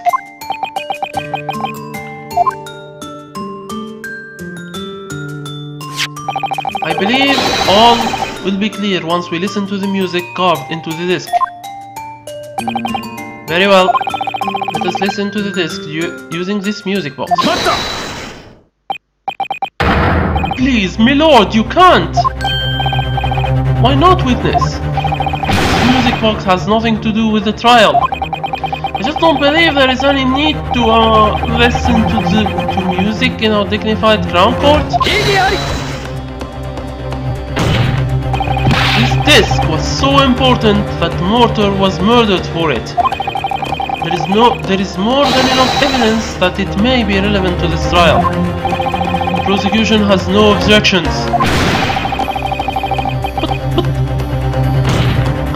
I didn't even read that. I'm sure Scotland Yard has plenty of misguided opinions on the matter. The prosecution came to court ready to examine every bit of evidence exhaustively. It's out of your control now.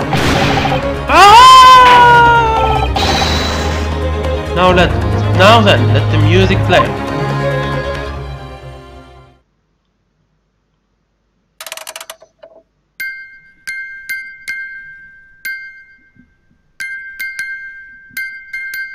It's Morse code. It's not simple. It's no simple music. This is Morse code. What in blazes? I say, this noise doesn't sound like any music I've ever heard. He's right. It's just the same note playing repeatedly in an unnatural rhythm.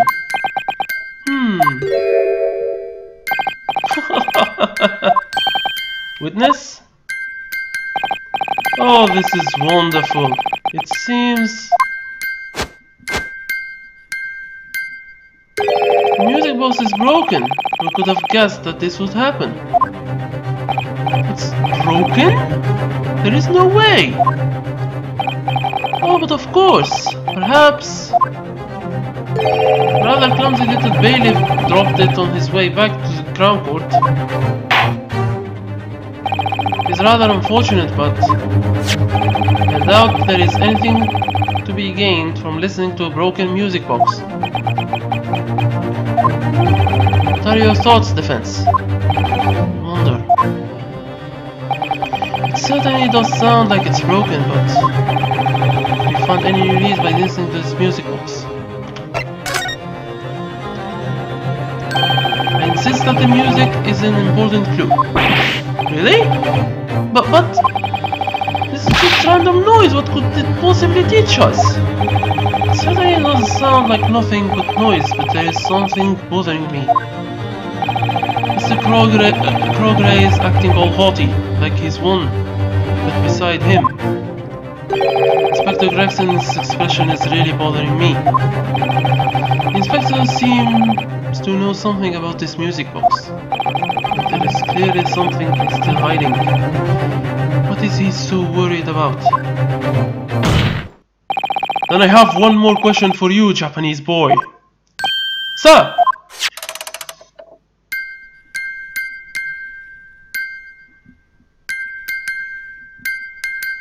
I wish I knew Morse. I don't. Pray tell, just what do you mean to say this horrid music is supposed to prove? The music box is probably making this noise because it's not music at all, it's Morse code. Even if this is a music box, that doesn't mean that only music can be played on it. Krogray's arrogance vanished in an instant. I knew it, I'm on the right track. It's funny when you make deductions from a person's body language. It makes you seem like kinda like Holmes here, you. Doesn't mean only music can be played on it? In that case, what do you propose the noise is, Japanese boy? Well, come on. If you don't present a solid answer, those vague words of yours can hardly be accepted as a serious claim. He is correct. I think it's about time for you to accept that this music box is broken beyond hope. I need a proper answer here. Hey you! I just took a little peek at this music box. This doesn't seem broken out at all to me. What? This music box is only made to play one note to begin with.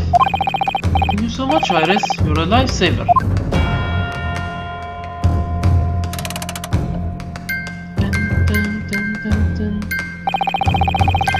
If this music box really isn't broken, there must be some meaning to this sound. It's not meant to be music.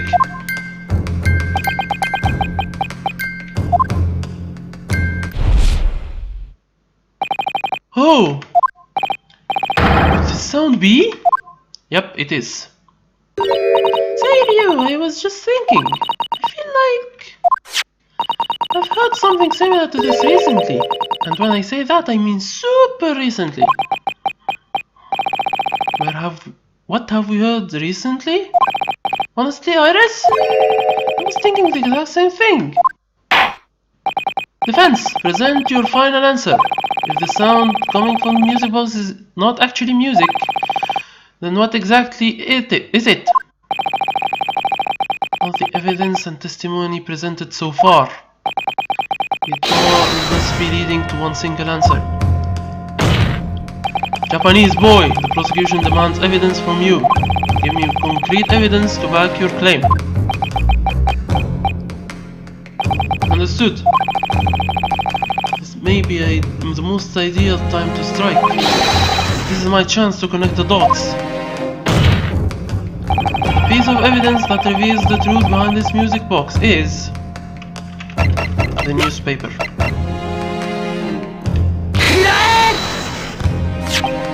This is this morning's newspaper? Pickpocket girl brutally murders upright pawnbroker. Writes the biggest headline. Oh, not that one. The important article is on the reverse side. Reverse. Spy in the Ministry of Justice. Possibility of secret comms leaked overseas. This is a major incident currently under investigation by the Yard, as I recall. Messages telegraphed by the government through what should have been secure routes are being leaked to foreign countries, so the rumors say. Telegraphed? Is this what people mean when they talk about telecommunications? Indeed. Bureau 5, may I ask you a question? Oh, yes, of course. What is it? You work at the same telegraph station as Mr. Krogray, correct? Yes, I do. And the telegraph station you both work at covers the district where major government offices and newspaper companies are situated. It is correct. The other telegraph stations wish they could hold a candle to us. Does this noise remind you of anything? What?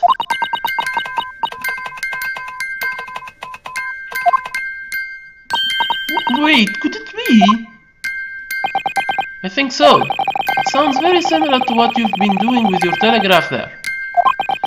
What did you call it? Morse code? What? What? Stealing private telegrams sent by the Ministry of Justice wouldn't be an easy task. Unless you're a skilled telegraphist, that is. Then the contents of the disk are an encoded international telegram leaked from the Ministry of Justice? Yeah. Indeed. Order! Order! Order! But I say! It would be treason! A crime punishable by the death penalty! Oh, what does that mean? This treason and death penalty. Now he's got the revolutionary's attention. Ministry of Justice classified information. Our enemies would pay a great sum for that.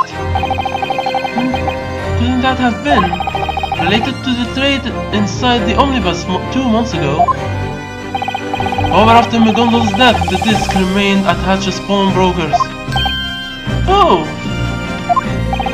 If that were the case, the man who stole this information would have been fraught with worry. After all, if his crime was discovered by the British Empire, he would swiftly be sentenced to death for treason. To prevent that, he had no choice but to steal it back at all costs. That's why he broke into a closed pawn shop in the dead of night, all to collect what Mr. McGondle had left behind. What do you say to that, Mr. Crogray? You're saying that I stole my own country's secrets? Preposterous! Absolutely ridiculous! It seems you do not intend to admit the defense's accusations. Of course not! You think you can impugn me with my integrity with impunity, all because I refuse to speak? Then go on and advocate your innocence to your heart's content. Testify about the defense's accusations. Alright. The offense being judged today in this trial is murder of Hatch the pawnbroker. As you all know, murder is a grave crime to be punished by penalty of death.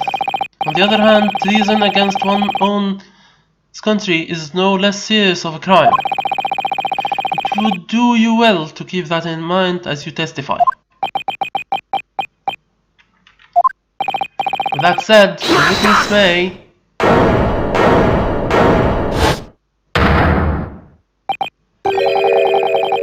Oi, don't forget about us, brah! Let's just join in with that testimony too, yeah? You two again?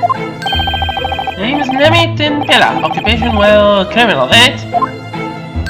Name is Dolly Timpela. You must be joking if you think we'd sell our own country, brah. Yeah, people call us the Three Timpela Men.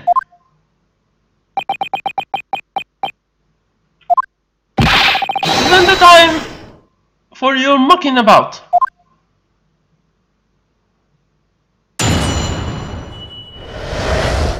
Rebuttal against the defense. Nothing more than a mere telegraphist. He couldn't steal state secrets anyway. Recording from that music box isn't even Morse code to begin with. The man was negotiating with the bricklayer, not me. Had nothing to do with him. 2 days ago we fought this guy's plan and he broke into the pawn shop. That's all, said Brad. If we knew he was going to sell out the whole country, we wouldn't have helped him, bruh.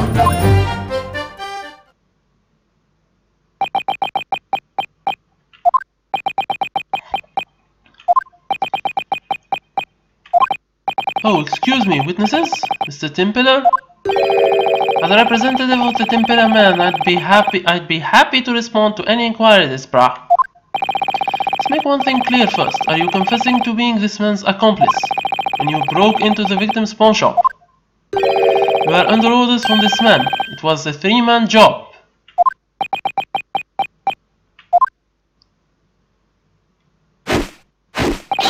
Yes, sir!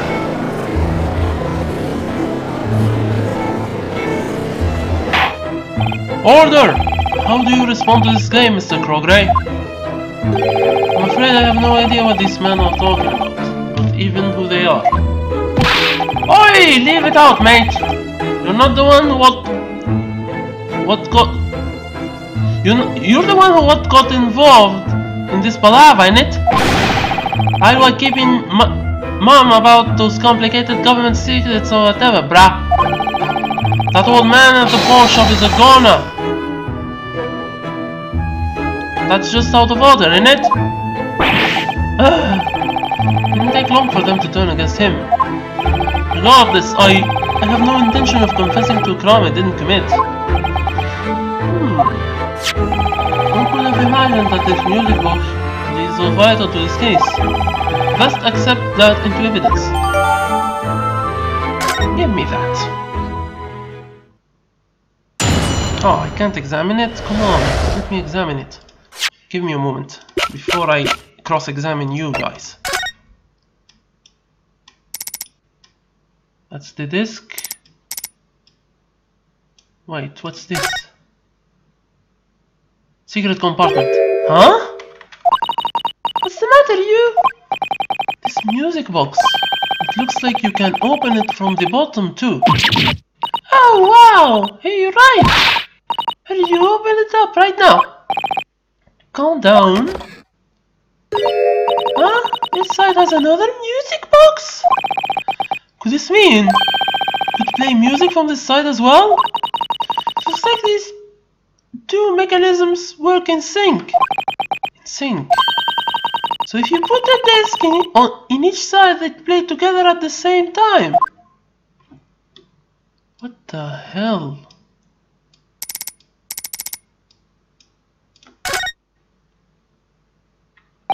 This is the music box mechanism for playing the disc, right? This comb here flicks against the bumps on the disc. That's what makes the sound. Each tooth of the comb is a different length, which affects the pitch of the note. Every tooth of this box's comb is the same length. What does it mean? It means that no matter which tooth hits which bumps, each note sounds the same. I've never seen a music box like this one. A music box that can only play a single note. It does seem strange. Okay, let's analyze this place now. So this side also functions as a music box. And just like the other side, the teeth on the comb are all the same length. Which means that even if you put a disc in it, it would play the same note over and over. Yeah, that's right. But if you compare the teeth on this comb to the other one, they are different lengths. So the note it plays is different from the other side. Oh. In other words, while each side can only play one note, the notes that each side plays are not the same? This box can play two notes, huh? This is getting strange. So there is another disc? Really? Yeah, I need that for later. Let's analyze this. But the crime covered in this newspaper really did happen, right? Like hell I'd know! Why wouldn't you? The graphics hired by the government are all high-rate specialists.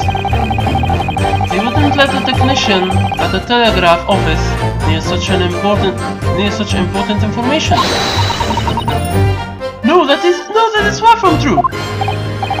That you're 5. We telegraph office technicians are not so humble. Office technicians work with the Ministry of Justice to install and manage their telegraphs. And that's that very team, Mr. Crogray. Wow, that's pretty impressive.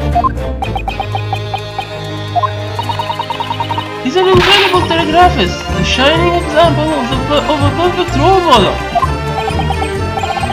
Then you did have access to government telegraphs. But I'm not privy to the contents of confidential messages they send and receive.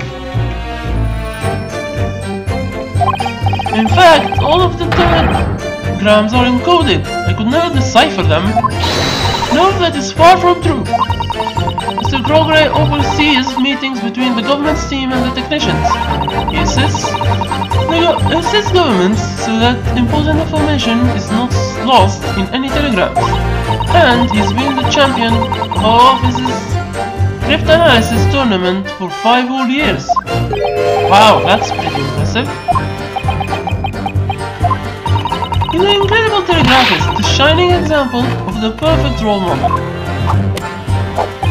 I swear, could you close your mouth for 1 bloody second? I feel like there are better role models out there than him.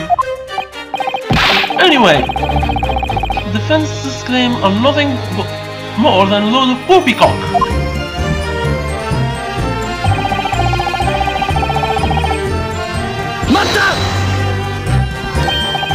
Is that so? It's obvious if you just listen to the sounds coming from the music box. Really? You don't mean to say that you've never learned about Morse code? I've never seen him look so exasperated. How about I give you a little lesson then? Juror 5. Morse code is comprised of 2 types of sounds. 2 types? By combining dots and dashes, you can form letters and words. I see. For example, like this is A, and this is B. This music box only plays 1 note, correct? But it's a natural rhythm kind of sounds like Morse code. At the very least, I can find no discernible meaning in this jumble of notes. Ergo, this is not Morse code. No! Why are you surprised? Listen to this music box. It's obviously nothing more than a broken rubbish. Learn the fundamentals of Morse code before you accuse me of anything. Ouch, she's got me there. Far from the truth. Iris, consider the idea of trading secret information using this music box. Doesn't seem too far-fetched. It's a shame I can't press him more on that yet. I wonder, is it really impossible to use this music box to communicate Morse code? Present possibility. I believe it is possible that the music box was used to illegally trade telegrams. It is the defense's official stance. How many times do we have to teach you this lesson, Japanese boy? You need both dots and dashes to convey Morse code. I'm aware. What? It seems the defense knows something that we do not. We order you to explain, defense. At the moment, this music box plays only 1 note. Tell us how this can be used to relay a message encoded in Morse code.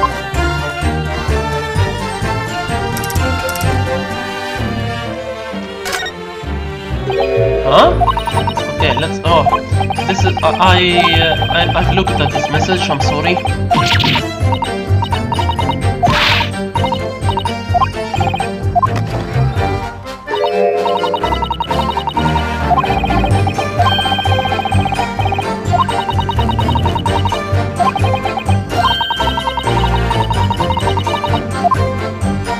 Let's present this. What in the blaze is this? On the bottom of the music box is another music box? What? It seems that the 2 mechanisms operate in unison. In other words, if you put 2 discs in this, you can play 2 sounds simultaneously. Oh! Morse code consists of 2 types of sound, dots and dashes. If you had 2 discs, you could possibly use them to trade information.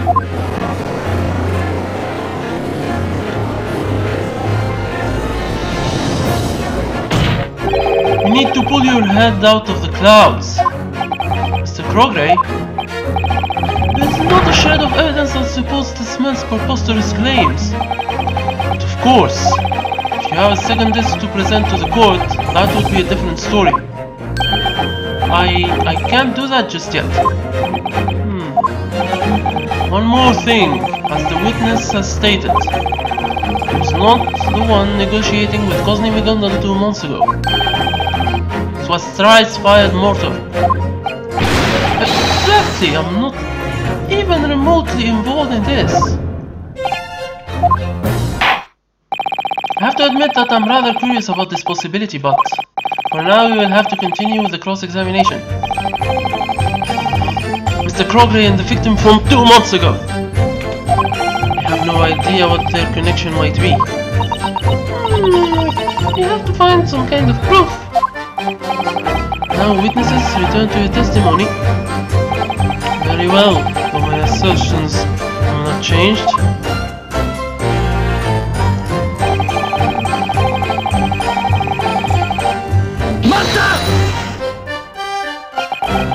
Months ago, McGondal stabbed the victim to death and stole his disc. Mr. Moto was a poor solitary man of few words. He moved to the high street a few years ago. The citizens know nary a thing about him. But when you think about it, it's hard to imagine a bricklayer being able to get his hands on government information. You raise a fair point. There must be someone else pulling the strings. That person gave Mr. Moto the disc. Then he forced Mr. Moto to negotiate with McGondal. Good heavens! What's the point of glaring at me? The bricklayer living on the high street, and the telegraphist living in the city center. If only I had evidence that connects them. The next witness may continue the testimony.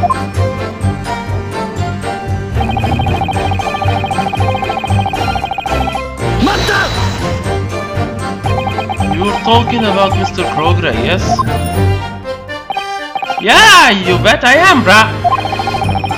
I ain't seen him for years, and the first thing he does is set us on a dangerous job. That's kinda out of order, isn't it, Rupert?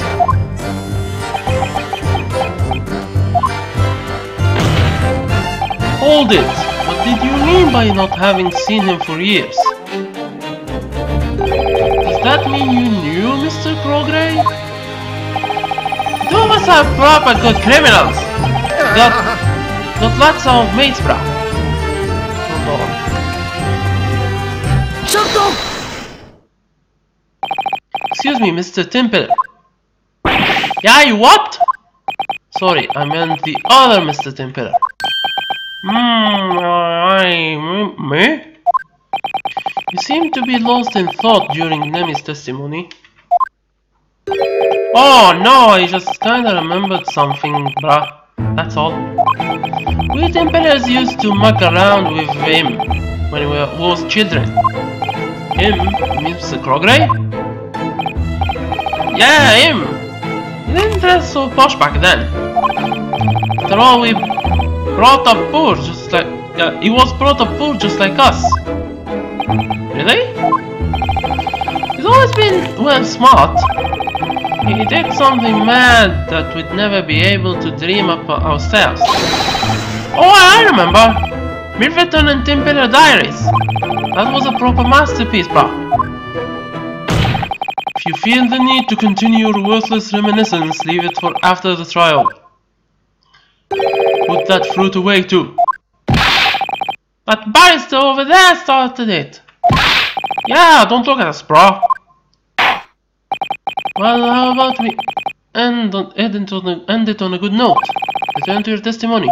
How do you feel about that fascinating story?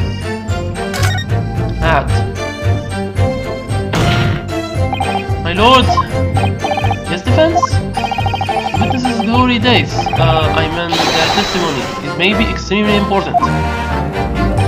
Very well, witnesses. Had that trip down memory lane to your testimony, but keep it brief. Imperials! Woo!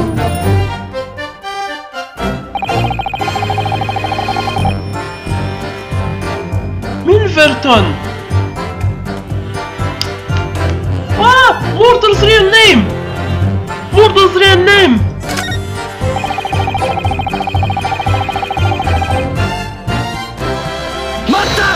Let's still press the other testimony.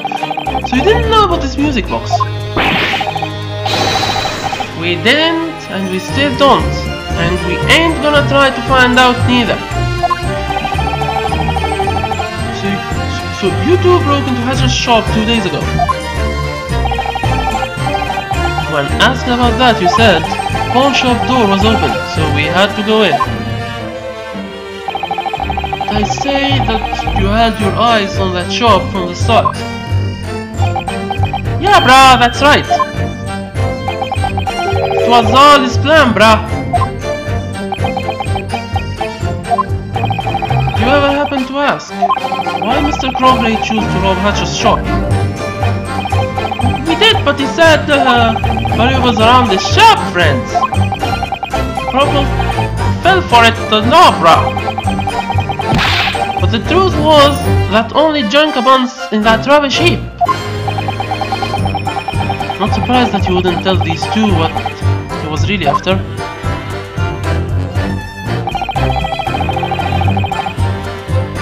Hold on. Let's press this before presenting. Could you tell me more about that? Sounds like a company.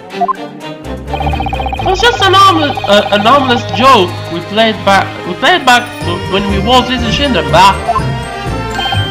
Yeah, our company went around delivering fresh meat to everyone. Called it a joke, but that sounds kind of like a real job. Now that I have the chance, I might as well ask what I can. What's the company's name? Mr. Templar, Mr. Crowley. You said that this company of yours was a joke. Yeah, bro. Milverton and Templar Diaries, right? Dairies, right? It's not diaries, it's dairies, as in milk. Ah. Yeah, bro. So what's this? Milverton part about it? Oh, you've got some good ears, brah. So that... Shut up! Don't just run off your mouth. You deny these witnesses' testimony, right? Why does the Milverton part bother you so much? Well... Back when he was a child, he had a lot going on at home, brah. He was so poor, I think his parents divorced. That's when his last name changed to Crowley. But you're always a Milverton to us, mate. Milverton? So that was your surname?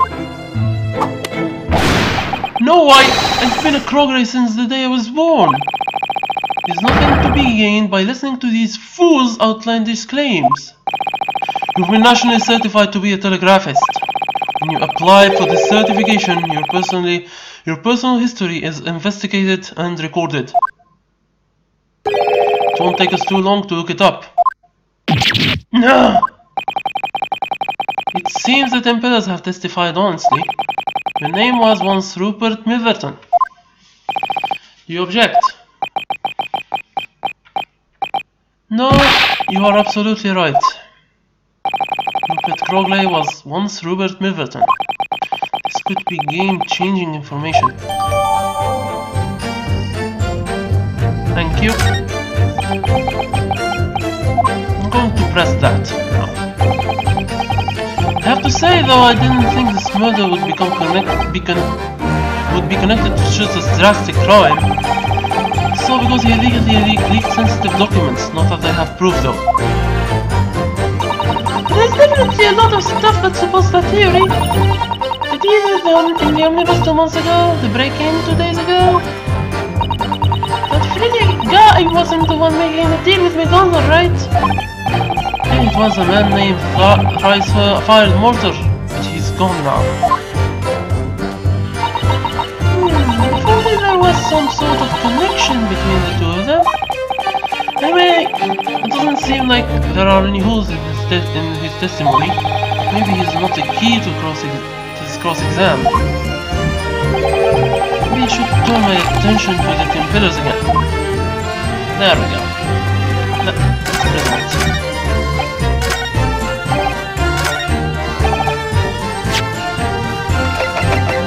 Is this the one?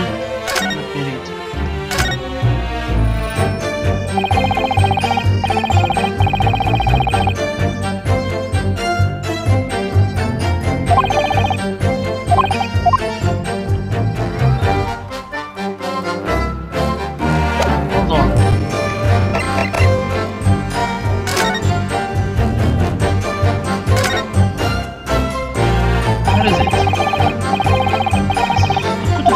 I saw that name somewhere. Ah! Wait, hold on. It's here. It's in McGondal's case files. There we go. Mortar Middleton. Thank you, Susato. Oh, what? Oops. That's the wrong testimony. What the hell?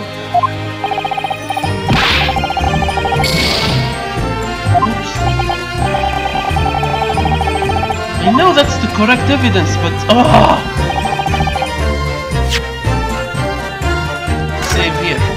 Maybe I need to ask him more about the company. Press. What the hell? So what kind of company did you run? When we lived there was this milkman what came around on the coach every morning. If you left out your empty milk bottles, he'd come around and fill them up. So we made up this contract right and sent it around. Said that we'd deliver fresh milk every day at half price of your average milkman.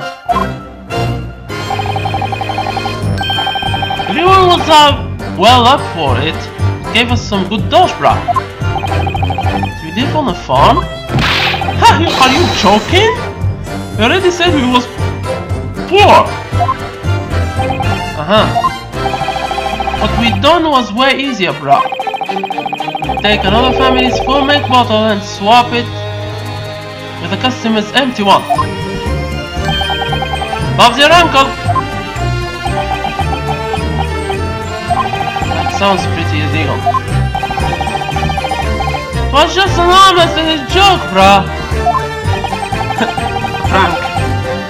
It was prank, bruh. Oh, that sounds very harmless to me. And it was a genius what came up with it. You mean Rupert Milverton?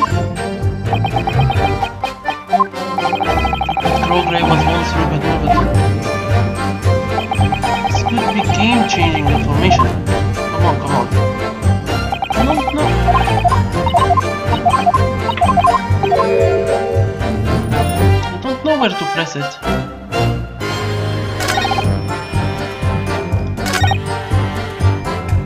Oh, you have nothing to do with him, huh? There we go. That's where we present it. Mr. Rupert Milverton. Why didn't you tell us your old name? I abandoned that name a long time ago. Why would I bother to mention my rubbish past? I don't think that's why. You had a reason to hide your old name. Huh. What do you mean? In my possession are case files from the trial 2 months ago. They include the victim who failed to negotiate with McGondal and died for it. Ah yes, Mr. Mortar, the bricklayer. His full name is listed in these files. Mortar Milverton. Milverton? That Rupert Milverton. Thrice-fired murder was your father. Allow me to repeat myself. When you apply for a national certifications, your history is investigated and recorded. Looking this up is not difficult, do not forget that. It stole the contents of British Empire's private telegrams. Then you and your father conspired to sell them to Gosney McGundle.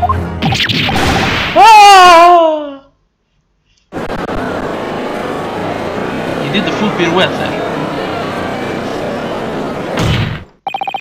If we connect the facts and the clues that came to light through this cross-examination, we begin to see the truth. The truth? You and your father, Mr. Mortor, made a certain deal with McGundle. This deal had something to do with this music box, correct? You stole information from the ministry's telegrams and tried to sell it to Mr. McGundle. The decision is to split it into 2 music box discs. This most likely made a precaution in case information fell to the wrong hands. Understandably, you didn't expect the music box to be used as a hiding place for information. However, those negotiations fell apart and Mr. Mortor's life was taken. McGundle was arrested and the stolen disc was pledged to Hatch. Then 2 days ago, you broke into Hatch's shop in hopes of retrieving the pledges. But even this attempt ended in failure. One of the discs was taken by the police and the other was nowhere to be found. So on that night, you joined up with the Templars to break into the pawnbrokers. You did this in order to finally seize the second disc. That disc was inside this music box. Wait! You weren't told nothing about that, bruh! On the night of the incident,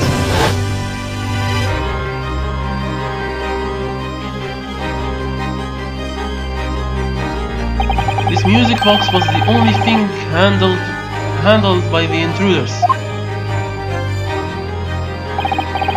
Indeed, that was made clear when we viewed the storeroom photographs stereoscopically. So why did they handle that music box? I should think the reason is obvious. Crowray was trying to retrieve the second disc, which was still inside the music box. He knew that if the police got their hands on it, it'd be tried for treason.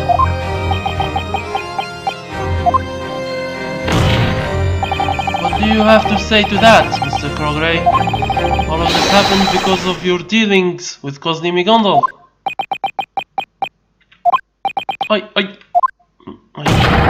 I shall not indulge your white delusions, not one bit.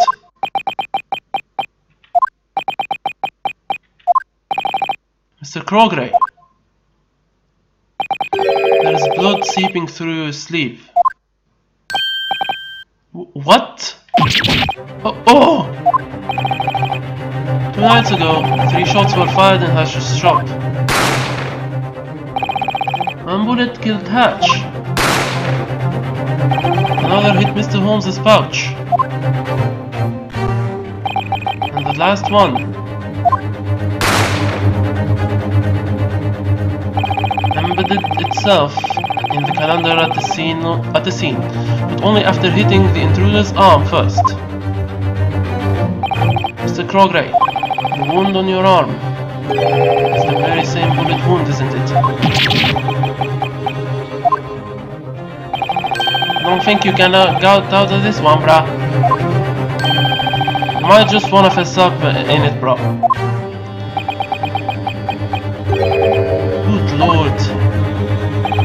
I gave you one simple command, you buffoons. I even paid you handsomely. Pretend I was never here. This is of the utmost importance. Seems it really was a foolish move to trust petty criminals from the slums after all.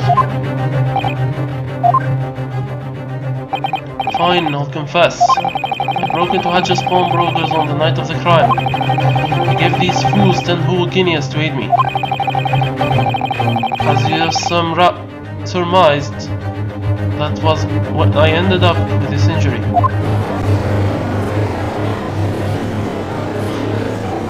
not admitting the crime yet. However, that is all I will acknowledge as fact. And you think I stole government secrets and sold them to McGondol?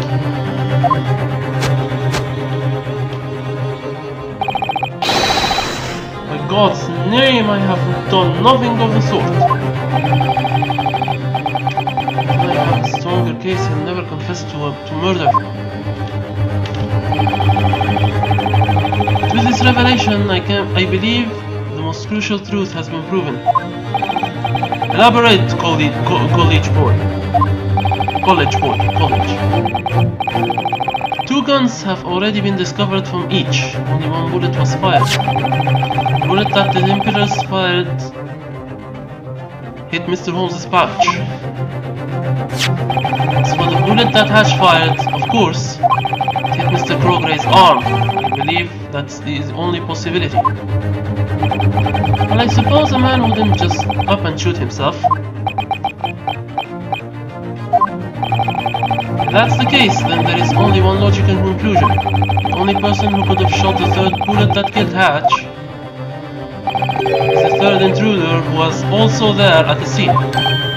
Oh! That's right. I mean you, Mr. Crogray.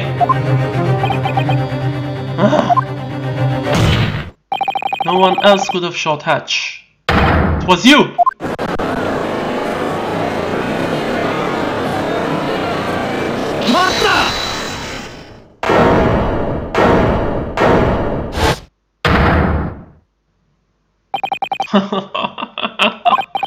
Oh dear attorney, what a hole you've dug.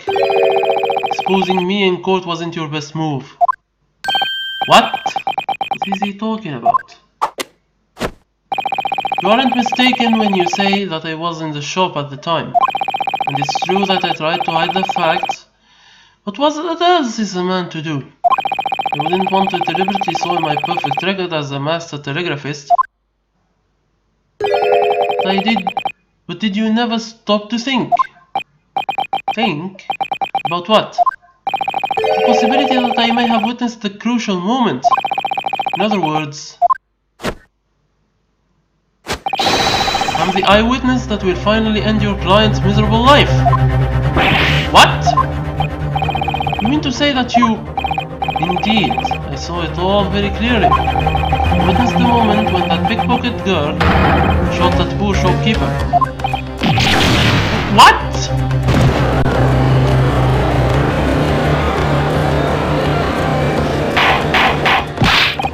Order! Order! Order!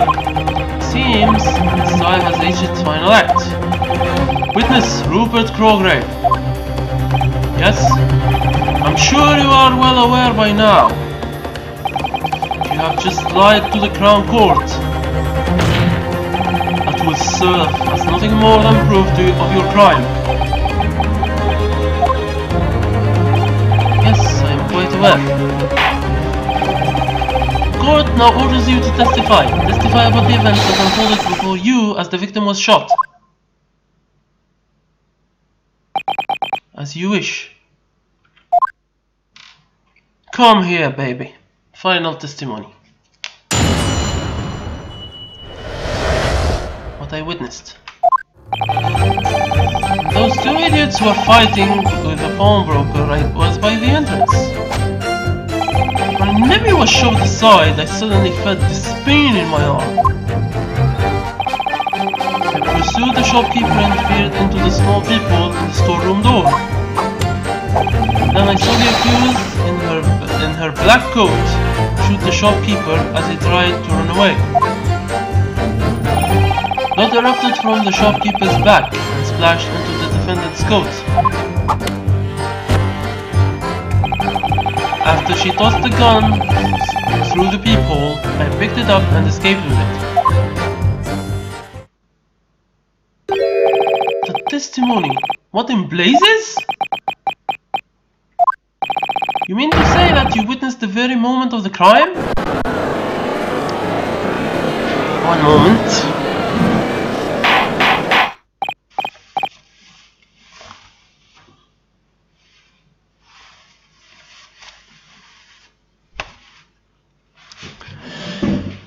Order, order, order! I really had not planned to give this testimony.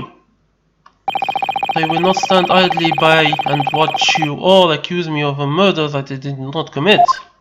I made the truth clear in order to defend myself. The truth? The prosecution was not given this information either. My humblest apologies, sir. The shopkeeper that shot my arm was then shot by that little thief. That is most likely when the blood splashed back. And the victim's blood was on the defendant's coat, are you certain? Yes, there is no doubt in my mind. The black coat she wears now is the one she was wearing on the night of the murder. What? Is there really visible bloodstains? They would be undeniably fatal evidence.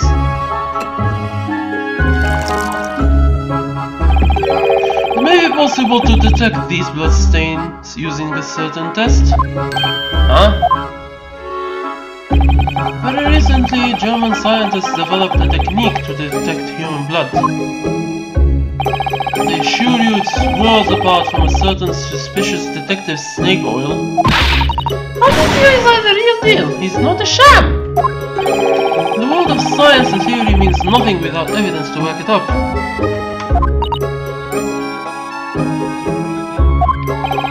German courts have already proven effectiveness of this method. We have some of the chemical at the yard, if my lord allows it. I could have the defendant's coat tested right away. This is bad, Ryu. Don't forget that Jimin's coat really does have blood on it. I can't detect that. Oh, you're right. Yesterday at the Gowl. Okie, here we go! Don't move a muscle, Jimin!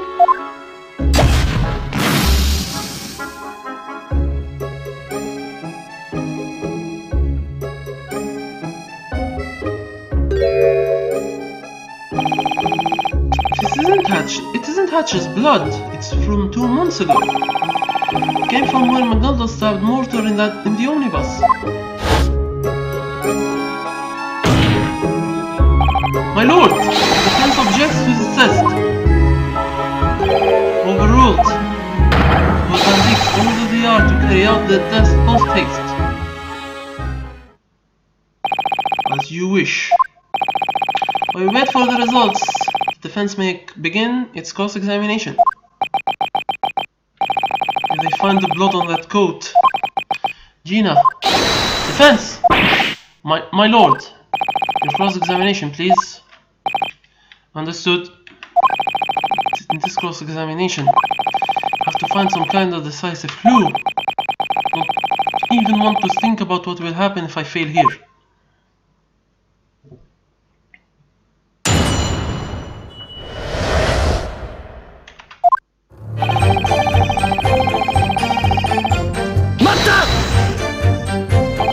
Hatch came out of the storeroom in the back, is that correct? He leapt furiously onto these two as they pried about the shop counter. He had a gun in his hand. I'm glad I kept my distance. Never been so scared in my life, brah! We're just normal burglars, brah. We wasn't armed or nothing. What? Didn't you have a gun too? So, Mr. Crogray, you claim that you were standing at the entrance. I was simply looking at the many items lined up on the shelves near the door. Searching for the unredeemed music box. The shopkeeper threw himself into Nemi. With Dolly there, I assumed they would easily win by numbers alone. Even that was too much to task for these buffoons. I tried to help Nemi, but he threw me over the counter, innit? And I aimed my gun at the old geezer, and he ran up, bruh. How could you gang up on a poor, frail pawnbroker like that? What a cowardly move!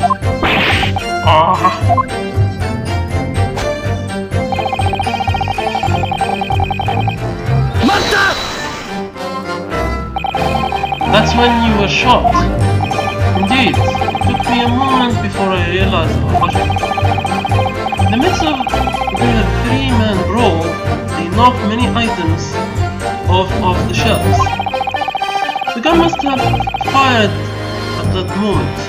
Because I failed to hear the gunshot. And I understand the bullet grazed you and landed in the calendar hanging behind you. It appears so. I looked at my arm and it was bleeding. I tried to cover it with my handkerchief. But without a doctor, I could only wait for the wound to close manually. Naturally, manually, what the frick? It took 2 whole days before it stopped bleeding. But Mr. Hatch aiming at you in particular. I can't say, but to be honest, I don't think he even realized I was there. Perhaps it was a misfire, or he just missed his true target. I aimed the gun at him, the old geezer shot me away. And he turned scarpered for the inner door, bruh. What did you do afterward, witness?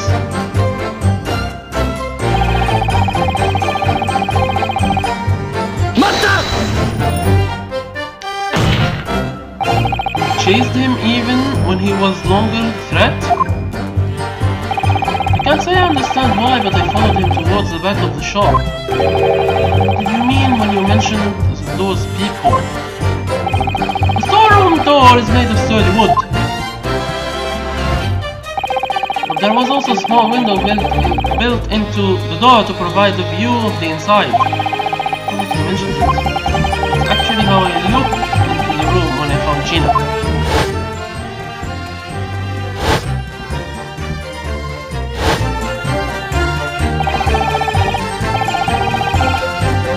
These 2 stooges, did they not see these people?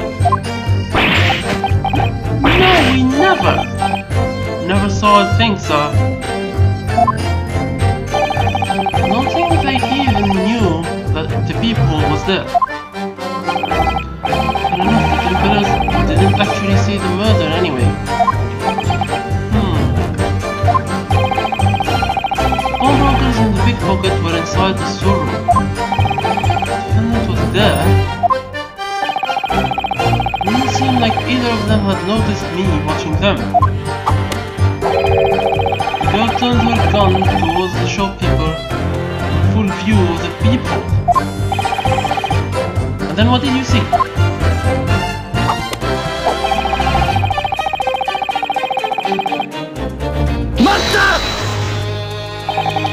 The crime scene was discovered. The defendant was indeed holding the gun. The gun belonged to Hatch Windy Van, and it only shot 1 bullet. And it had only shot 1 bullet. The only one shot by that gun was you, Mr. Crogray. It just means that the little thief wasn't holding Hatch's gun. Pawnbroker's gun shot me, and the Templar's gun shot the detective. Those 2 accounted for, it must have been a 3rd gun. Assuming Hatch's gun was not used to shoot him, the 3rd gun is the only explanation. Thus the defendant must have had a gun of her own. How do you explain why nobody found it during the investigation?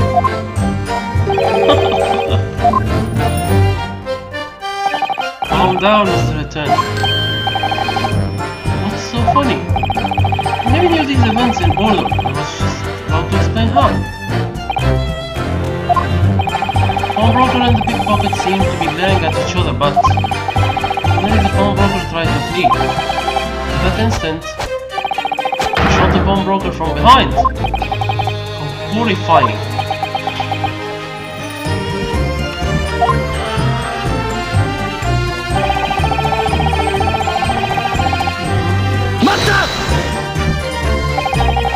rubbed it from his back.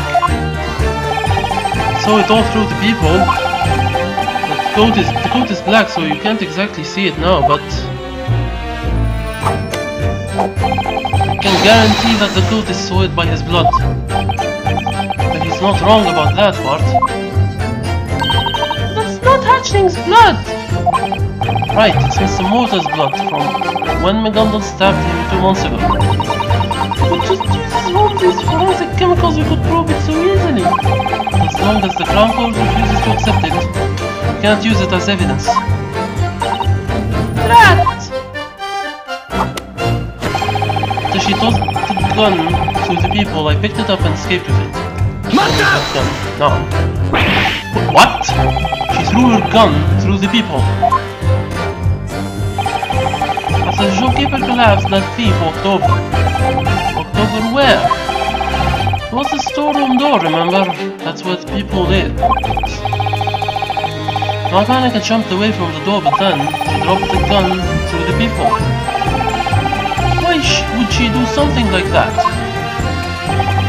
Can't say, but I can imagine she was trying to dispose of the gun. In the confusion, I placed the gun in my pocket.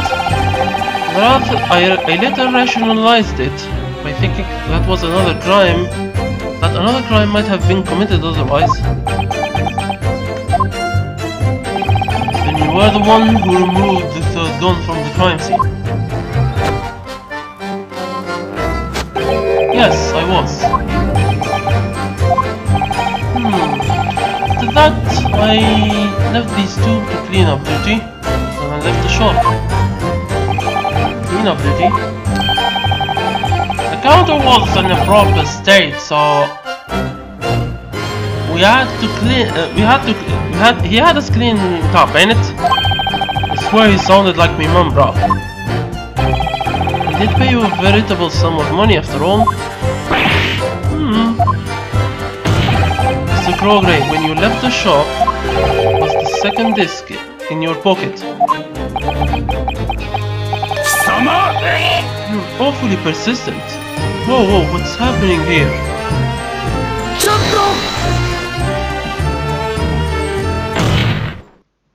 Excuse me, may I have a word with you two?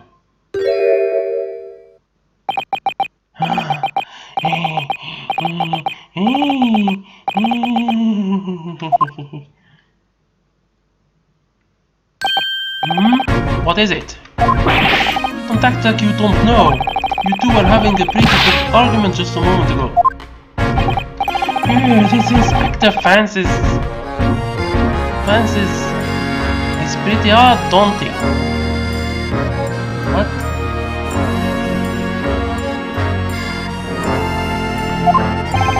What are you two doing? You got me kinda well odd, bruh. Then he started to kicking off at me, asking why we never told the police about the third gun. Why didn't you? But we didn't know! We didn't know nothing about no people! My apologies. Lost sight of myself. You aren't hurt, are you? Wow, your face doesn't look all too kind, bruh. This guy is probably scary. What in the world is going on? Something feels very wrong here. I don't think I've ever seen Inspector Grayson rattle someone so thoroughly. Probably. I was thinking the same thing! Usually Toby has this big grin on his face whenever he talks to me. That's probably not how he usually acts. It's still kinda unusual.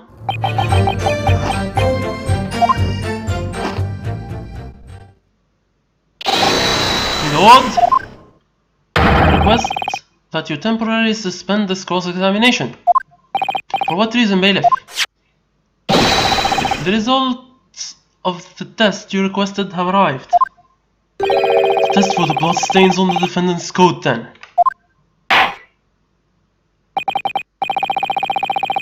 Very well, the court will temporarily suspend this cross-examination. Do you object, defense? No, my lord. I have no objections.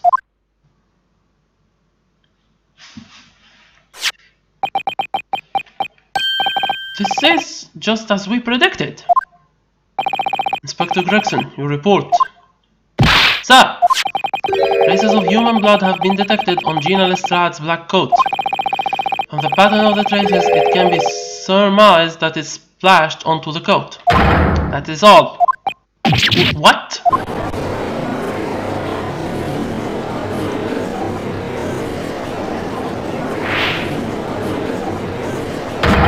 See? I told you as much. Blood on that coat is not Hatch's. And whose blood is it? That coat originally belonged to Gosney McGondal. He stabbed Mr. Motor, a bricklayer.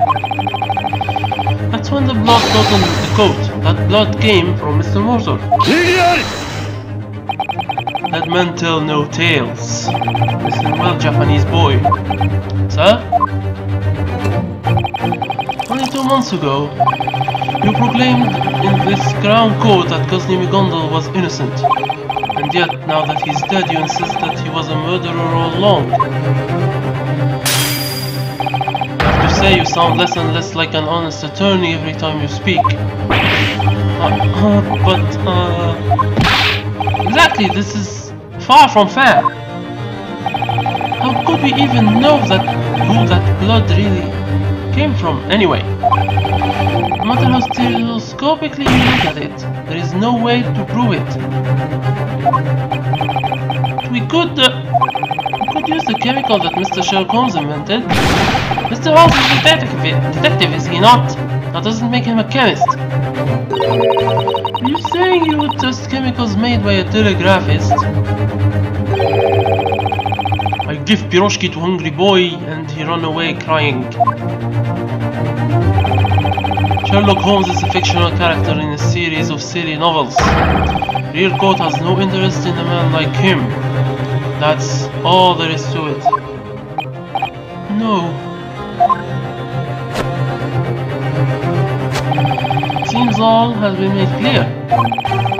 See now that my testimony was true all along. What do you mean? Just as the witness testified, the defendant's coat was splashed with blood.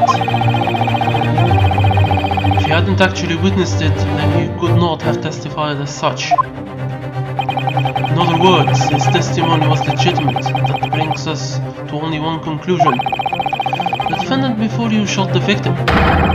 That is the undeniable truth. No!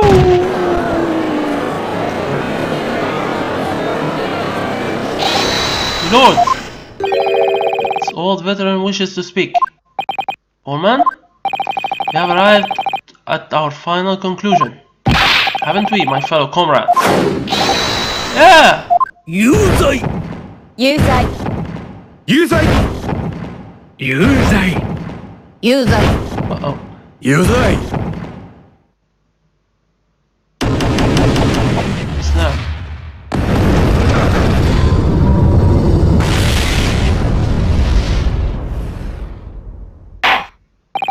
Seems the jurors have reached an unanimous conclusion.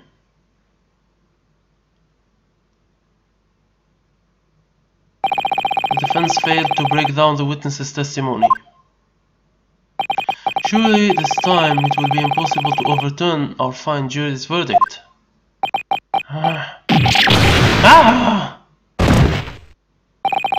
We've come so far. I don't think I'm going to be able to turn this around.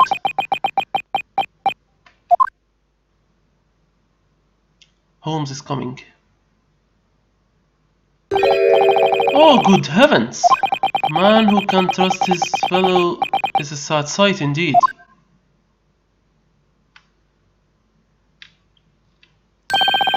Wouldn't you agree, my dear attorney? You would be the bailiff who delivered the test results earlier, no? You know, sometimes I find myself thinking, Master Naruhodo. Science does not decide what is scientific truth. The true decider is mankind. Hey. No way. Ah. Yep. Mr. Holmes? What?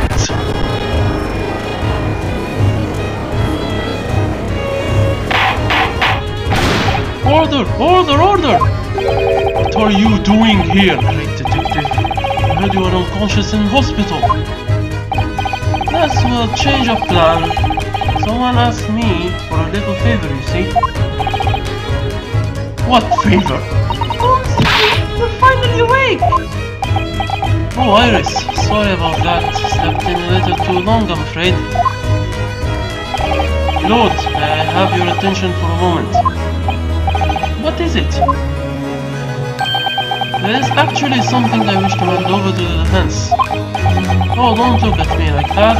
It won't even take 5 minutes. Surely that's not asking too much. What do you think, Lord Manzies? We have already spent a great length of time on this trial. By this point... Exactly by this point, wait a second. By this point, to me, 5 minutes means nothing. Do as you please. What? In any case, the defense is hereby granted 5 minutes. Well, hello there. Sorry to keep you waiting, my friends. Mr. Holmes, you sure you're alright? Of course not. Huh? It's taken all I've got to just to stand up. Now, I did ask for 5 minutes, but I'll probably keel over if I take even a single second more than that, to be honest. Okay, can we get straight to the point, please? Honestly, everyone here is so ignorant. You just acknowledge how beautiful your science is, Holmesy. Well, inventing is more like a hobby. I just make things that will help with my investigations. I've not really taken the steps to have them be recognized by society, so it's all my fault. I see, spoken like a true celebrity. That aside, I'm here to give you this. What's this? It's wrapped in pink cloth. It's a parting gift from Miss Susato. From Susato? If possible, I would have preferred not to have give this to you. That was Miss Susato's request, after all. What? What do you mean?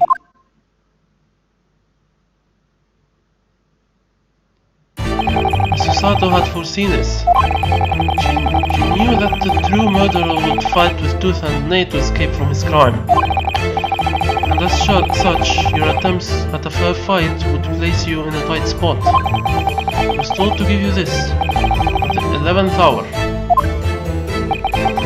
It was her message. Susato's parting gift. I wonder what's inside. This is... Ah! Look, I made this! Oh! Wagai's door maker. Oh yeah, the door maker. The little door maker. Hey, take a good look at this! This is my new invention. What is it? I call this the cat flap maker. It's my invention that creates instant doors for little kitties.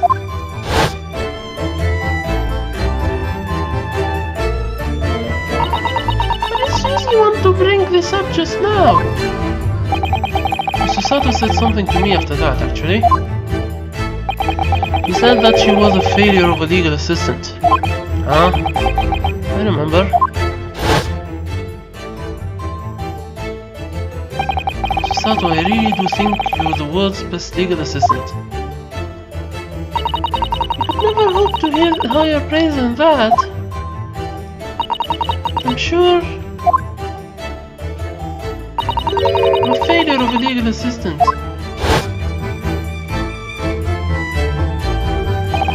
Mr. Holmes, why would she say that? At night, when you left the shop in pursuit of those robbers, Mr. Sato used this to carry out a certain plan of hers. That What's your answer, Master Naruto? What does that even mean? Just how to use this on the night of the crime?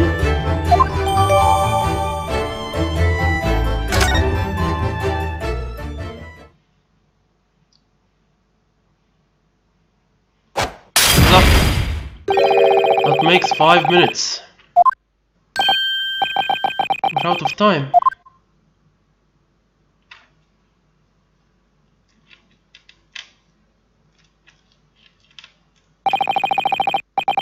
I do appreciate your time, dear Reaper. I've no need for your appreciations, detective. But it matters not. You're already far too late. Oh, now what makes you say that? The jury's opinion is unanimous. A closing argument is possible, but I'm sure changing their mind at this point is not. I wonder about that. Master Naruto. What's up? It all falls to you now. What will you do in the face of this crisis? It all falls onto me now. One misstep here and the trial is over. My lord, the defense wishes to.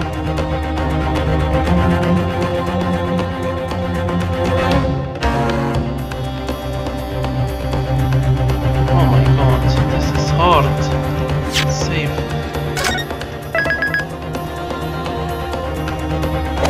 This is hard. I think cross-examine the witness. I want to cross-examine the witness. The jurors have already arrived at the verdict. You cannot ask for a new cross-examination now. I'm not asking for a new cross-examination. We were in the middle of one already. What's this? How forgetful you are today, dear Reaper.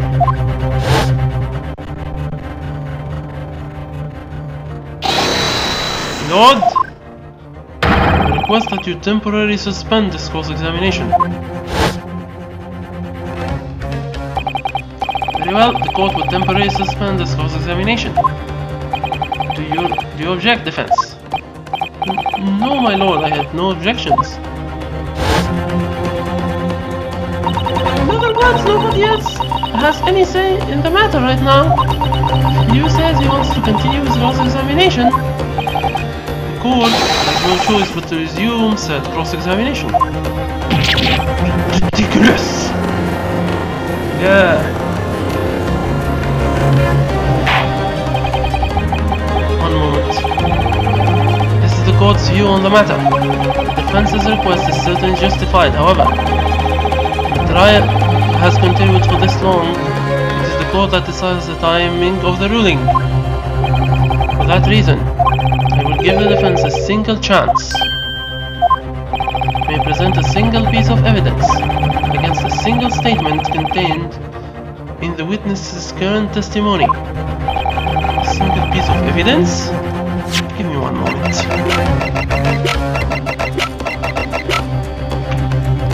Details.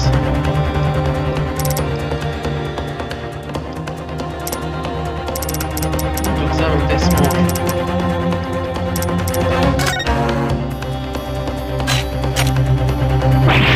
Wow, these blades look really sharp, right? They're made out of this very special alloy I developed just for this thing. They rotate 10 times a second, and they can cut through anything, through any door in an instant. By the way, what are these two things on the top here? Oh, they install hinges into the cutout so the cut flap can swing open both ways. Hinges. I'm proud of these high-powered parts. No matter what, no matter the door, they'll cut right through it. Well, the machine's purpose is pretty cute, but with the way it does its job, it's more of a destructive weapon than just a device. Make a deal with the devil himself, if it means pleasing my cute little wagahai. Whoa. Okay. Could you make no progress, the court is prepared to announce its verdict. Do you have any objections? As you wish, my lord. Sir! A single piece of evidence against a single statement. That is more than enough. Now then, Master Naruhodo, it's about time for me to keel over. Rest is up to you. And he fainted. Mr. Holmes! Mr. Holmes! Wow, he really fainted.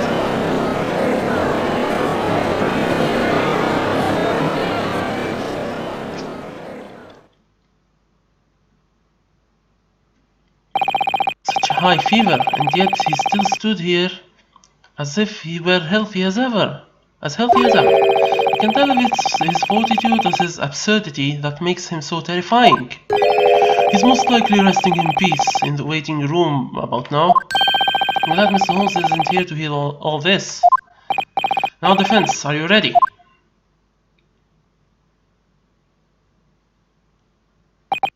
Yes, my lord. One piece of evidence to use on one piece of testimony. Iris, Mr. Holmes, and to Sato too. They all gave me this one last chance. This will decide how this trial ends. Defense, resume your cross-examination. There we go.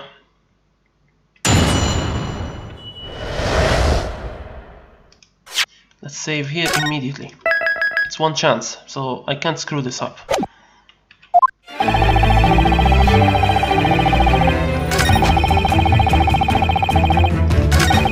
Wow, look at this music!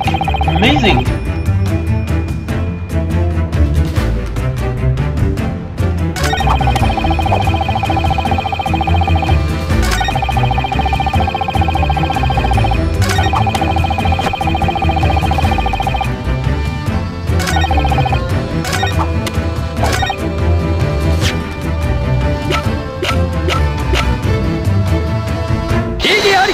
There we go.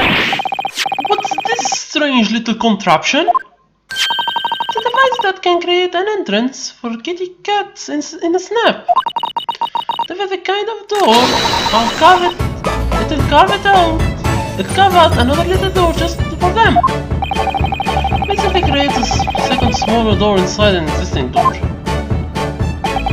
It means cats can get in and out without having to wait for a human to open the door for them. You think I'm daft? What kind of idiot could guess that? But a toy like this has no relation whatsoever to the murder trial. You sure about that? After all, it's not as if there was a cat flap anywhere on that door. I don't have a cat at home, so I can't quite say I understand. But let me word it a little differently. This device can create a peephole in an instant. What? A peephole?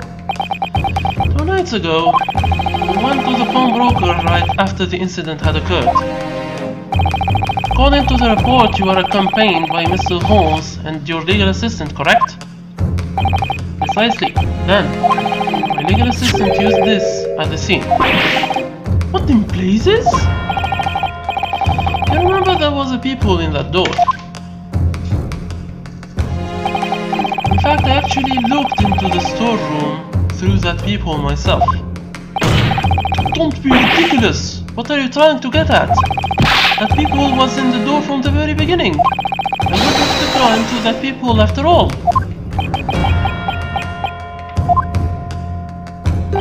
Is that really true? What?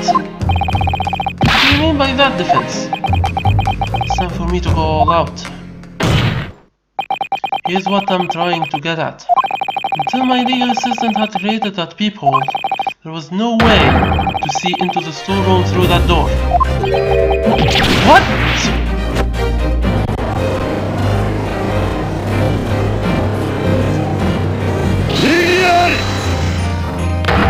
That's absurd! You can't possibly be implying! My legal assistant made the people when she used this device. She tampered with the crime scene despite her status as a legal assistant? That is an act of vandalism worthy of a hefty punishment. My deepest apologies. This most likely happened in the few minutes while I was looking for a police officer. But, if that really is the case, Mr. Crogray's earlier testimony contains a glaring contradiction. A contradiction? Exactly what kind of contradiction? Mr. Crogray's so-called decisive eyewitness testimony was all seen through the storeroom's door peephole, according to him. But however, at the time of the murder, there was still no people in that door. And if we keep that in mind, it was absolutely impossible for you to have witnessed the crime from the outside. It can only mean one thing. The whole testimony is nothing but lies. What did you say?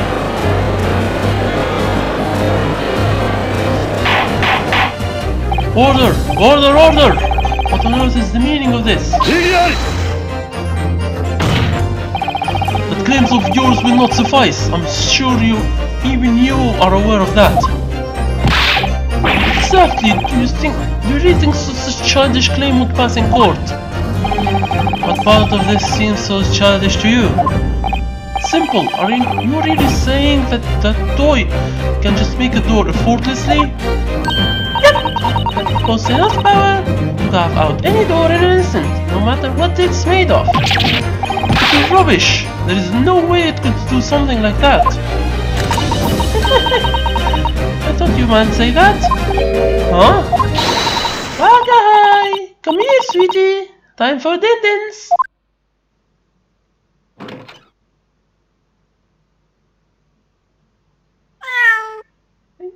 Oh my god. See? Oh. Now listen here, you can't just use the crown court's doors to make cat flaps. This isn't the only issue though, there's still more. But the people really made with that toy or not? There's no way to prove it. What are you saying? That's easy peasy. What? This device always makes cat flaps with the same predetermined dimensions. It should match up perfectly with the people at the scene. That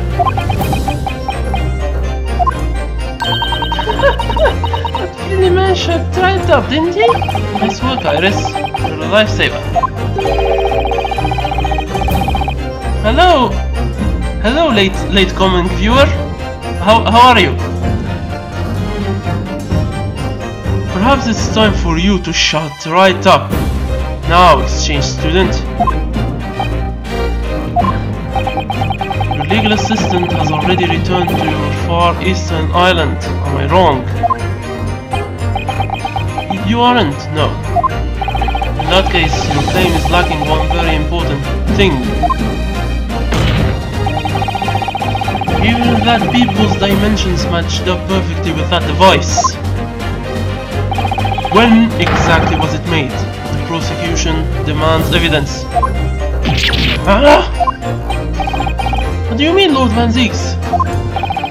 This is rather simple. Was the people made with that toy before or after the incident? Aforementioned legal assistant has already left, and any testimony of proof along with her. When was that people created? At the crime scene? Well, there is no proof of that answer. Your words are simply baseless conjecture.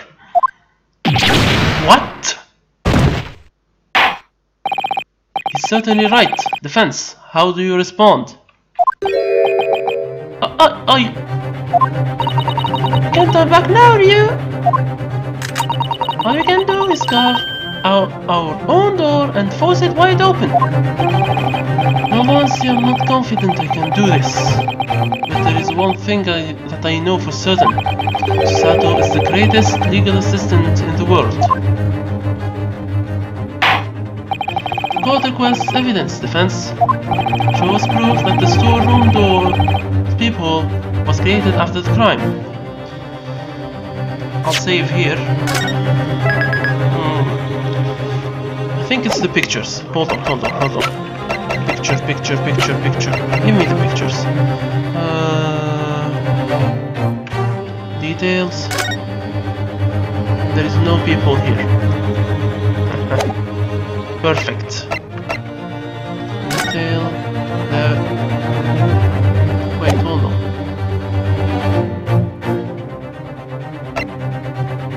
I think this one. There we go. This would seem to be from that camera your foolish detective set up. My legal assistant Susatomi Kotoba really is extraordinary. That's why, no matter the situation, she was always thinking about the evidence we would need. That evidence is this picture. This was taken when the defendant broke into the pawn shop. Indeed. It captures the moment the heinous defendant mercilessly threatened the defenseless victim. You ship them, Sally, huh? Aren't you? Oh, that part is not important. Look at the door behind them. Show it to me again, please. This is, my word, the storeroom door. There's no peephole in it. Oh, Mr. Crogray. At the time, you were unable to view the crime through the peephole, because that peephole was yet to be created.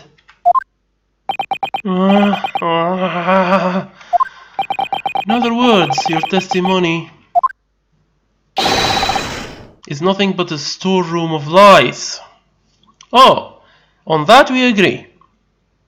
On that we agree. I'm sorry, I'm speaking lowly. Damn you! Yep. It's time for you to end. Sorry for speaking lowly, it's really late at night here. Order! Since the defense has perfectly proven its claim, this witness has told an entirely false testimony.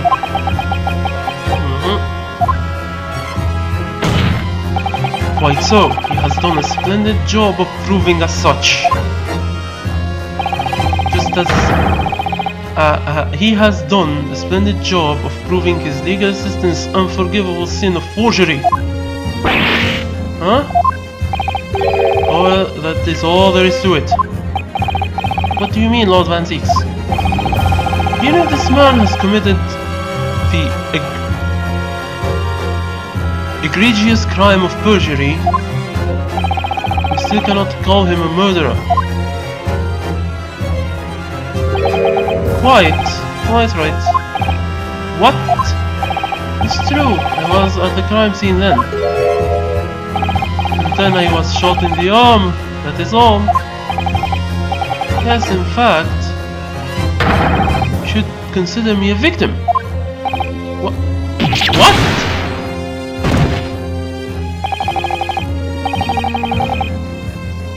Oh! So you watched all my previous streams. I thank you for that. Thank you very much, actually. I rarely have streamers, so yeah. Thank you again.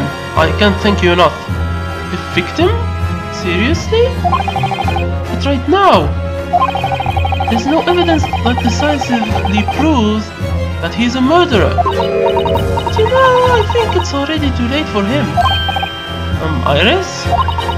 After all, once the door has been opened, there's no turning back for anyone. Right, Ryu? Tomsy always says this one thing. Lies always beget more lies. See through one, and the whole story falls apart. Or was that something that I wrote? No, Iris, you are absolutely right. Oh, you deserve a headbutt for that. Definitely. Mr. Crogray, you've done more than just commit perjury. After all, those lies were impossible from the start. They were impossible? Just what do you mean? Even your lies.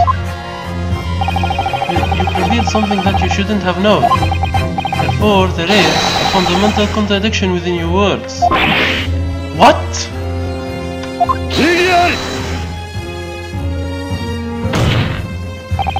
How very amusing, attorney. Let's hear it then. Tell us more about this so-called contradiction. Just like Iris said, see through one lie and the whole testimony falls the whole story falls apart. Mr. Crogray wasn't supposed to know about a certain something. The great contradiction caused by this is...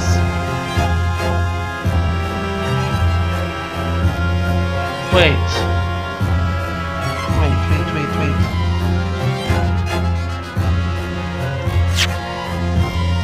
Save here. People, as I have already established the people, it's either the third gun or the I'll say the coat's bloodstains. There we go, yeah. Because if there was no people, he couldn't see the coat's bloodstains anyways. That must be the correct answer. I just thought about that. It's true that there was blood on Gina's coat. Indeed, the blood splattered positively everywhere. But how could you have known that? Well, of course, I saw it through the peephole. Yep, you dug your grave there. You dug your grave there, my good sir. The important thing here isn't that he told a lie. It's why he was able to tell that lie. I'm afraid I fail to understand. In that case, let me ask you just one thing. Mr. Crogray, how did you know? How did you know that the people on the door even existed? Really? That should be obvious, Gregson told him. Totally. Oh. Oh no. Whatever is the matter? Why the sudden silence? That people was created after the crime. After I let those robbers slip away, I returned to the shop. Scotland Yard arrived almost immediately after, and ever since then, the pawn shop has been under investigation by the police. I believe I'm not mistaken, Inspector Gregson? No, you're absolutely correct. But the pawn shop has suffered was stuffed full of those pledges. In order to make it through them all, we scheduled shifts, such that an officer was always present. So naturally, Mr. Crogray wouldn't have been able to enter the crime scene. True. Thus, you shouldn't have known about the existence of the people. It should have been absolutely impossible for you to testify about it. However, there is no denying that he testified about it. He stated that he witnessed the crime through it. Just how can that be possible? I beg your pardon. May I ask you something, Lord Van Zieks? What do you want, Inspector Gregson? It's about the time I give my report to the yard. I have nothing else I am able to testify about, so if you'll excuse me... You have not been given permission to leave the stand, Inspector Gregson. What? I am telling you that you are not to be excused, Inspector. Until this trial is over, you will not step from the witness stand.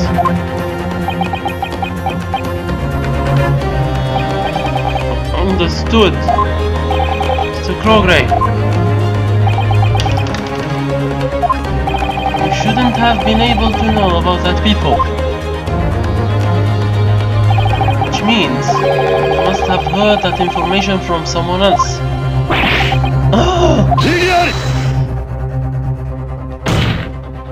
Attorney, that claim of yours has very significant deeper meaning. I'm aware. The defense believes Mr. Crogray was able to claim that he witnessed the scene of the crime because he received information about it from some third party. And if I consider every clue we've been given so far until now, it can be no other than... Who in the blazes was this person? Who would have given this witness information that he could use to give false testimony? Gregson himself. It was you, Inspector Gregson, wasn't it? Me? On what grounds do you make this frivolous claim? In this incident, you've only known the name Rupert Crogray for a few hours. After all, it only came to light during the trial.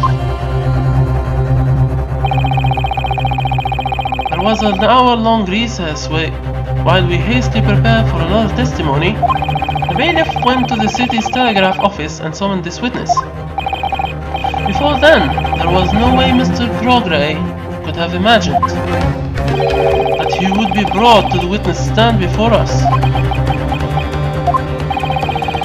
Which means at that point he shouldn't have... Right, I think it's safe to assume that he didn't know about the people.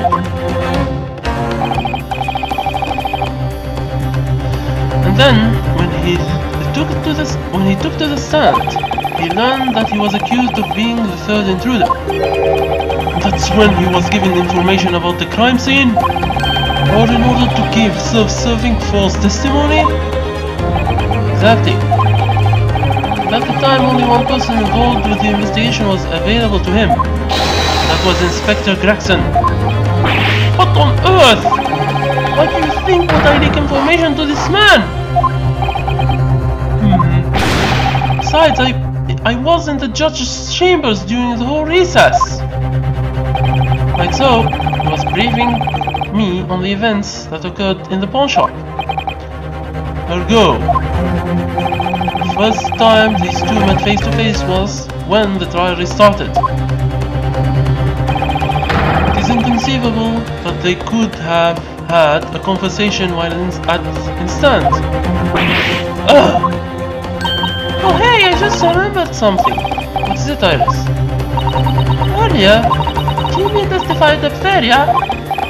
Yeah, I remember. In order to collect McDonald's music box, an officer went to the crime scene. Oh right, during that testimony. Something caught my attention. Crogray and Inspector Gregson were talking about something. It was very possible for Inspector Gregson to have been passing information at that time. Ridiculous! I will not stand for your lies! Why would I, a proud Inspector of Scotland Yard, have any reason to do this? There was no need for me to leak important classified information to someone like him. True, there would be no reason for you to just freely give up information for nothing. But what if you had actually struck some kind of deal? Doesn't that make a little more sense? A deal, you say? Simple. In return for information about the people, Mr. Crogray gave something to the inspector in return.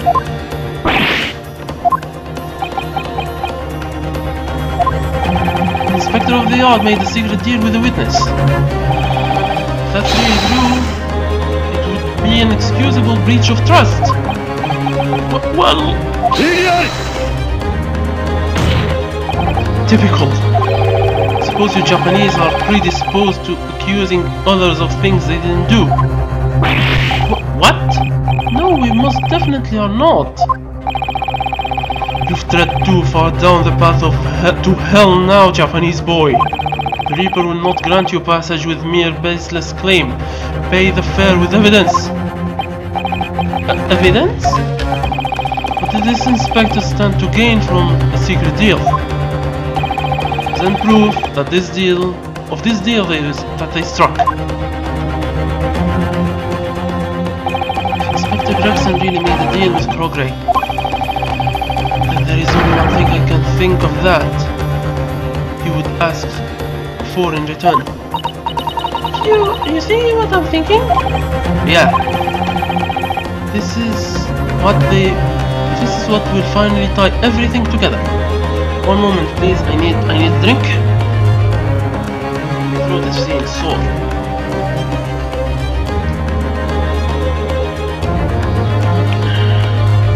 Much better. Alright, sorry about that. Court orders the defense to present evidence.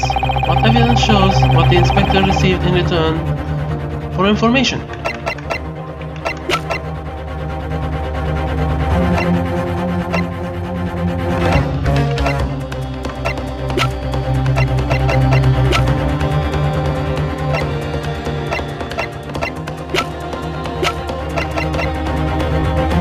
Save here.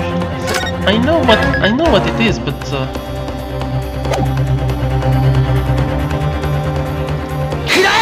there we go. That's it. That's the only thing. Inspector Gregson, you're pursuing another important incident alongside this one, aren't you? What's with this all of a sudden? Let's talk about this secret pursuit a bit more.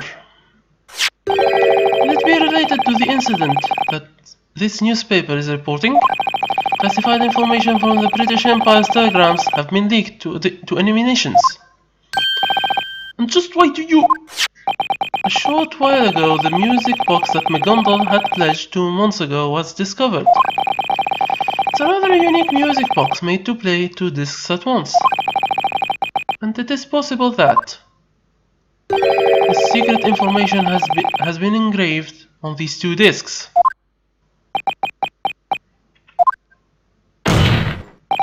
So, in order to obtain the second disc in absolute secrecy, you made the deal with Mr. Crogray and exchanged information on this case for the disc. No more!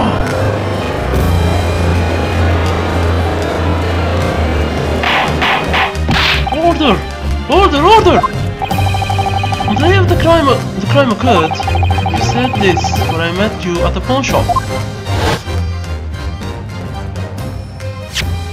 Scotland Yard will be taking Cosney McGonagall's possessions. Hand it over. Don't you hand it now, Odo, that's mine! Sorry, Edgar. I have to take all of McGonagall's belongings as evidence. Police already knew it at the time, didn't they? McGonagall was connected to that theft of information. The duty given to me covertly retrieve information, the information stolen from the government's telegrams. It was a high-profile, top-secret government information, so I couldn't let anyone know. That is why, when I moved to present this as evidence, you strongly opposed my doing so. You knew that sensitive information was inscribed on this disc. No, well, I didn't have any concrete proof, but I had at least considered the possibility that it held that information. Then, I don't believe it. In order to get the second disc, you gave this witness confidential information about the investigation. You aided him in giving false testimony.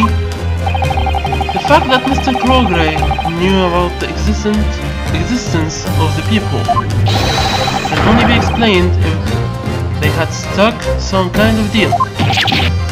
Damn filth! Ah!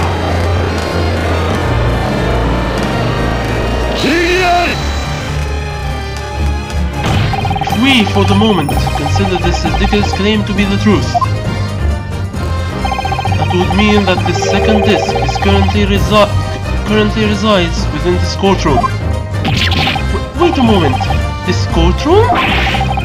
How can you be so confident about that? Because Gregson here is an inspector of the yard. Huh? Godman seeks! A genius inspector like him makes calm and calculated decisions no matter the situation. You honestly believe he would accept accept verbal contract as the fruits of a negotiation. There would be no change should he not actually receive the item he was bargaining for. Oh, then that means he should have it on him this very moment. The second disc is in his possession. If we search Inspector Gregson, all will become clear. That's right, after all, the only time they could have made the deal was during Jean Bean's testimony. And Toby hasn't left the stand since then. The defense requests an immediate search of his belongings. And how do you respond, Inspector?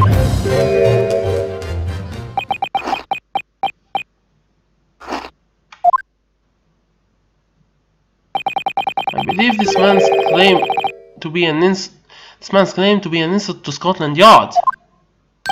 Huh? But if you'll let me clear up these baseless doubts, then you can go ahead and search me. Just let us. Is he consenting to the search? He hid it on his right, to his right. Shane's student. Someone like you should understand this. You have no choice but to view this as a challenge against the entirety of Scotland Yard. If perchance no disc is found during the search, the trial will instantly be suspended on the question of your suitability as an attorney. The British government will no doubt issue a formal complaint against your country. A formal complaint? No insane student blaspheming the name of our unparalleled Scotland Yard. Such an act would be something we could not possibly ignore. We're just trying to scare him. It should go without saying, but that is the resolve you require to make such an indictment. Certainly. I can't imagine the inspector would make a deal with only a promise to walk away with. I've already received the disc from Crogray. Something is seriously bothering me. Please give us your final answer, defense. Yes, my lord. Does the defense wish to formally request that Inspector Gregson belonging be searched? There we go. Search someone else. I know exactly who has the disc.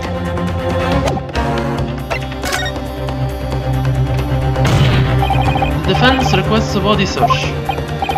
What in places? Do as you wish. Truly, such obstinity is characteristic of the Japanese mindset.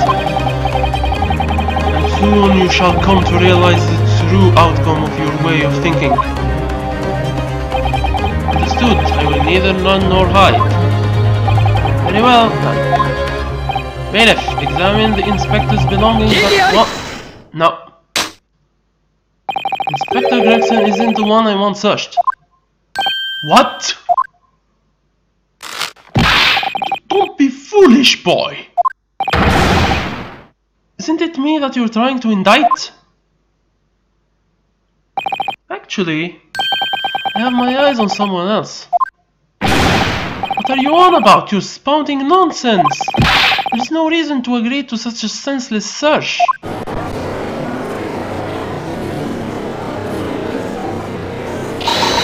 Cut it out! Cut it out! You is mustering up the resolve that you all keep going on about. First, we should respect that resolve, and then we should respond in good faith. That is the British Empire I know.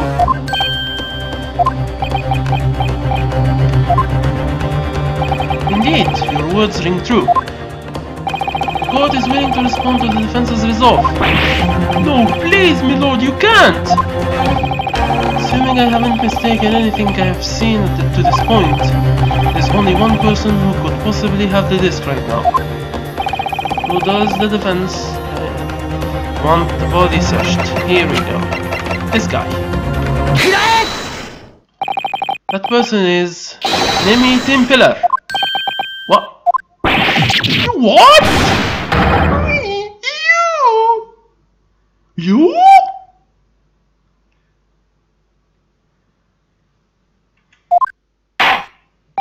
Very well then. Bailiff, restrain that man and perform a thorough search of his person at once. Milord, please, I beg of you to stop this. Inspector Gregson? Scotland Yard itself objects to this search. Unfortunately for you, Inspector, your objection won't stand. What? The only people permitted to raise objections in court are the prosecution and the defense. But Lord Van Zeeks! While I don't know what higher power you're being held underfoot by, I have no intention of opposing this search. Bailiff, please begin the search.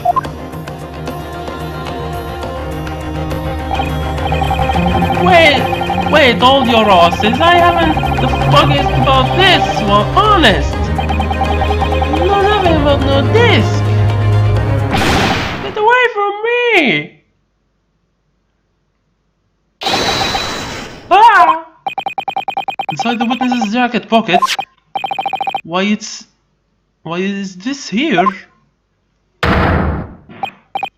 Why, that's yet another music box disc, is it?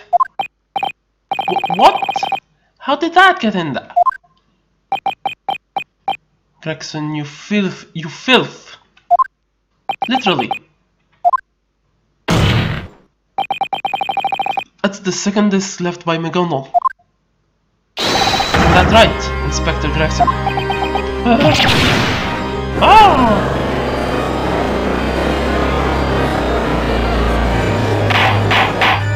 Order! What in the court? What in the devil is going on? What's going on? What the heck is going on in here? What the heck is going on here? I ain't got the foggiest what the thing is, brah! Swear on me dead mom! Now hold on just a minute, what does this all mean? As I recall, Inspector Gregson was the one who struck a deal with the witness, no? I believe so. But I don't understand. Why did this man have the disc that the inspector had confiscated? Usually Inspector Gregson is calm and composed, but just a little while ago, there was something unnatural about him. What was it? Oh. That moment during Mr. Crogray's cross-examination. Mr. Crogray, when you left the shop, was a second disc in your pocket. Not that your accusations do not faze me. At that moment, Inspector Gregson started violently shaking Nemi. That's right, Frog! I thought I could wave my neck goodbye. I could think that moment was... I wish I was Tully right now. What exactly was going on at that time? How should I know? He just grabbed me by the collar and sat shaking me like his laundry. It's something like, why didn't you mention that gun or something in it? Inspector here starts screaming right in my ear. It's still ringing even now, brah. The moment Inspector Gregson wasn't the same cool, composed inspector we know. And, thinking about it, that was the only time it could have happened. It was the only time Inspector Gregson could have hidden the disc he was carrying. What did you say? He hid the disc? I simply don't understand. If the inspector's goal was to retrieve the disc, then why would he hide it in someone else's pocket? This is a court of law. If he just submitted this as evidence. I have a feeling that this wasn't an option for the good inspector. But why? Before he claimed he was on a mission.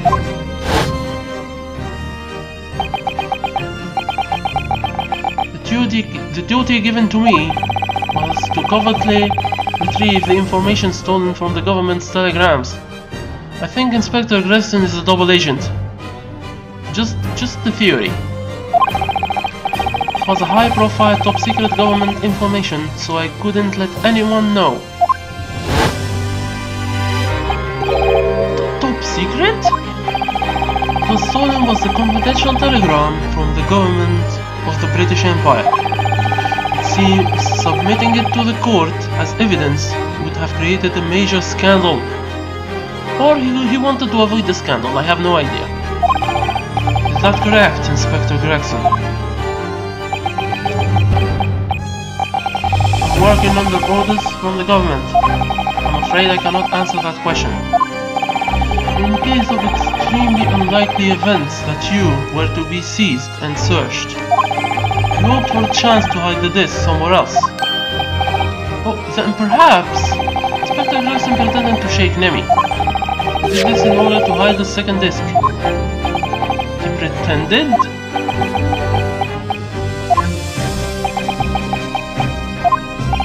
What is the meaning of this, Inspector Gregson? And you too, Mr. Crockery. You both confessed taking part in some manner of deal.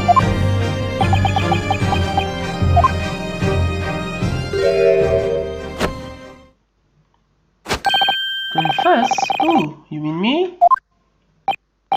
Mr. Crogray? Let the Japanese over there think what he will. However, you have no evidence that I am the one who gave the disc to the inspector.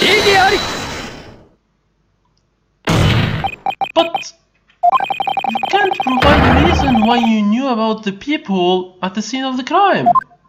I have no obligation to tell you anything. Huh? Certainly I lied in my testimony, I'll admit that much, and I'm prepared for the consequences. But I'll say no more. Murder, government secrets, and a secret deal to boot. It's all the whimsical machinations of this Japanese boy's own imagination. You don't have a clue what you're talking about. What? Oh, we're back to again? Really?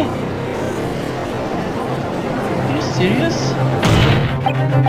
Then, Inspector Gregson, what about you? You admit making a deal with Rupert Crogray? Ladies and gentlemen of the jury, as an Inspector of Scotland Yard, I have little else to say. I have been operating under the Honourable Great British Empire in the pursuit of justice. Therefore, as our representatives of the fine citizens of our empire, I wish to request that you pass an honourable verdict.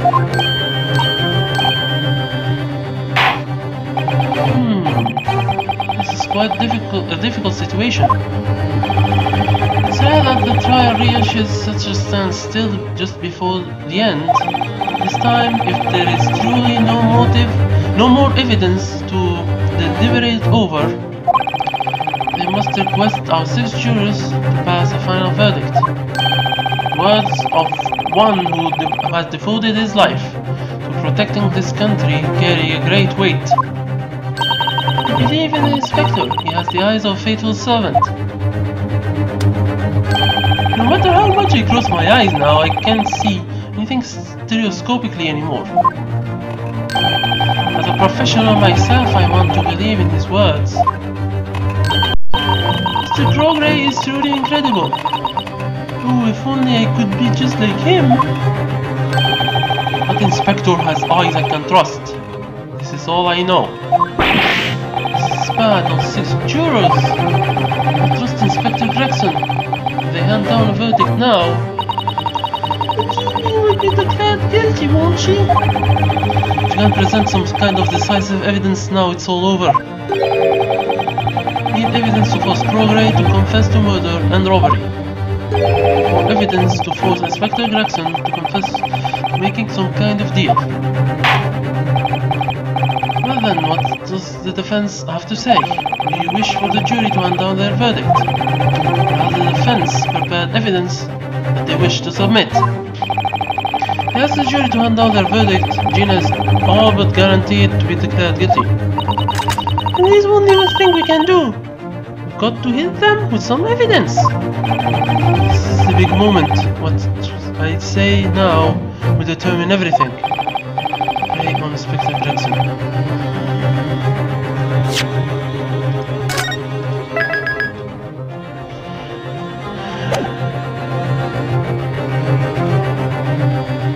This is hard. Hold on. Let's review my court record here.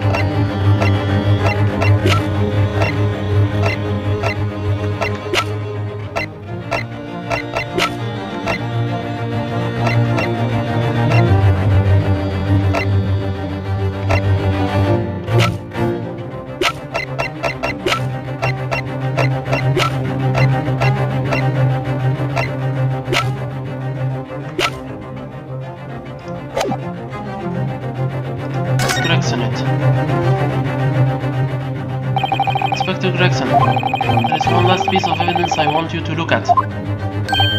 Me? If you won't admit to your deal with Crogray, then maybe we just have to inspect a certain piece of evidence very thoroughly. What are you playing at? It's the home stretch. I need to present something here and now. Something to force the inspector to admit the existence of their deal. Iris's manuscript? No, come on. Really?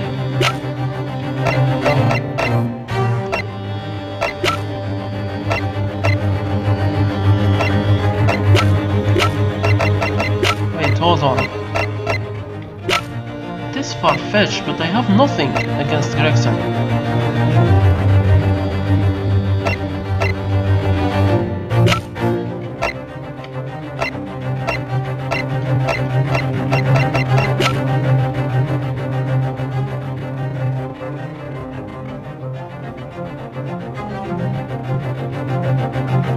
God damn it.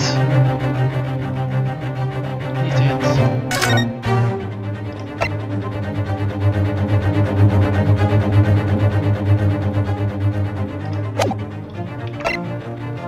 Oh my god.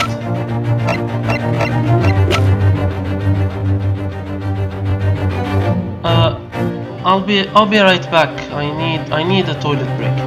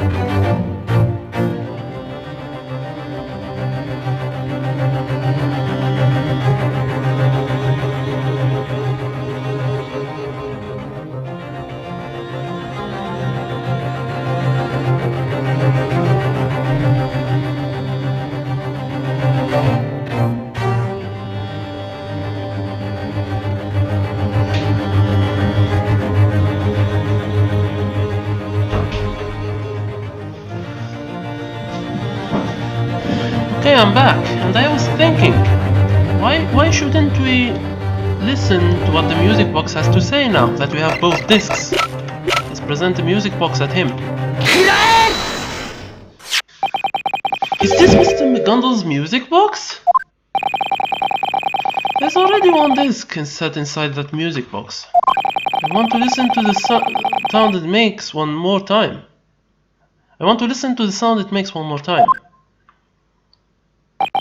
But this time,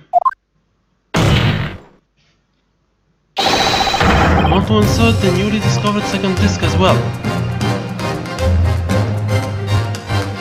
Me too. You mean this disc? No, you can't! Hold it! I cannot allow you to do that! Why not? Because you see, that's no bearing on this case at all, I swear! You're wrong! How dare you! Earlier the defense made the following assertion. The sound that was played from this music box was part of a transmission in Morse code. Morse code is compromised. I always say compromised. Compromised means something else. It's comprised of two sets of sounds. There's a chance that this disc contains the second set of sounds. It's our duty to find out for sure. Remember, we're dealing with top secret information from the British government. If we happen to make that information public, it would be tantamount to treason. Sounds like you'd better admit the truth then. Admit that you made an illicit deal in hope of protecting this confidential information. Why you? Well, if you do plan to leak top secret information here, you'd be making a very powerful enemy. You face the might of the British government. You, being an inspector, knowingly leaked secret information to the witness. Even told two lies in order to carry out your mission. Why should I have to pull any punches? Are you mad? I'm prepared to make any means I have to in order to protect my client.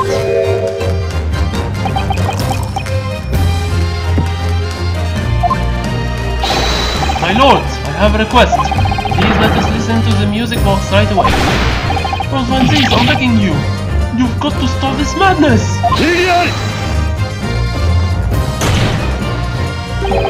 Inspector, I thought you would understand my way of doing things by now. I'm a prosecutor. I am no mere pawn of the police force. What? So long as I stand here and stop at nothing in order to find the truth. Confound it! I can sympathize with each of your positions. Now, with respect to the defense's request,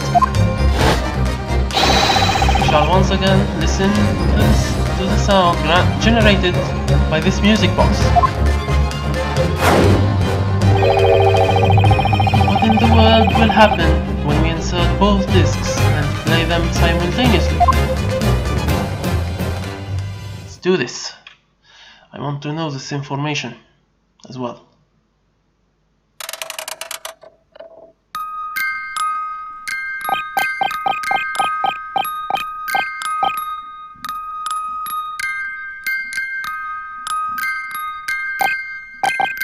Whoa! There's no doubt anymore.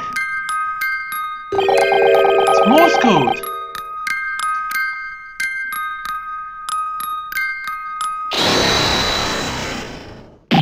Okay, fine, I get it. It's all true, but please, turn it off. There we go. Sorry about the slowdowns, by the way. I cannot apologize enough.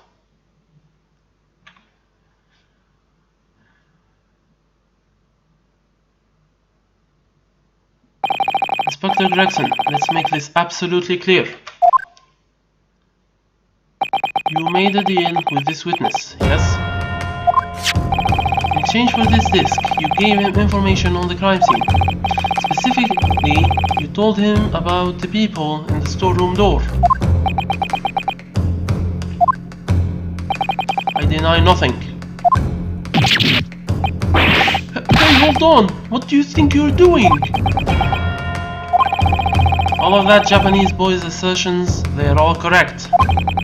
When the trial resumed, this man stood next to me at the witness stand.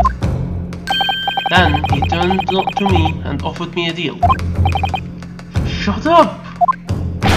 Shut up! Pardon me, sir. You must be the inspector. The inspector I met at the pawn shop, are you not?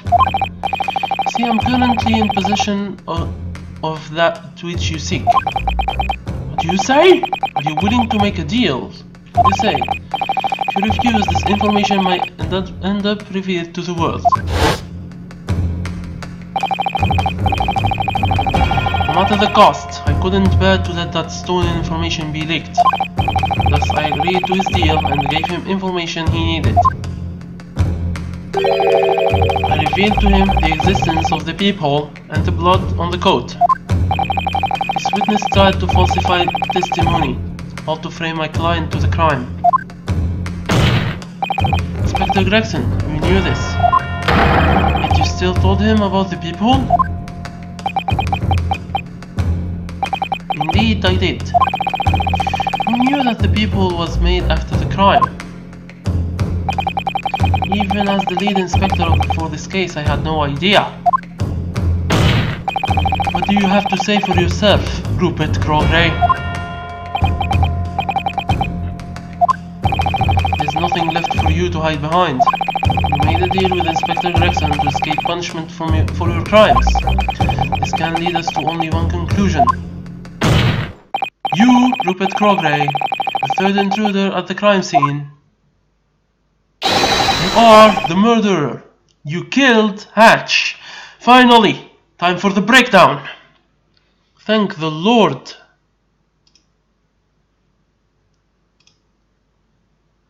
Time for the final breakdown of this game.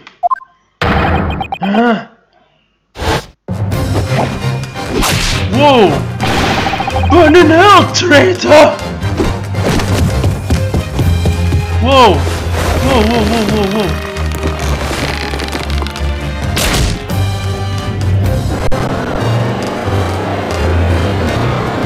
Whoa!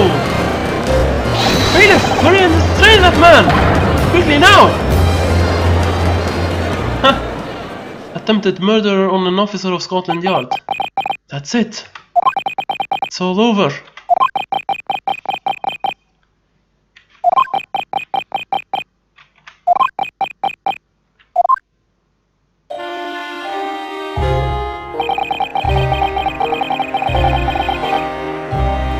Death would have been preferable to another day in the slums. We were at the absolute bottom of the ladder, because the day I was born to a tradesman. My parents did nothing but argue every single day. I'd never even seen the money before.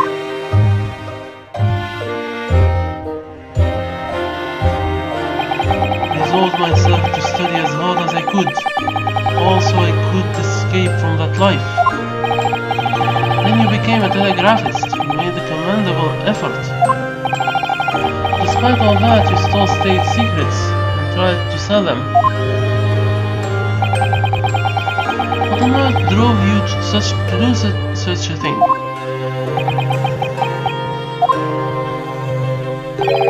Isn't it obvious? I just wanted money. Even now I wake up in the middle of the night, plagued by dreams of the slums. I wanted so much money that I would never have to worry about those nightmares again. And that was when I met him. I met that wretched man, because named Gundle. I could turn your skills into unimaginable profit. That's in my plan. Together, we will have untold riches. Gundle promised me a great sum of money in exchange for stolen confidential telegrams. As the one in charge of routinely checking the ministry's telegraph room, it was Sard's play. You gave in to the devil whispering in your ear. Stealing the government's classified information is no doubt a very serious crime. I knew that. I took so many precautions, in hopes that the deals would go smoothly. That's why you resorted to using a music box, I suppose. My father was a bricklayer. He divorced my mother when I was young. Walter Makerton. Father was skilled with his hands, and he had once been the apprentice of a music box maker. It's no great feat to make a music box that only plays Morse code. With that in mind, I visited the high street in search of my father. And then, for the first time in 10 years, we were reunited.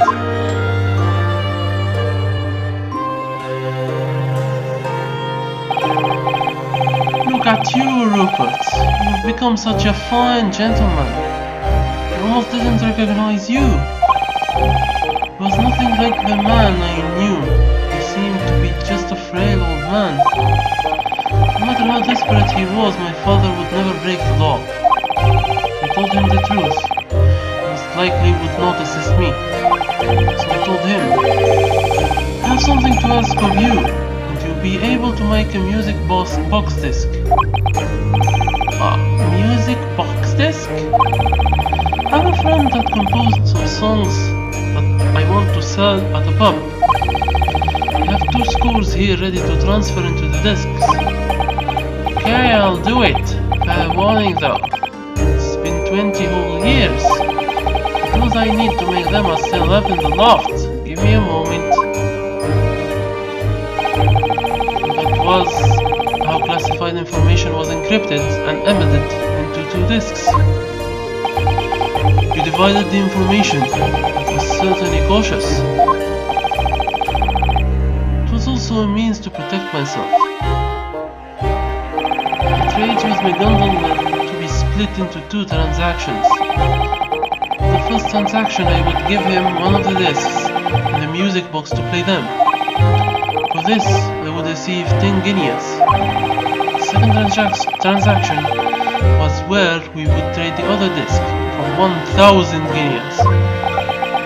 So the murder on the omnibus happened in the middle of one of those second transactions.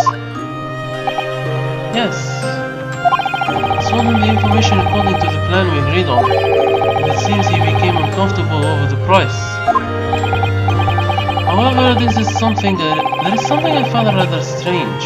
The one killed 2 months ago was not you, but your father, Mr. Mortimer Miviter. I received 1,000 guineas after our first series of trades and gave my father 200 as a sign of appreciation.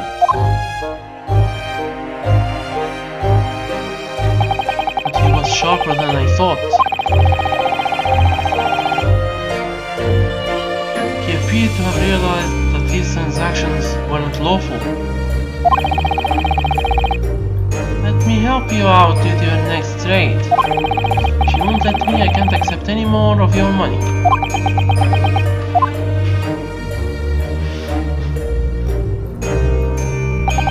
For my father, it seemed to be the most logical course of action. I bought the coach. I bought the coach and exchanged the second disc with McDonald for this money. Yep, exactly. That's the exact same amount.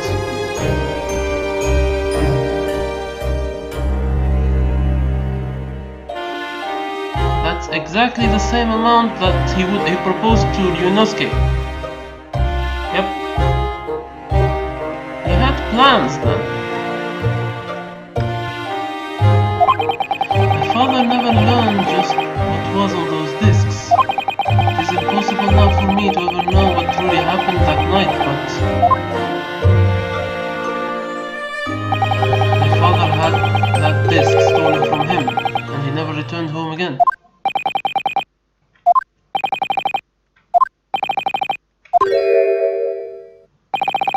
At that moment I was made painfully aware of McGondal's true nature. For the first time in 10 years I finally uttered my father's name again, and then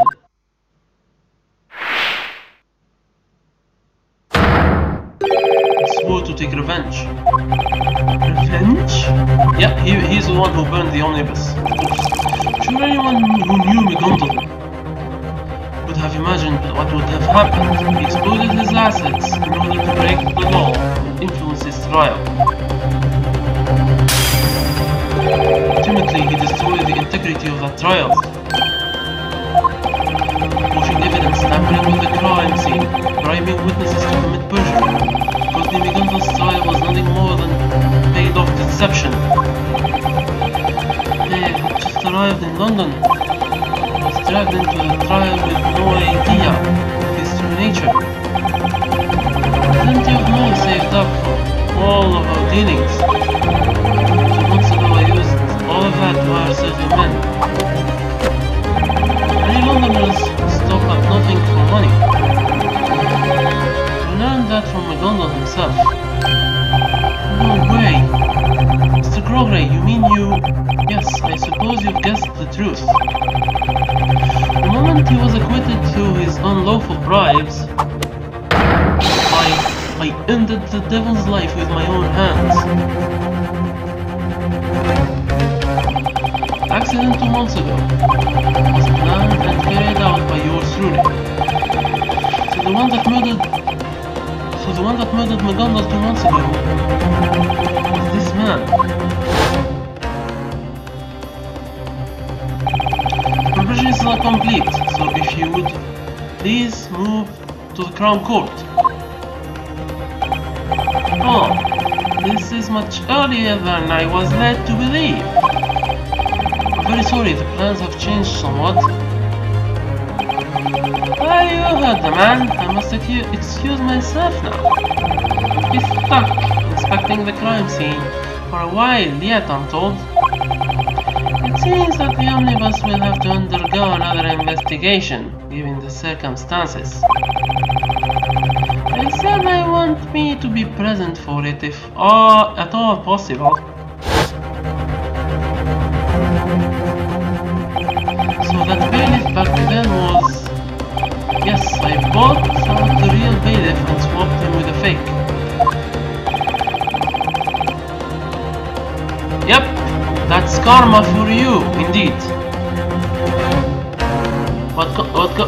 It's like the proverb, what goes around comes around. All evil must be exposed one day. McDonald twisted that trial with his money. He bought and used someone to plant that fake evidence in that omnibus. And he threatened the witness, forcing her to give falsified testimony.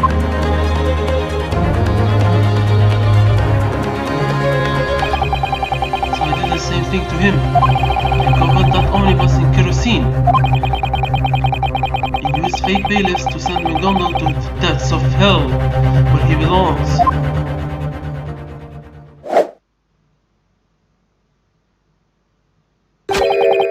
The end. That is how I avenged my father's death. How terrifying. However, in all truth, there is one more thing that was bothering me. What? Of course, I am referring to the second disc, which my father took. Indeed. The trial 2 months ago, there was absolutely no mention of its existence. In other words, that disc disappeared from the scene of the crime. Something came to mind at the time. I suddenly thought of the first time I had dealt with McDonald.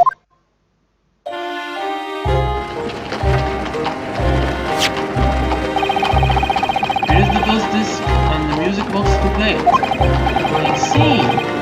What a cautious method. In any case, here is your 10 guineas as promised. What is this? Patches pawnbrokers? It's the pledge tickets for pawnbrokers. They are awfully handy little shops. There is no need to name yourself. Just simply show the pledge ticket and say the password. The pledge that you will there, sell it, and you will receive 10 guineas. But the interesting use of pawn shops. I've never have thought of it. Are you perhaps not aware, Master Crogray? The city folk London's pawnbrokers are the most trustworthy of safe deposit boxes.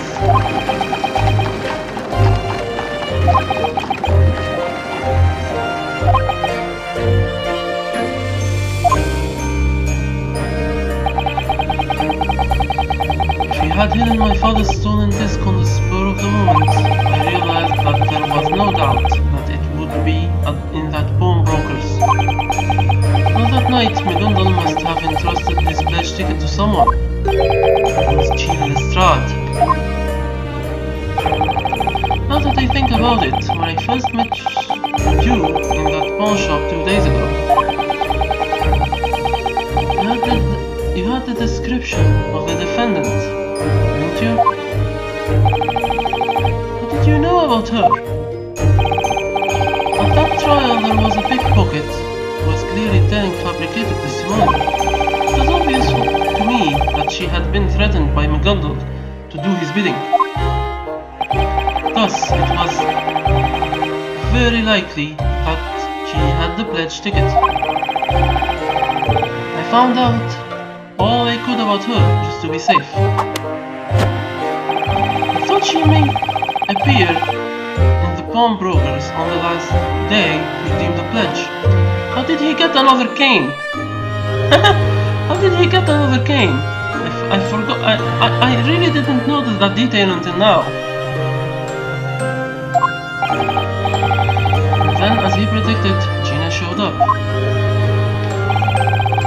That is what happened. I'm glad I at least managed to find out the location of the pledges. However, only the code and the disc in its pocket were on the ticket. The imported small box and the other disc were inside of it. The imported small box and the other disc inside of it were not part of that pledge. That small box had already been surrendered 2 days prior.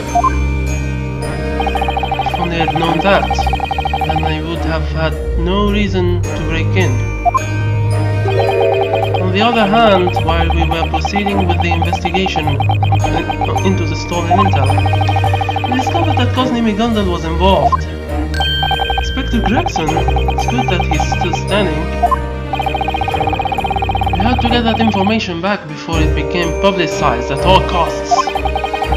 We searched all of his belongings in order to pin it down as soon as we could. We at the yard started an urgent investigation. When the inspector took the disc from me that day, I grew afraid. There was still a second disc and the music box inside that pawn shop. We had to get them back before the police got there first. That was my motive. That's why you broke into Hatch's shop on that night. Alongside your old friends, the Tin Pillar Men. What happened that night can be called nothing short of a nightmare. While Nemi and Tolly were rummaging through the counter, I searched for the shelves of surrendered pledges, and I found the music box I gave to McGonagall. Inside it was the second music box disc. As I placed it in my pocket, a wave of relief washed over me. But then, something happened that I could never have expected.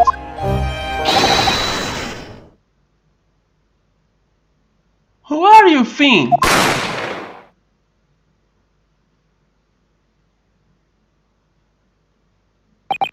A gunshot rang through the shop, and I felt a sudden intense pain in my arm. The bullet that had shot went through your arm. Yes, you are correct. And then, unfortunately, in my hand I had my pistol that I had taken with me just in case.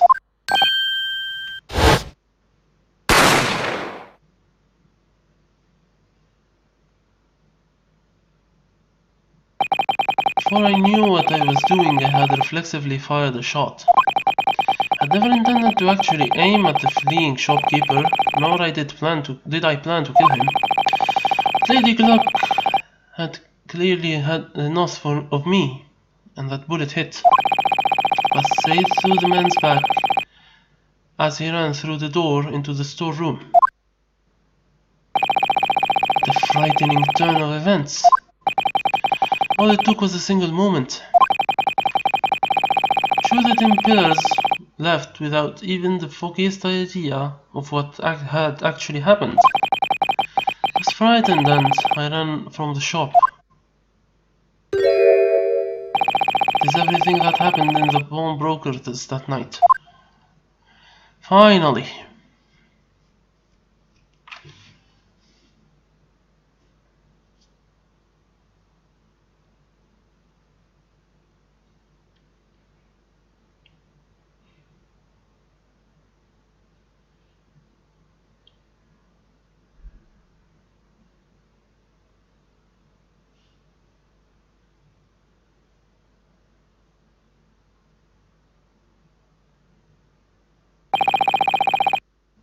You called McGondle the devil.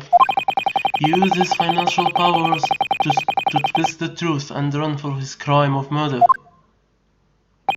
However, what you did was no different. He who fights with monsters should see to it that he does not become one in the process.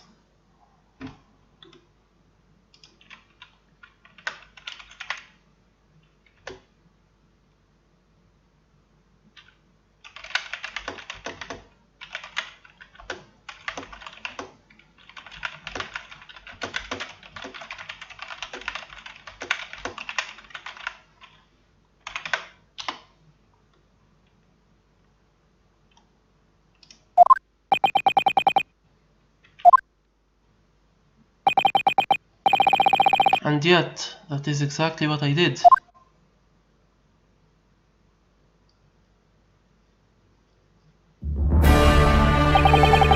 has been quite a long trial. Yes, indeed, it was. I mean, I've been recording since 8 p.m. Now it's nearly 4 a.m. It's 3:20 a.m. It's nearly 8 hours.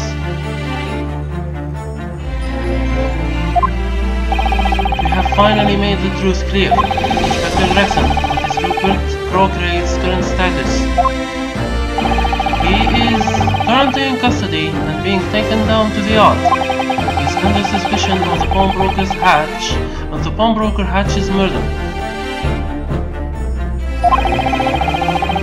and of leaking sensitive government information.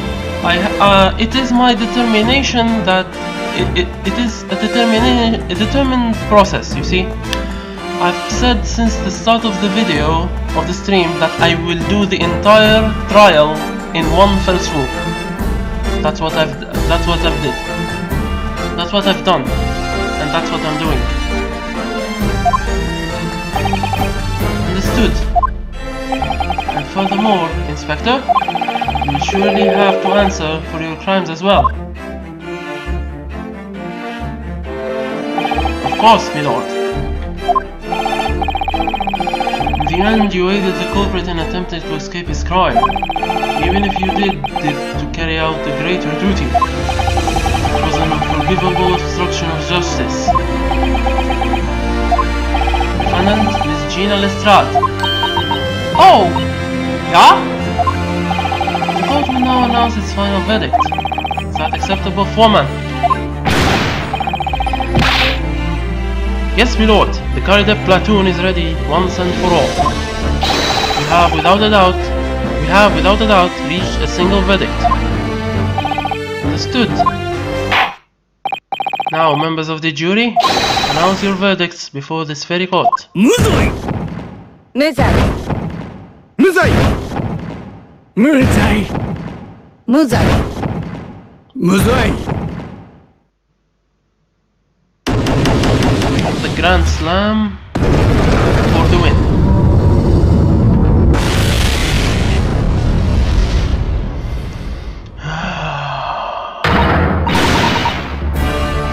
Yes! The century of Gina begins now! Finally did it, Ryu! I thought we were done for more than once there. You're the greatest attorney in the world!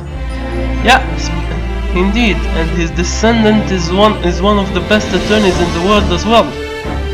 Of course, I mean Phoenix Wright. It's canon after all.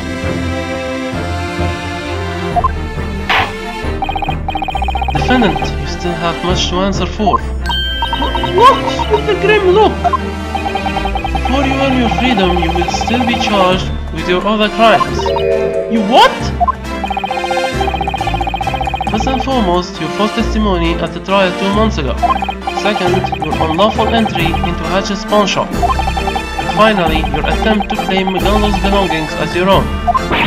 What? I didn't do any of that. You're having a laugh. You wore that coat yesterday with a smile on your face, you little rascal.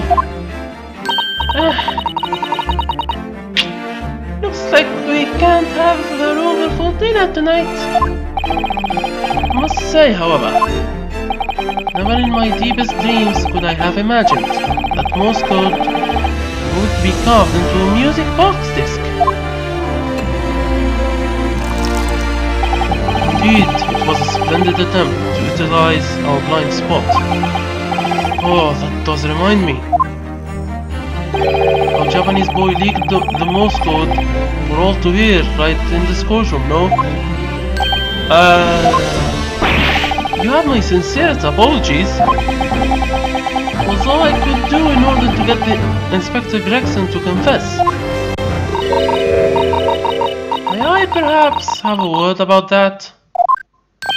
Is that? Regarding the sounds played by the music box, I do wonder if that was actually Morse code. What do you mean, Juror 5? Well, you must know I'm an absolute Morse code fanatic. The word reveals itself to me through the magical sounds of dits and das. It sounds to me like you need new spectacles. I could personally confirm that what we heard earlier was only a meaningless string of noises. What? There's no way! Those sounds weren't Morse code? Sorry, can we listen one more time? Absurd! There are government secrets on this! This courtroom is not the place to discuss the government's dispatched telegrams. Those men planned to use encoded discs to trade with enemy countries. As long as we have a confession of that from the culprit, no more is required of us. Rat, I was really curious. And curiosity kills the cat, Naruhodo. Don't forget it. Defendant, Miss Gina Lestrade. Oh, yeah? I must say you did draw a bad lot in this incident. You were thrust into a world full of forgery, bribery, and perjury. Those are evils I'd never wish to have to show to a child. I see it every day down in the slums. Really? It's normal for the weak to get the short straw. Tina.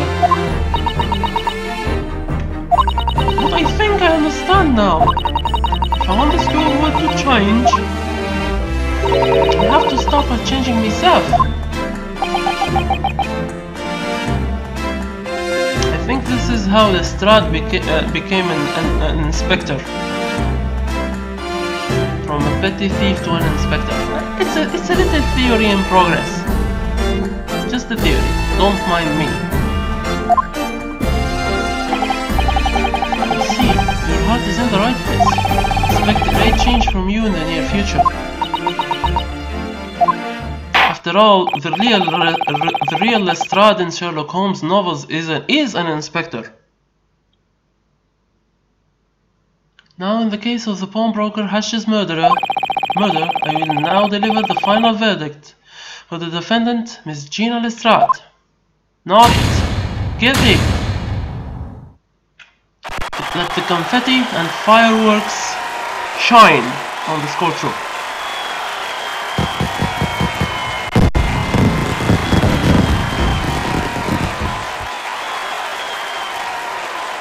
Oh my god, her own firework? I didn't expect that.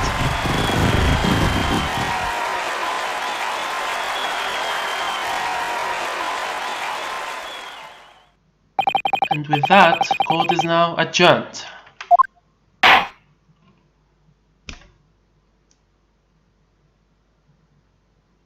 Wow, this scene. I remember this scene. I am playing the game blind, but I do remember the scene. Personally, I must say I'm rather shocked, Japanese boy. Sir? Though you are Japanese, you managed to see through the deceptions of our nation. And you did this while defending another from our country, trusting and fighting until the end. It was a strange spectacle to play a part in. I don't think it was strange at all. Whether you're from the Great British Empire or the Japanese Empire, the fact that we're all human remains the same. There is one sole reason I returned to this court, and so I could once again cross blades with you. Really? When I first encountered you at that trial 2 months ago, I was supposed to remember. I remembered the Japanese man who gained my utmost trust, only to betray me. Which side of him was the true him? I wanted to try and understand that man through you. You mentioned that before, that the Japanese man had betrayed you. What happened to you? I have faith that the time for you to learn will come. I understand. I hope that will be explained in the second game once the Scarlet Study team translates it. I left this court 5 years ago, bearing the title of the Grim Reaper. I will have to ponder what our meeting in court means for me. Till we come face to face again, Japanese attorney.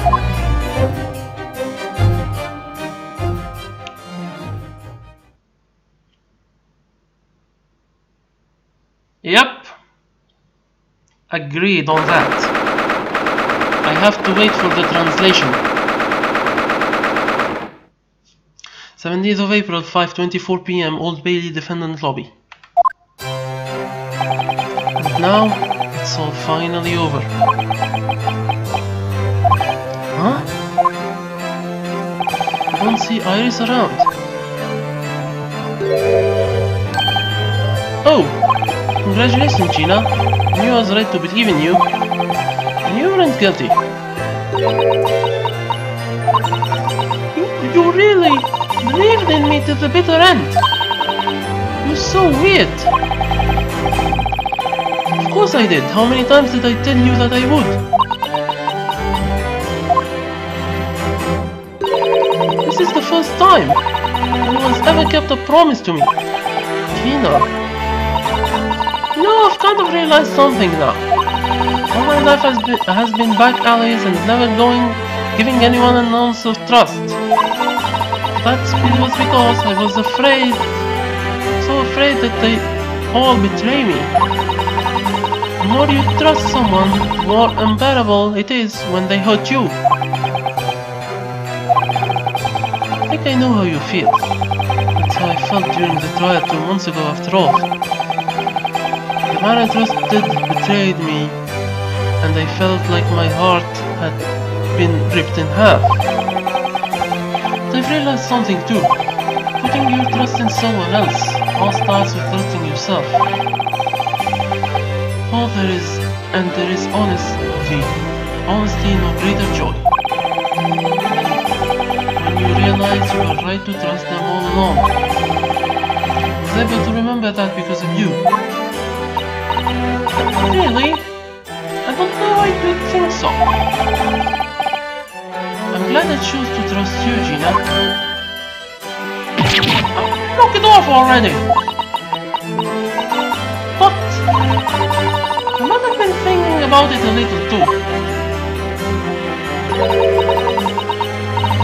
You know, maybe it wouldn't be so bad to trust someone for once. By the way, I have a question for you, Sally. Is this the first time you watch Daigyaku Saiban or the Great Ace Attorney gameplay? Just a personal question, that's all. Gina. The way I see it, Naruhodo. An attorney's worth is measured by the belief he has in his client, along with how much he can believe in himself. Maybe your words are starting to get through to me. Asugi. Maybe I'm finally starting to live up to the attorney you thought I could be. Excuse me.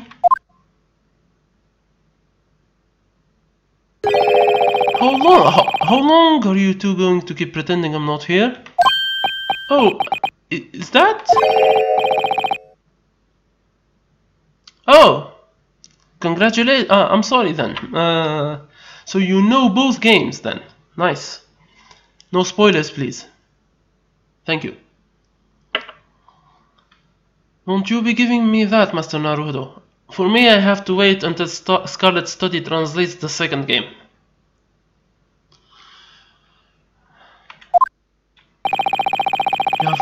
Do you have any idea how long I've been standing there in the corner, holding my breath? I was ready to jump out and scream, "It's me, children!" But you just had to go and mess that all up. Oh, look, it's Holmes! It's me, children!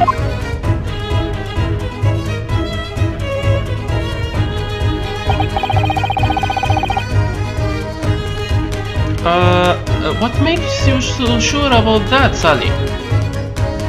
Sorry for asking because I'm really curious. I mean, how fast exactly? Weren't you supposed to be at the hospital? Indeed, and I was, but I've broken my chains once again. Huh? Let's just say that I know 2 or 3 of the good director's weaknesses. He and I had a little chat, and he was more than happy to give me permission to leave. That's going a bit too far. Ah, who cares? Anyway, good work out there today, Master Naruto. You really fought tooth and nail. Let me, as a friend, be the first to congratulate you. Oh, thank you. Huh. Hey, detective, more like dead weight detective. What's that supposed to mean? You were in the right spot of trouble, you know, but you just kept snoring in bed.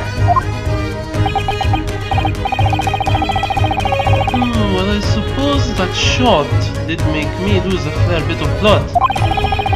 Forgive me if I'm little less lively than usual. Like my finger, all as a corpse, isn't it? You free to stop poking my neck, Mr. Holmes.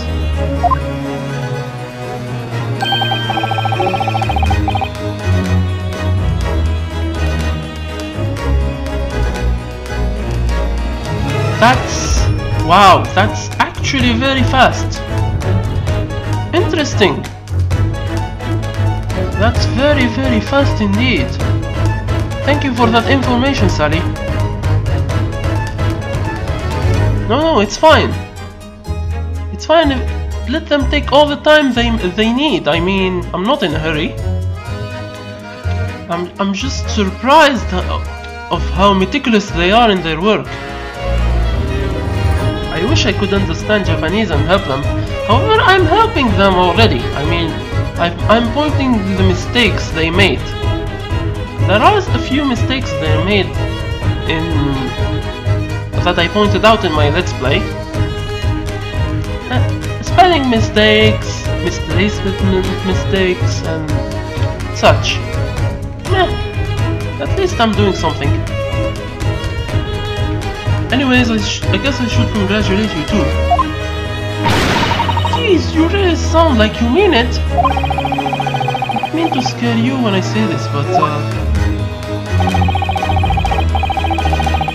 I have to wonder what happens next, now that you've escaped the Grim Reaper's guilty verdict. He sounds like you're trying to scare her though. Oh, that guy? That one that's supposed to bring death to anyone who gets no guilty verdict against him? Yeah, that's the one. You know what happened to good old McGundle? Not that I especially care for the rumors anyway.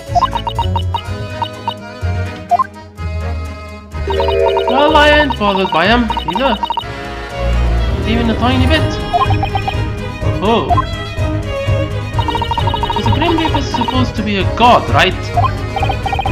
Well, maybe. Some religions probably have gods like that. God would judge fairly, right? Looks like McGonagall do awful things, and they're never punished for it. Maybe that's what this is really all about. The book's just shaping the meanings. No, you may be right. But of course, it's always wrong to take someone else's life no matter who you are. I'm not like them. That's why I get to keep moving forward with my life. No looking back.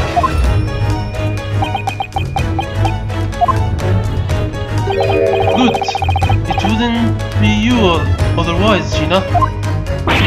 What's that supposed to mean? Oh right, I forgot I hadn't actually said it yet. I'm glad to see your innocence has been proven. Congratulations, Miss Gina. I truly mean it. But... Hey Holmesy, when did you get in here? Jeez, I even went all the way to the hospital to wait for you. Hey there, Iris. Sorry about that. The result of these two. You're not gonna believe this, trust me. Huh? What's the problem? So I disguise myself as a bailiff and sneak it in, right? Imagine my shock when they didn't even bother to recognize me. Isn't that awful, Iris? Well, it's not really their fault. Huh? You don't have anywhere near as much presence as you think. You better keep that in mind if you don't want to get yourself into bother later. Actually, he has no presence at all. I didn't notice. I barely noticed him when he was in the deco of my view. Yeah, that was the best burn ever. I agree with Iris.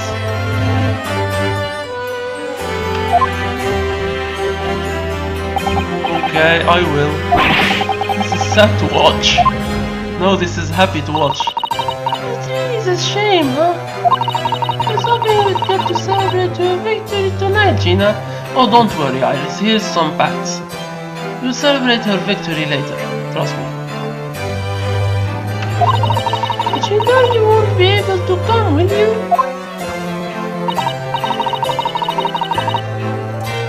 Yeah, Holmes is a master of disguise, of course. I know that. Right, but I don't think I'll be coming back for a while. I'm done with my fair share of crimes, you know. Gotta make up for that now. Let's see, that was breaking in, trying to nick that guy's pledge. So forget the whole pickpocket thing. That ain't a crime you did. It's my job. Got me a certificate and all, no issues there. Now she's just lying. But maybe I should quit my job. Being in court made me think that maybe pickpocketing ain't right. That's probs why you became an attorney. I was never a pickpocket to begin with, Gina. I'm gonna change, I swear it, and then I'm gonna make a place where all the back alley kids can live normal lives. Oh, I bet you can do it, Gina.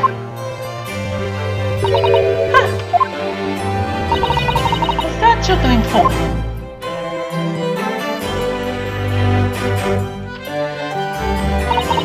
Nothing, sorry. Gina Lestrade. The prison carriage is waiting in the back. Get ready to leave immediately. Oh, and I guess I'm off, everyone. Alright, take care, Gina. Naruto? Yeah? Yeah. Shoot him. There we go. Ah! Why you do that? Ah, I haven't a clue. Times like these, I just don't know what to say. Perhaps The words you are seeking are words that you never have never spoken before. What? Times like these, I recommend saying thank you. Huh? Yep. He's right, Gina. All right.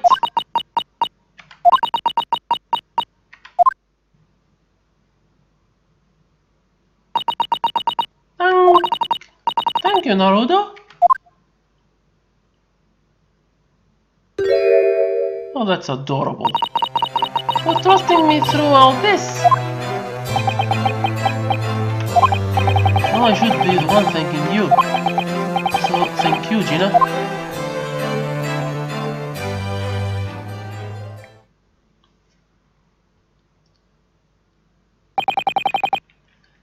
There she goes.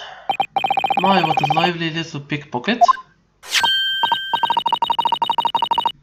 Ah, I wished I'd headpat her, like I'd headpat Iris. Ah, but I missed my chance. It's fine. Also, guys, I bought the latest newspaper at a shop nearby. Special edition, today's trial is all over it. Huge turnabout in today's trial. That girl is innocent. Take a look. Could have shown us this before Gina left. Sorry, I forgot. Oh, one more thing. I've got good news and bad news for you. Again? You, Holmesy, which one you wanna hear first? Oh, well, I guess I'll go with the bad news first. Don't listen to anything but good news. Wow, even here your answers really show the difference between you two. Leave me alone, please. Well, I just had the good news this time. The rain finally stopped. It was a record-breaking deluge of a storm. Good. We won't have to get drenched on our way home. What was the bad news? The sea is especially rough today due to the rain. Things are so rough at the port of Dover that all ships have been delayed by at least half a day. Huh? Port of Dover? Got it! If we run to London Station right now, maybe you can say goodbye to Susie before she leaves. Run! Forrest! But there's no way we could catch a train to the port of Dover right now. Who exactly do you think I am, Master Naruto? Mr. Holmes?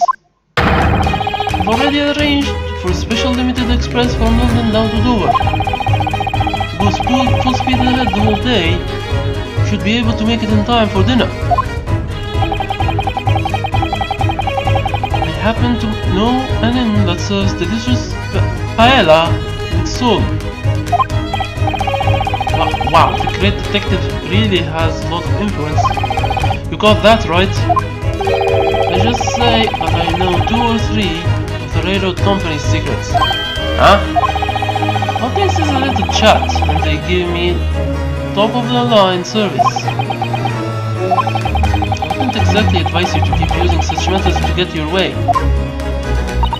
Alrighty! Off to London Station we go!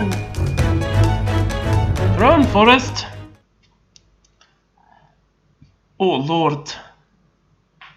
18th of April, 5:32 AM. Port of Dover, Pier. That took a tad longer than anticipated. This boat is probably leaving soon. Susato. There she is. Oh, she's over there. Looks like she's reading a book.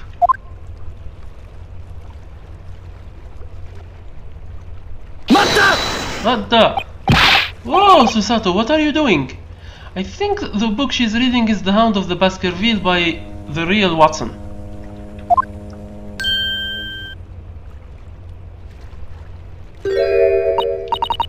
Naruto, why are you here?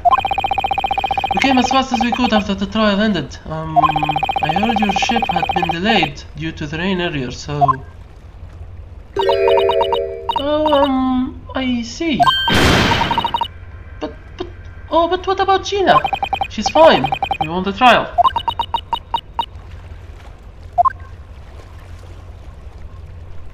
I'm so glad. It is absolutely wonderful news.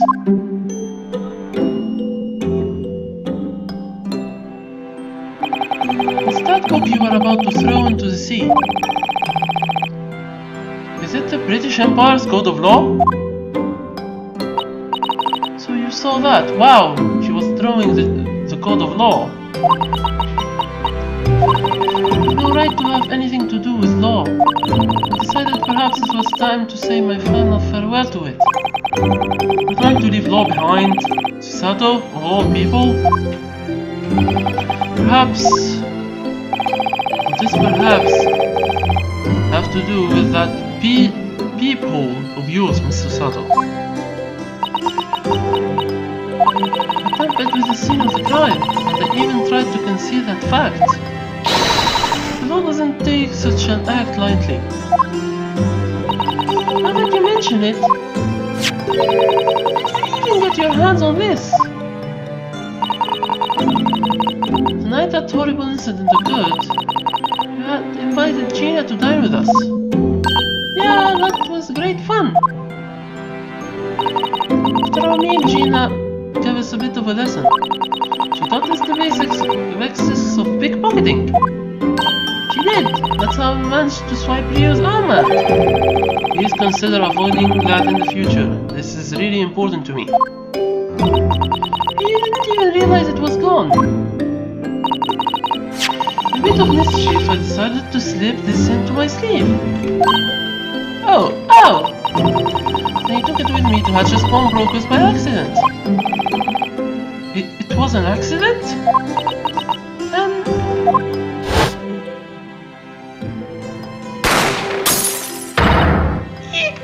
Mr. Holmes, help! He's been shot! Forget about me, Master Naruhodo. Okay. After you left Naruhodo, I couldn't help but to be curious about the door. The door to the storeroom? I realized that if Gina was present, she must be inside the storeroom. I suddenly remembered the device I had up my sleeve. I was so worried about Gina that I just had to check. That's why you made the peephole. The peephole ended up in a pretty clear photo. So thanks to Holmes' automatic crime recording device.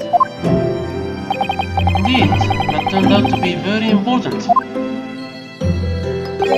When was the peephole made? The answer to that question would become a powerful tool. I realized that there was a necessity to leave a way to prove it. And on the other side of that door was a scene even more frightening than I could have ever imagined. It was then that I suddenly remembered. I recalled the trial from 2 months ago. Disney McDonald's trial. The criminals tampered with the crime scene and forced witnesses to tell falsified testimony. Back then, I felt as if I had been forced to see the darkness of British law. But then, I thought of something awful. What if some sinister man had done the same thing this time as well?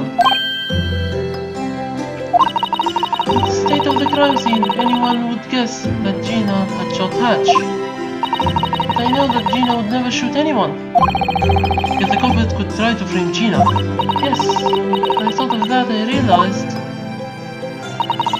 these circumstances would make it difficult to fabricate testimony. What? The murder happened on the other side of a door into a locked room. To create false eyewitness testimony, you would need some kind of peephole. Oh. And it was precisely that peephole carved into the door was perfect for the job. Of course, that people had been made after the murder. If the culprit knew that, its usefulness would be lost. She knew that it might work as a serviceable trap, yes? Trap? That's what the people was for? That's why you kept the people a secret. Even from the police. I was well aware that what I was doing was a crime. So I entrusted the knowledge of my crime to Mr. Holmes alone. Should Naruto become cornered with no escape, then at the 11th hour, this may be what he needed to cause the great turnabout. I suppose I was right. Sato really thought that far ahead? But then, why didn't you just tell me all of this? Oh, come now, Master Naruto. If you knew that much, you'd be deemed an accomplice to her crime. Huh? If it was revealed that you willingly tampered with the scene, you may have been dismissed. That's why Mr. Sato kept this a secret, so closely held. Master Naruto, she did this to protect both you and Miss Gina. Sato, for one mere moment, I began to doubt the law. Those who are just may still find themselves unjustly punished. The moment I came to this situation, to this realization, I became a failure of a legal assistant. Sato, you are nothing like McGondle or Crogray. Crogray was the one who used that people to lie in the court, to the court. And if it weren't for the contradiction caused by that peephole, Gina might have been ruled guilty at the trial. So Sato, you saved Gina's life. That sentiment means more to me than you could ever know.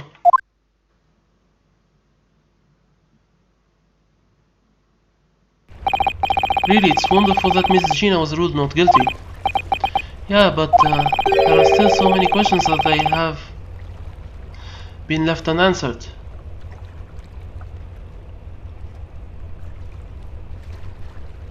I definitely agree. I agree with that statement. Yep, I agree. Wholeheartedly as well.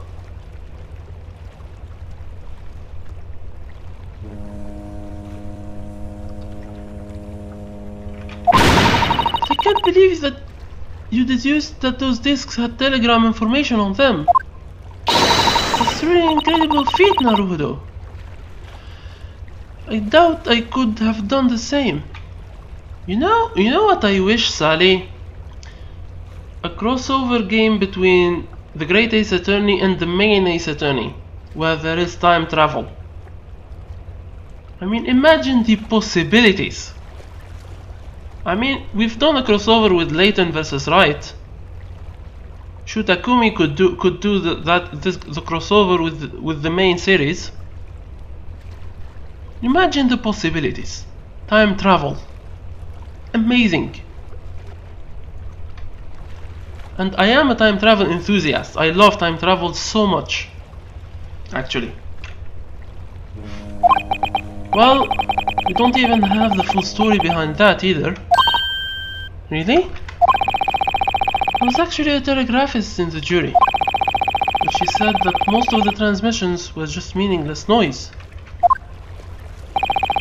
You realized that this was top secret information. It was likely encrypted as a failsafe just in case it was stolen. Encrypted? This is starting to sound like a nightmare to decode. I'm sure someone with too much time on their hands will come to find the answer.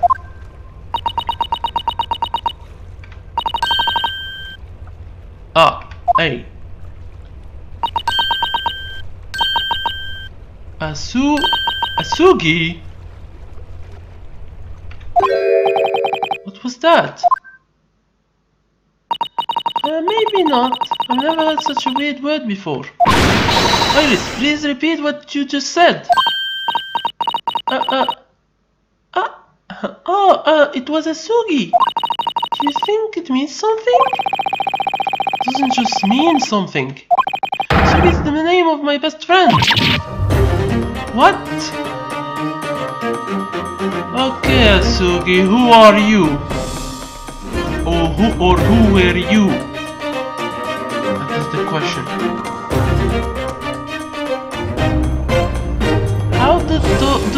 How did the discs have the name of a Japanese attorney? That will be answered in DGS 2, right? Come on. Iris, why do you know that name? You spotted some of the code that was played in the court area earlier. She only heard it once. This really is a force to be reckoned with. I thought it might be encoded, so I tried out all sorts of things. It just can't seem to make any meaningful words. At least when looking from an English point of view. Oh. And then I remembered. English isn't the only variant of Morse code. Every country in the world has its own version of Morse code. What? Then this... What is this?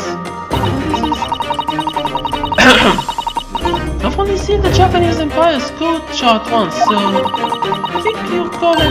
the Iroha code? The telegram says Asugi? Yeah, probably, not that I remember the whole thing. Iris, see that for a moment. So, do you understand Japanese Morse code? Of course, I studied it. I believe it will be vital for worldwide communications in the coming era. If you ask me, learning the English variant was probably the better idea. Anyway, Iris, please let me see that code. Okay.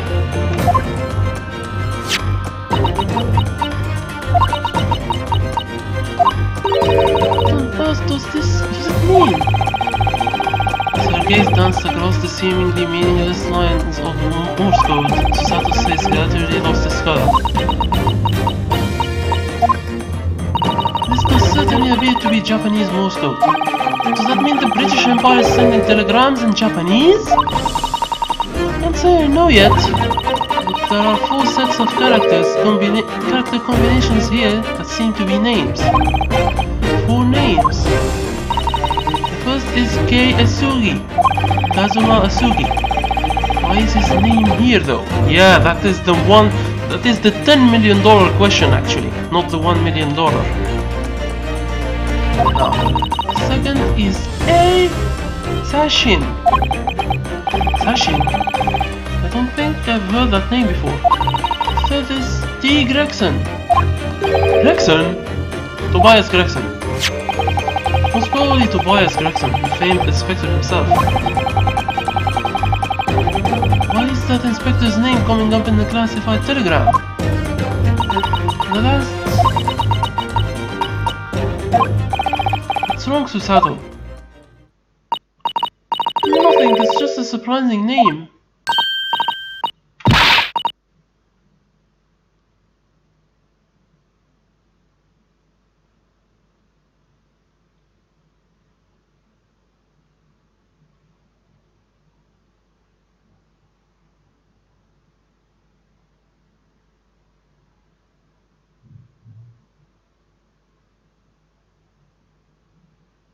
And since I don't understand Japanese or Morse code in general, I cannot decipher it.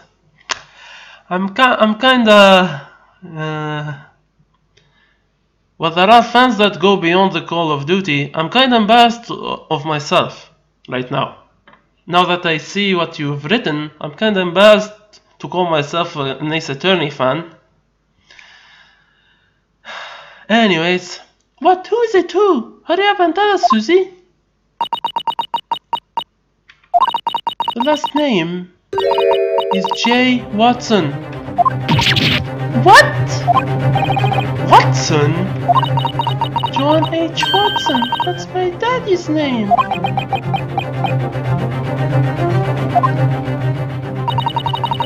It's written as J. Watson, so we can't be entirely sure. All the four names, the above four. That's where Iris's memo stops.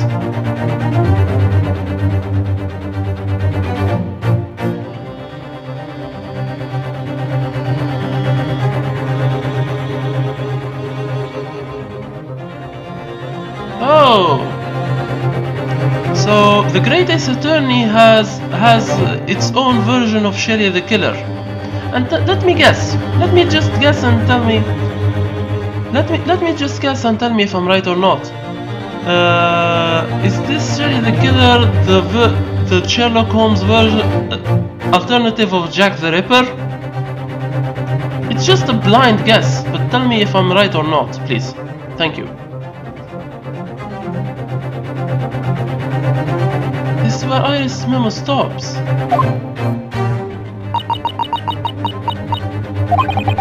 Still can't believe it. That disc really had Japanese Morse code. And then we have four mysterious names.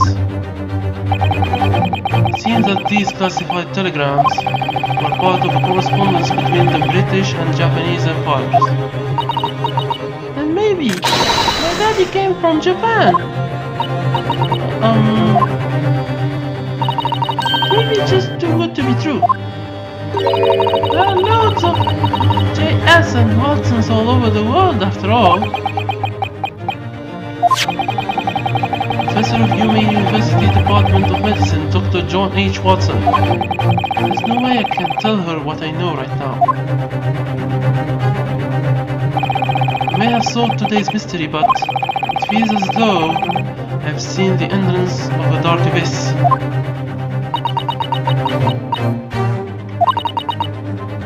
Maybe the darkness within that abyss isn't meant to be seen by our eyes.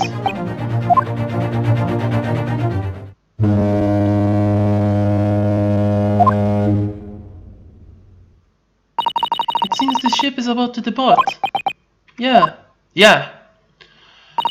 After I brought the steamship, I'll be...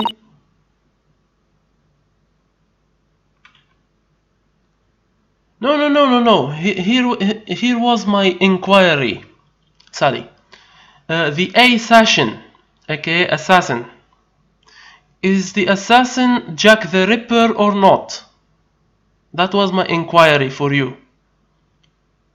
Just tell me if I'm correct or not.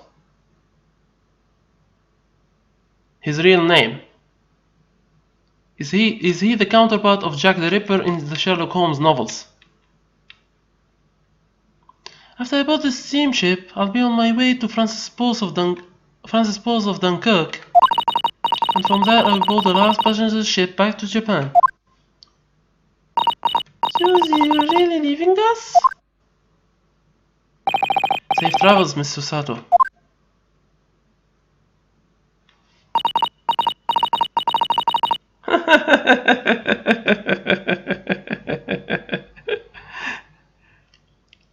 I love it when I theorize. Okay then, Sally. Okay, as you wish. Thank you, please. Everyone take care of yourselves. Susato, I wish you could have stayed here with me, so we could stand in court together. Naruto, someday please, come back. To me. You're the best legal assistant in the world, Susato. There we go. Okay, yes, of course, I will definitely return. You mean it, Susie? I still haven't fulfilled my promise to you, Iris. What promise? About that manuscript, remember?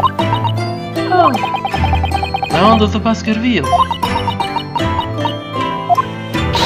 I'm waiting for you, Susie, we promise. Of course, Iris.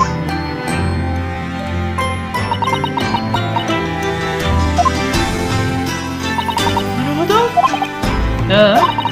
Remember when we first met? Of course I do. How could I forget?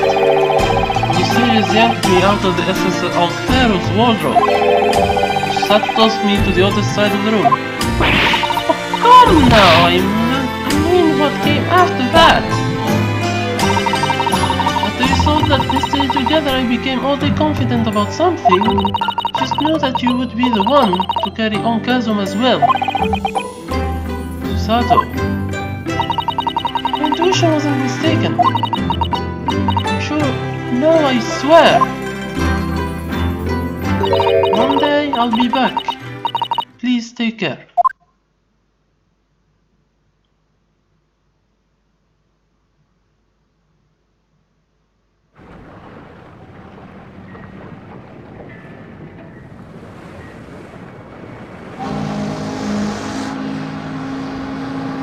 これでなるほど龍之介、最初の冒険の物語はおしまいだ。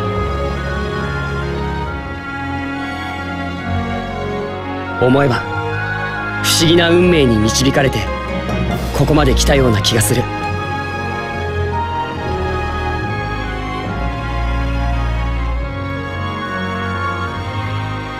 僕は弁護士になって異国の街で名探偵と出会った。これからもきっとさまざまな困難が僕を待ち受けているのだろう。でもどんな危機だって大逆転できる、そんな気がする。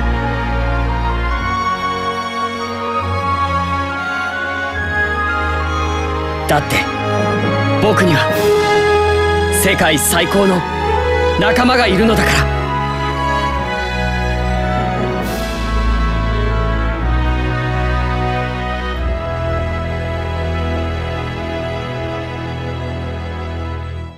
And it is done! Finally.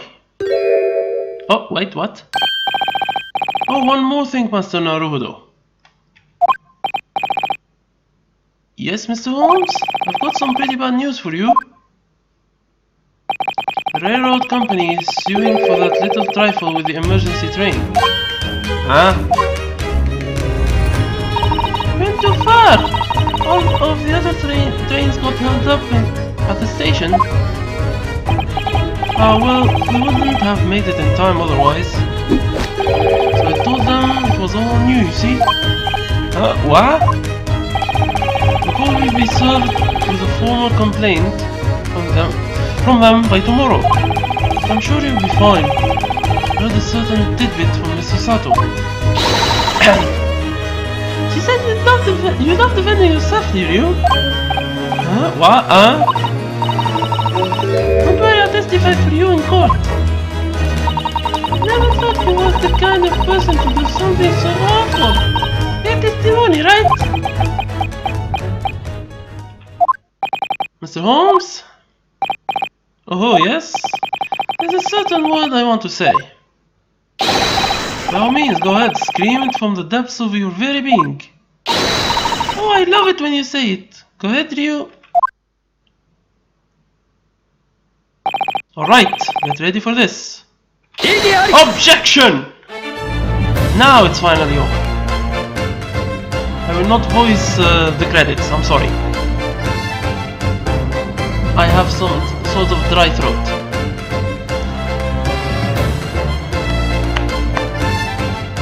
No, really? No, I don't think I am. There is someone before me, really. I think. But if you say that I am, then I congratulate myself. I'm proud. Special thanks to the Scarlet Study translation team for doing an amazing, tremendous, magnificent, meticulous job of translation for us non-Japanese speakers.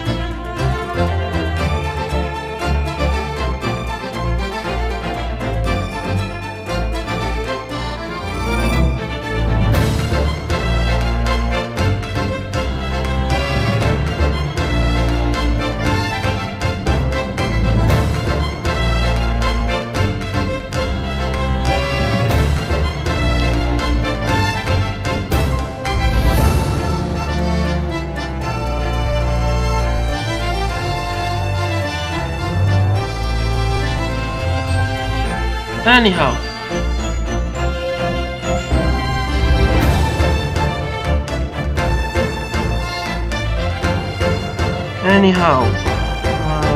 There are so many questions indeed that need to be answered, and their answer is in the second game after all. I can't do anything but to wait patiently for it to unfold.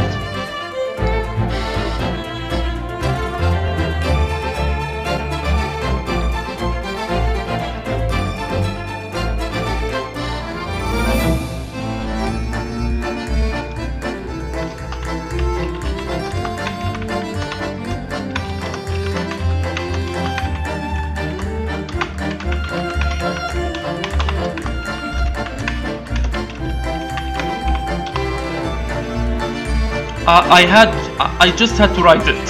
I can't simply just say about it. It has to be written so that I show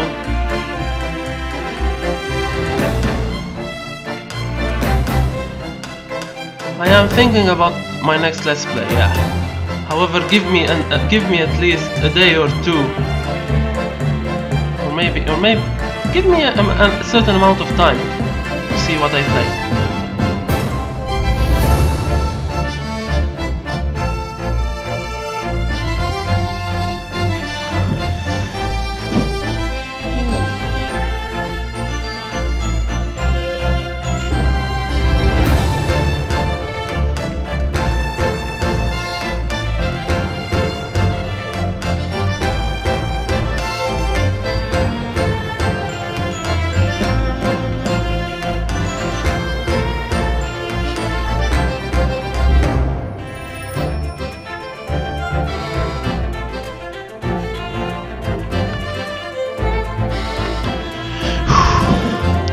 Here it's 4:15 AM. Wow. I started at around 8 PM, like I said. Oh, this certainly took a long time.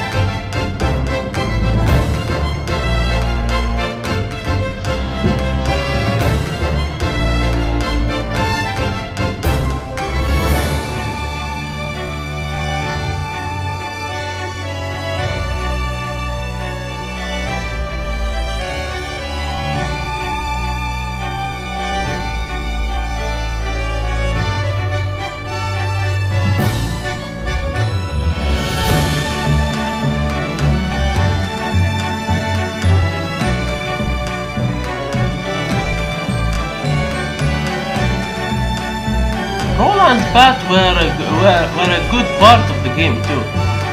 I agree.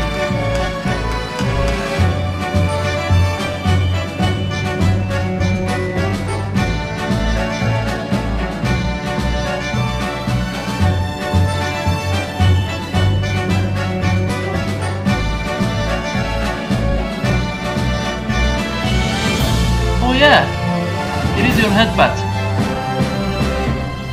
I forgot to hug you, so here is a head pat just to beg for forgiveness.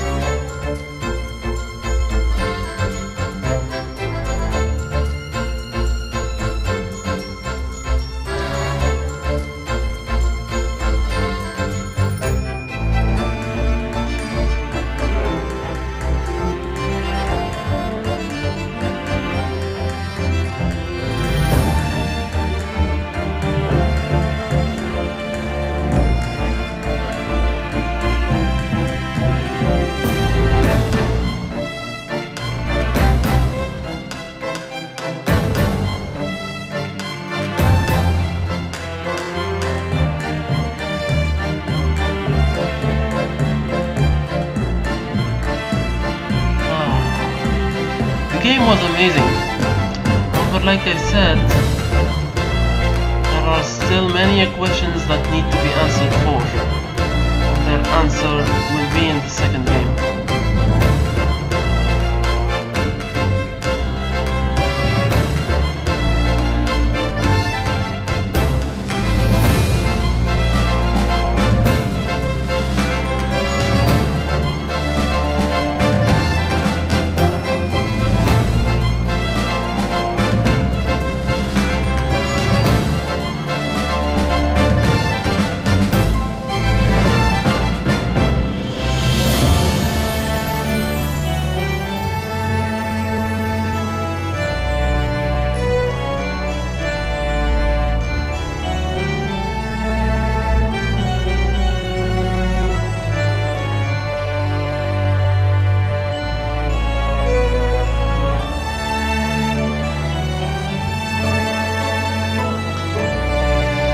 It's an amazing picture.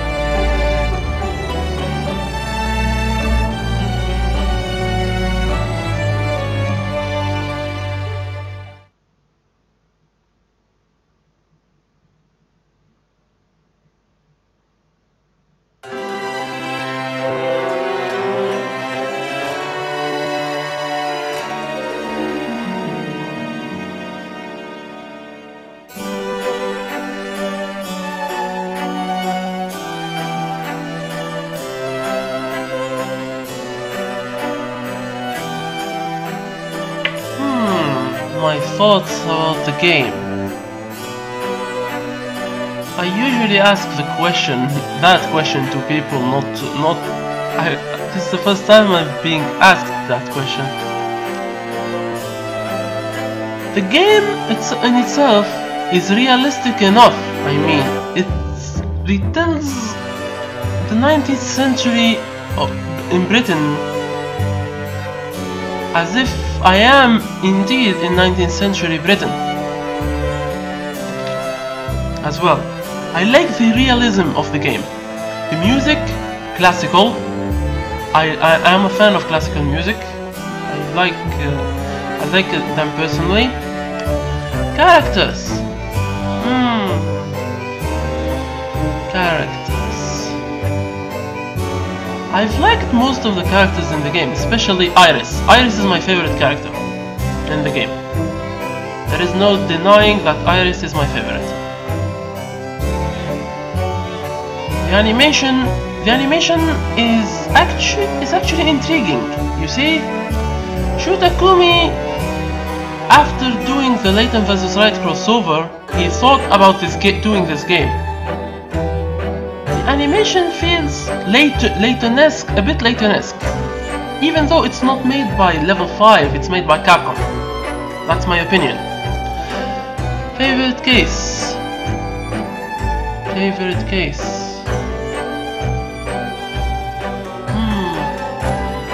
Probably case 4, because case 4 had too much emotion for me.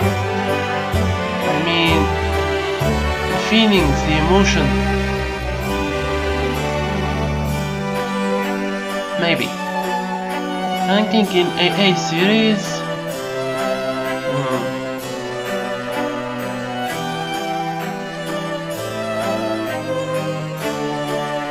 I'd put it in the top 3.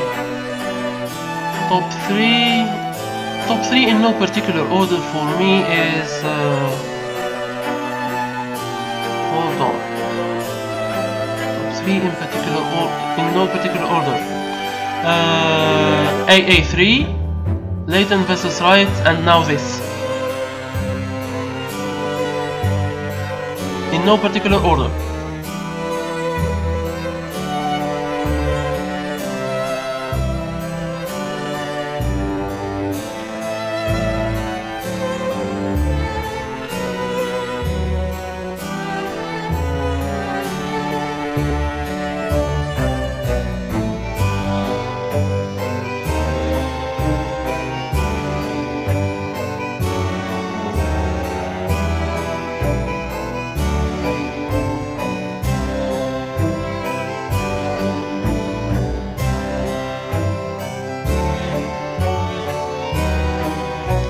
I agree that case 4 is the weakest, but it also has the most emotions. You feel emotion for Sosuke, you feel emotion for the witnesses, you feel emotional for the relation between Iris and Holmes, for example. You feel the emotion the relation between the Garridans. There are so many emotions in that case.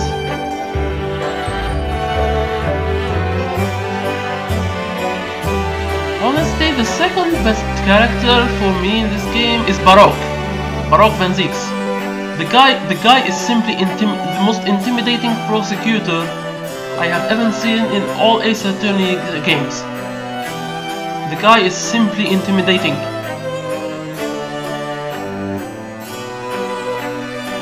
He's my favorite. in prosecutor terms, he just destroyed every prosecutor, even Godot.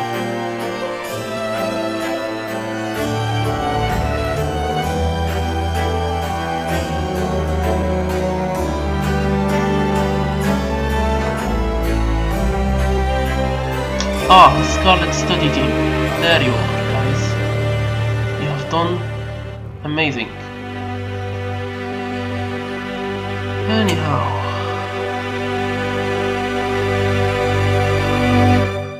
those were very long credits. Too. Longer than usual.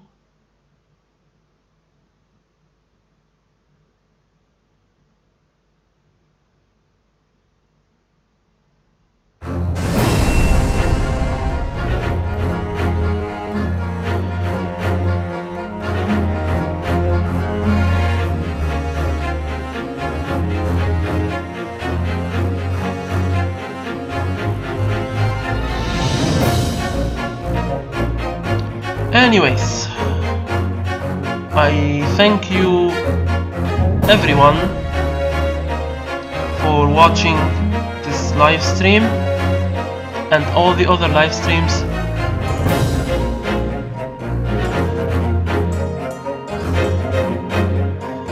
And I have enjoyed it as well. I can't wait for the Scarlet Study Team to fully translate Gaiden Saiban 2. I will only play it when it's fully translated. And I will see you on the next game I'll let's play.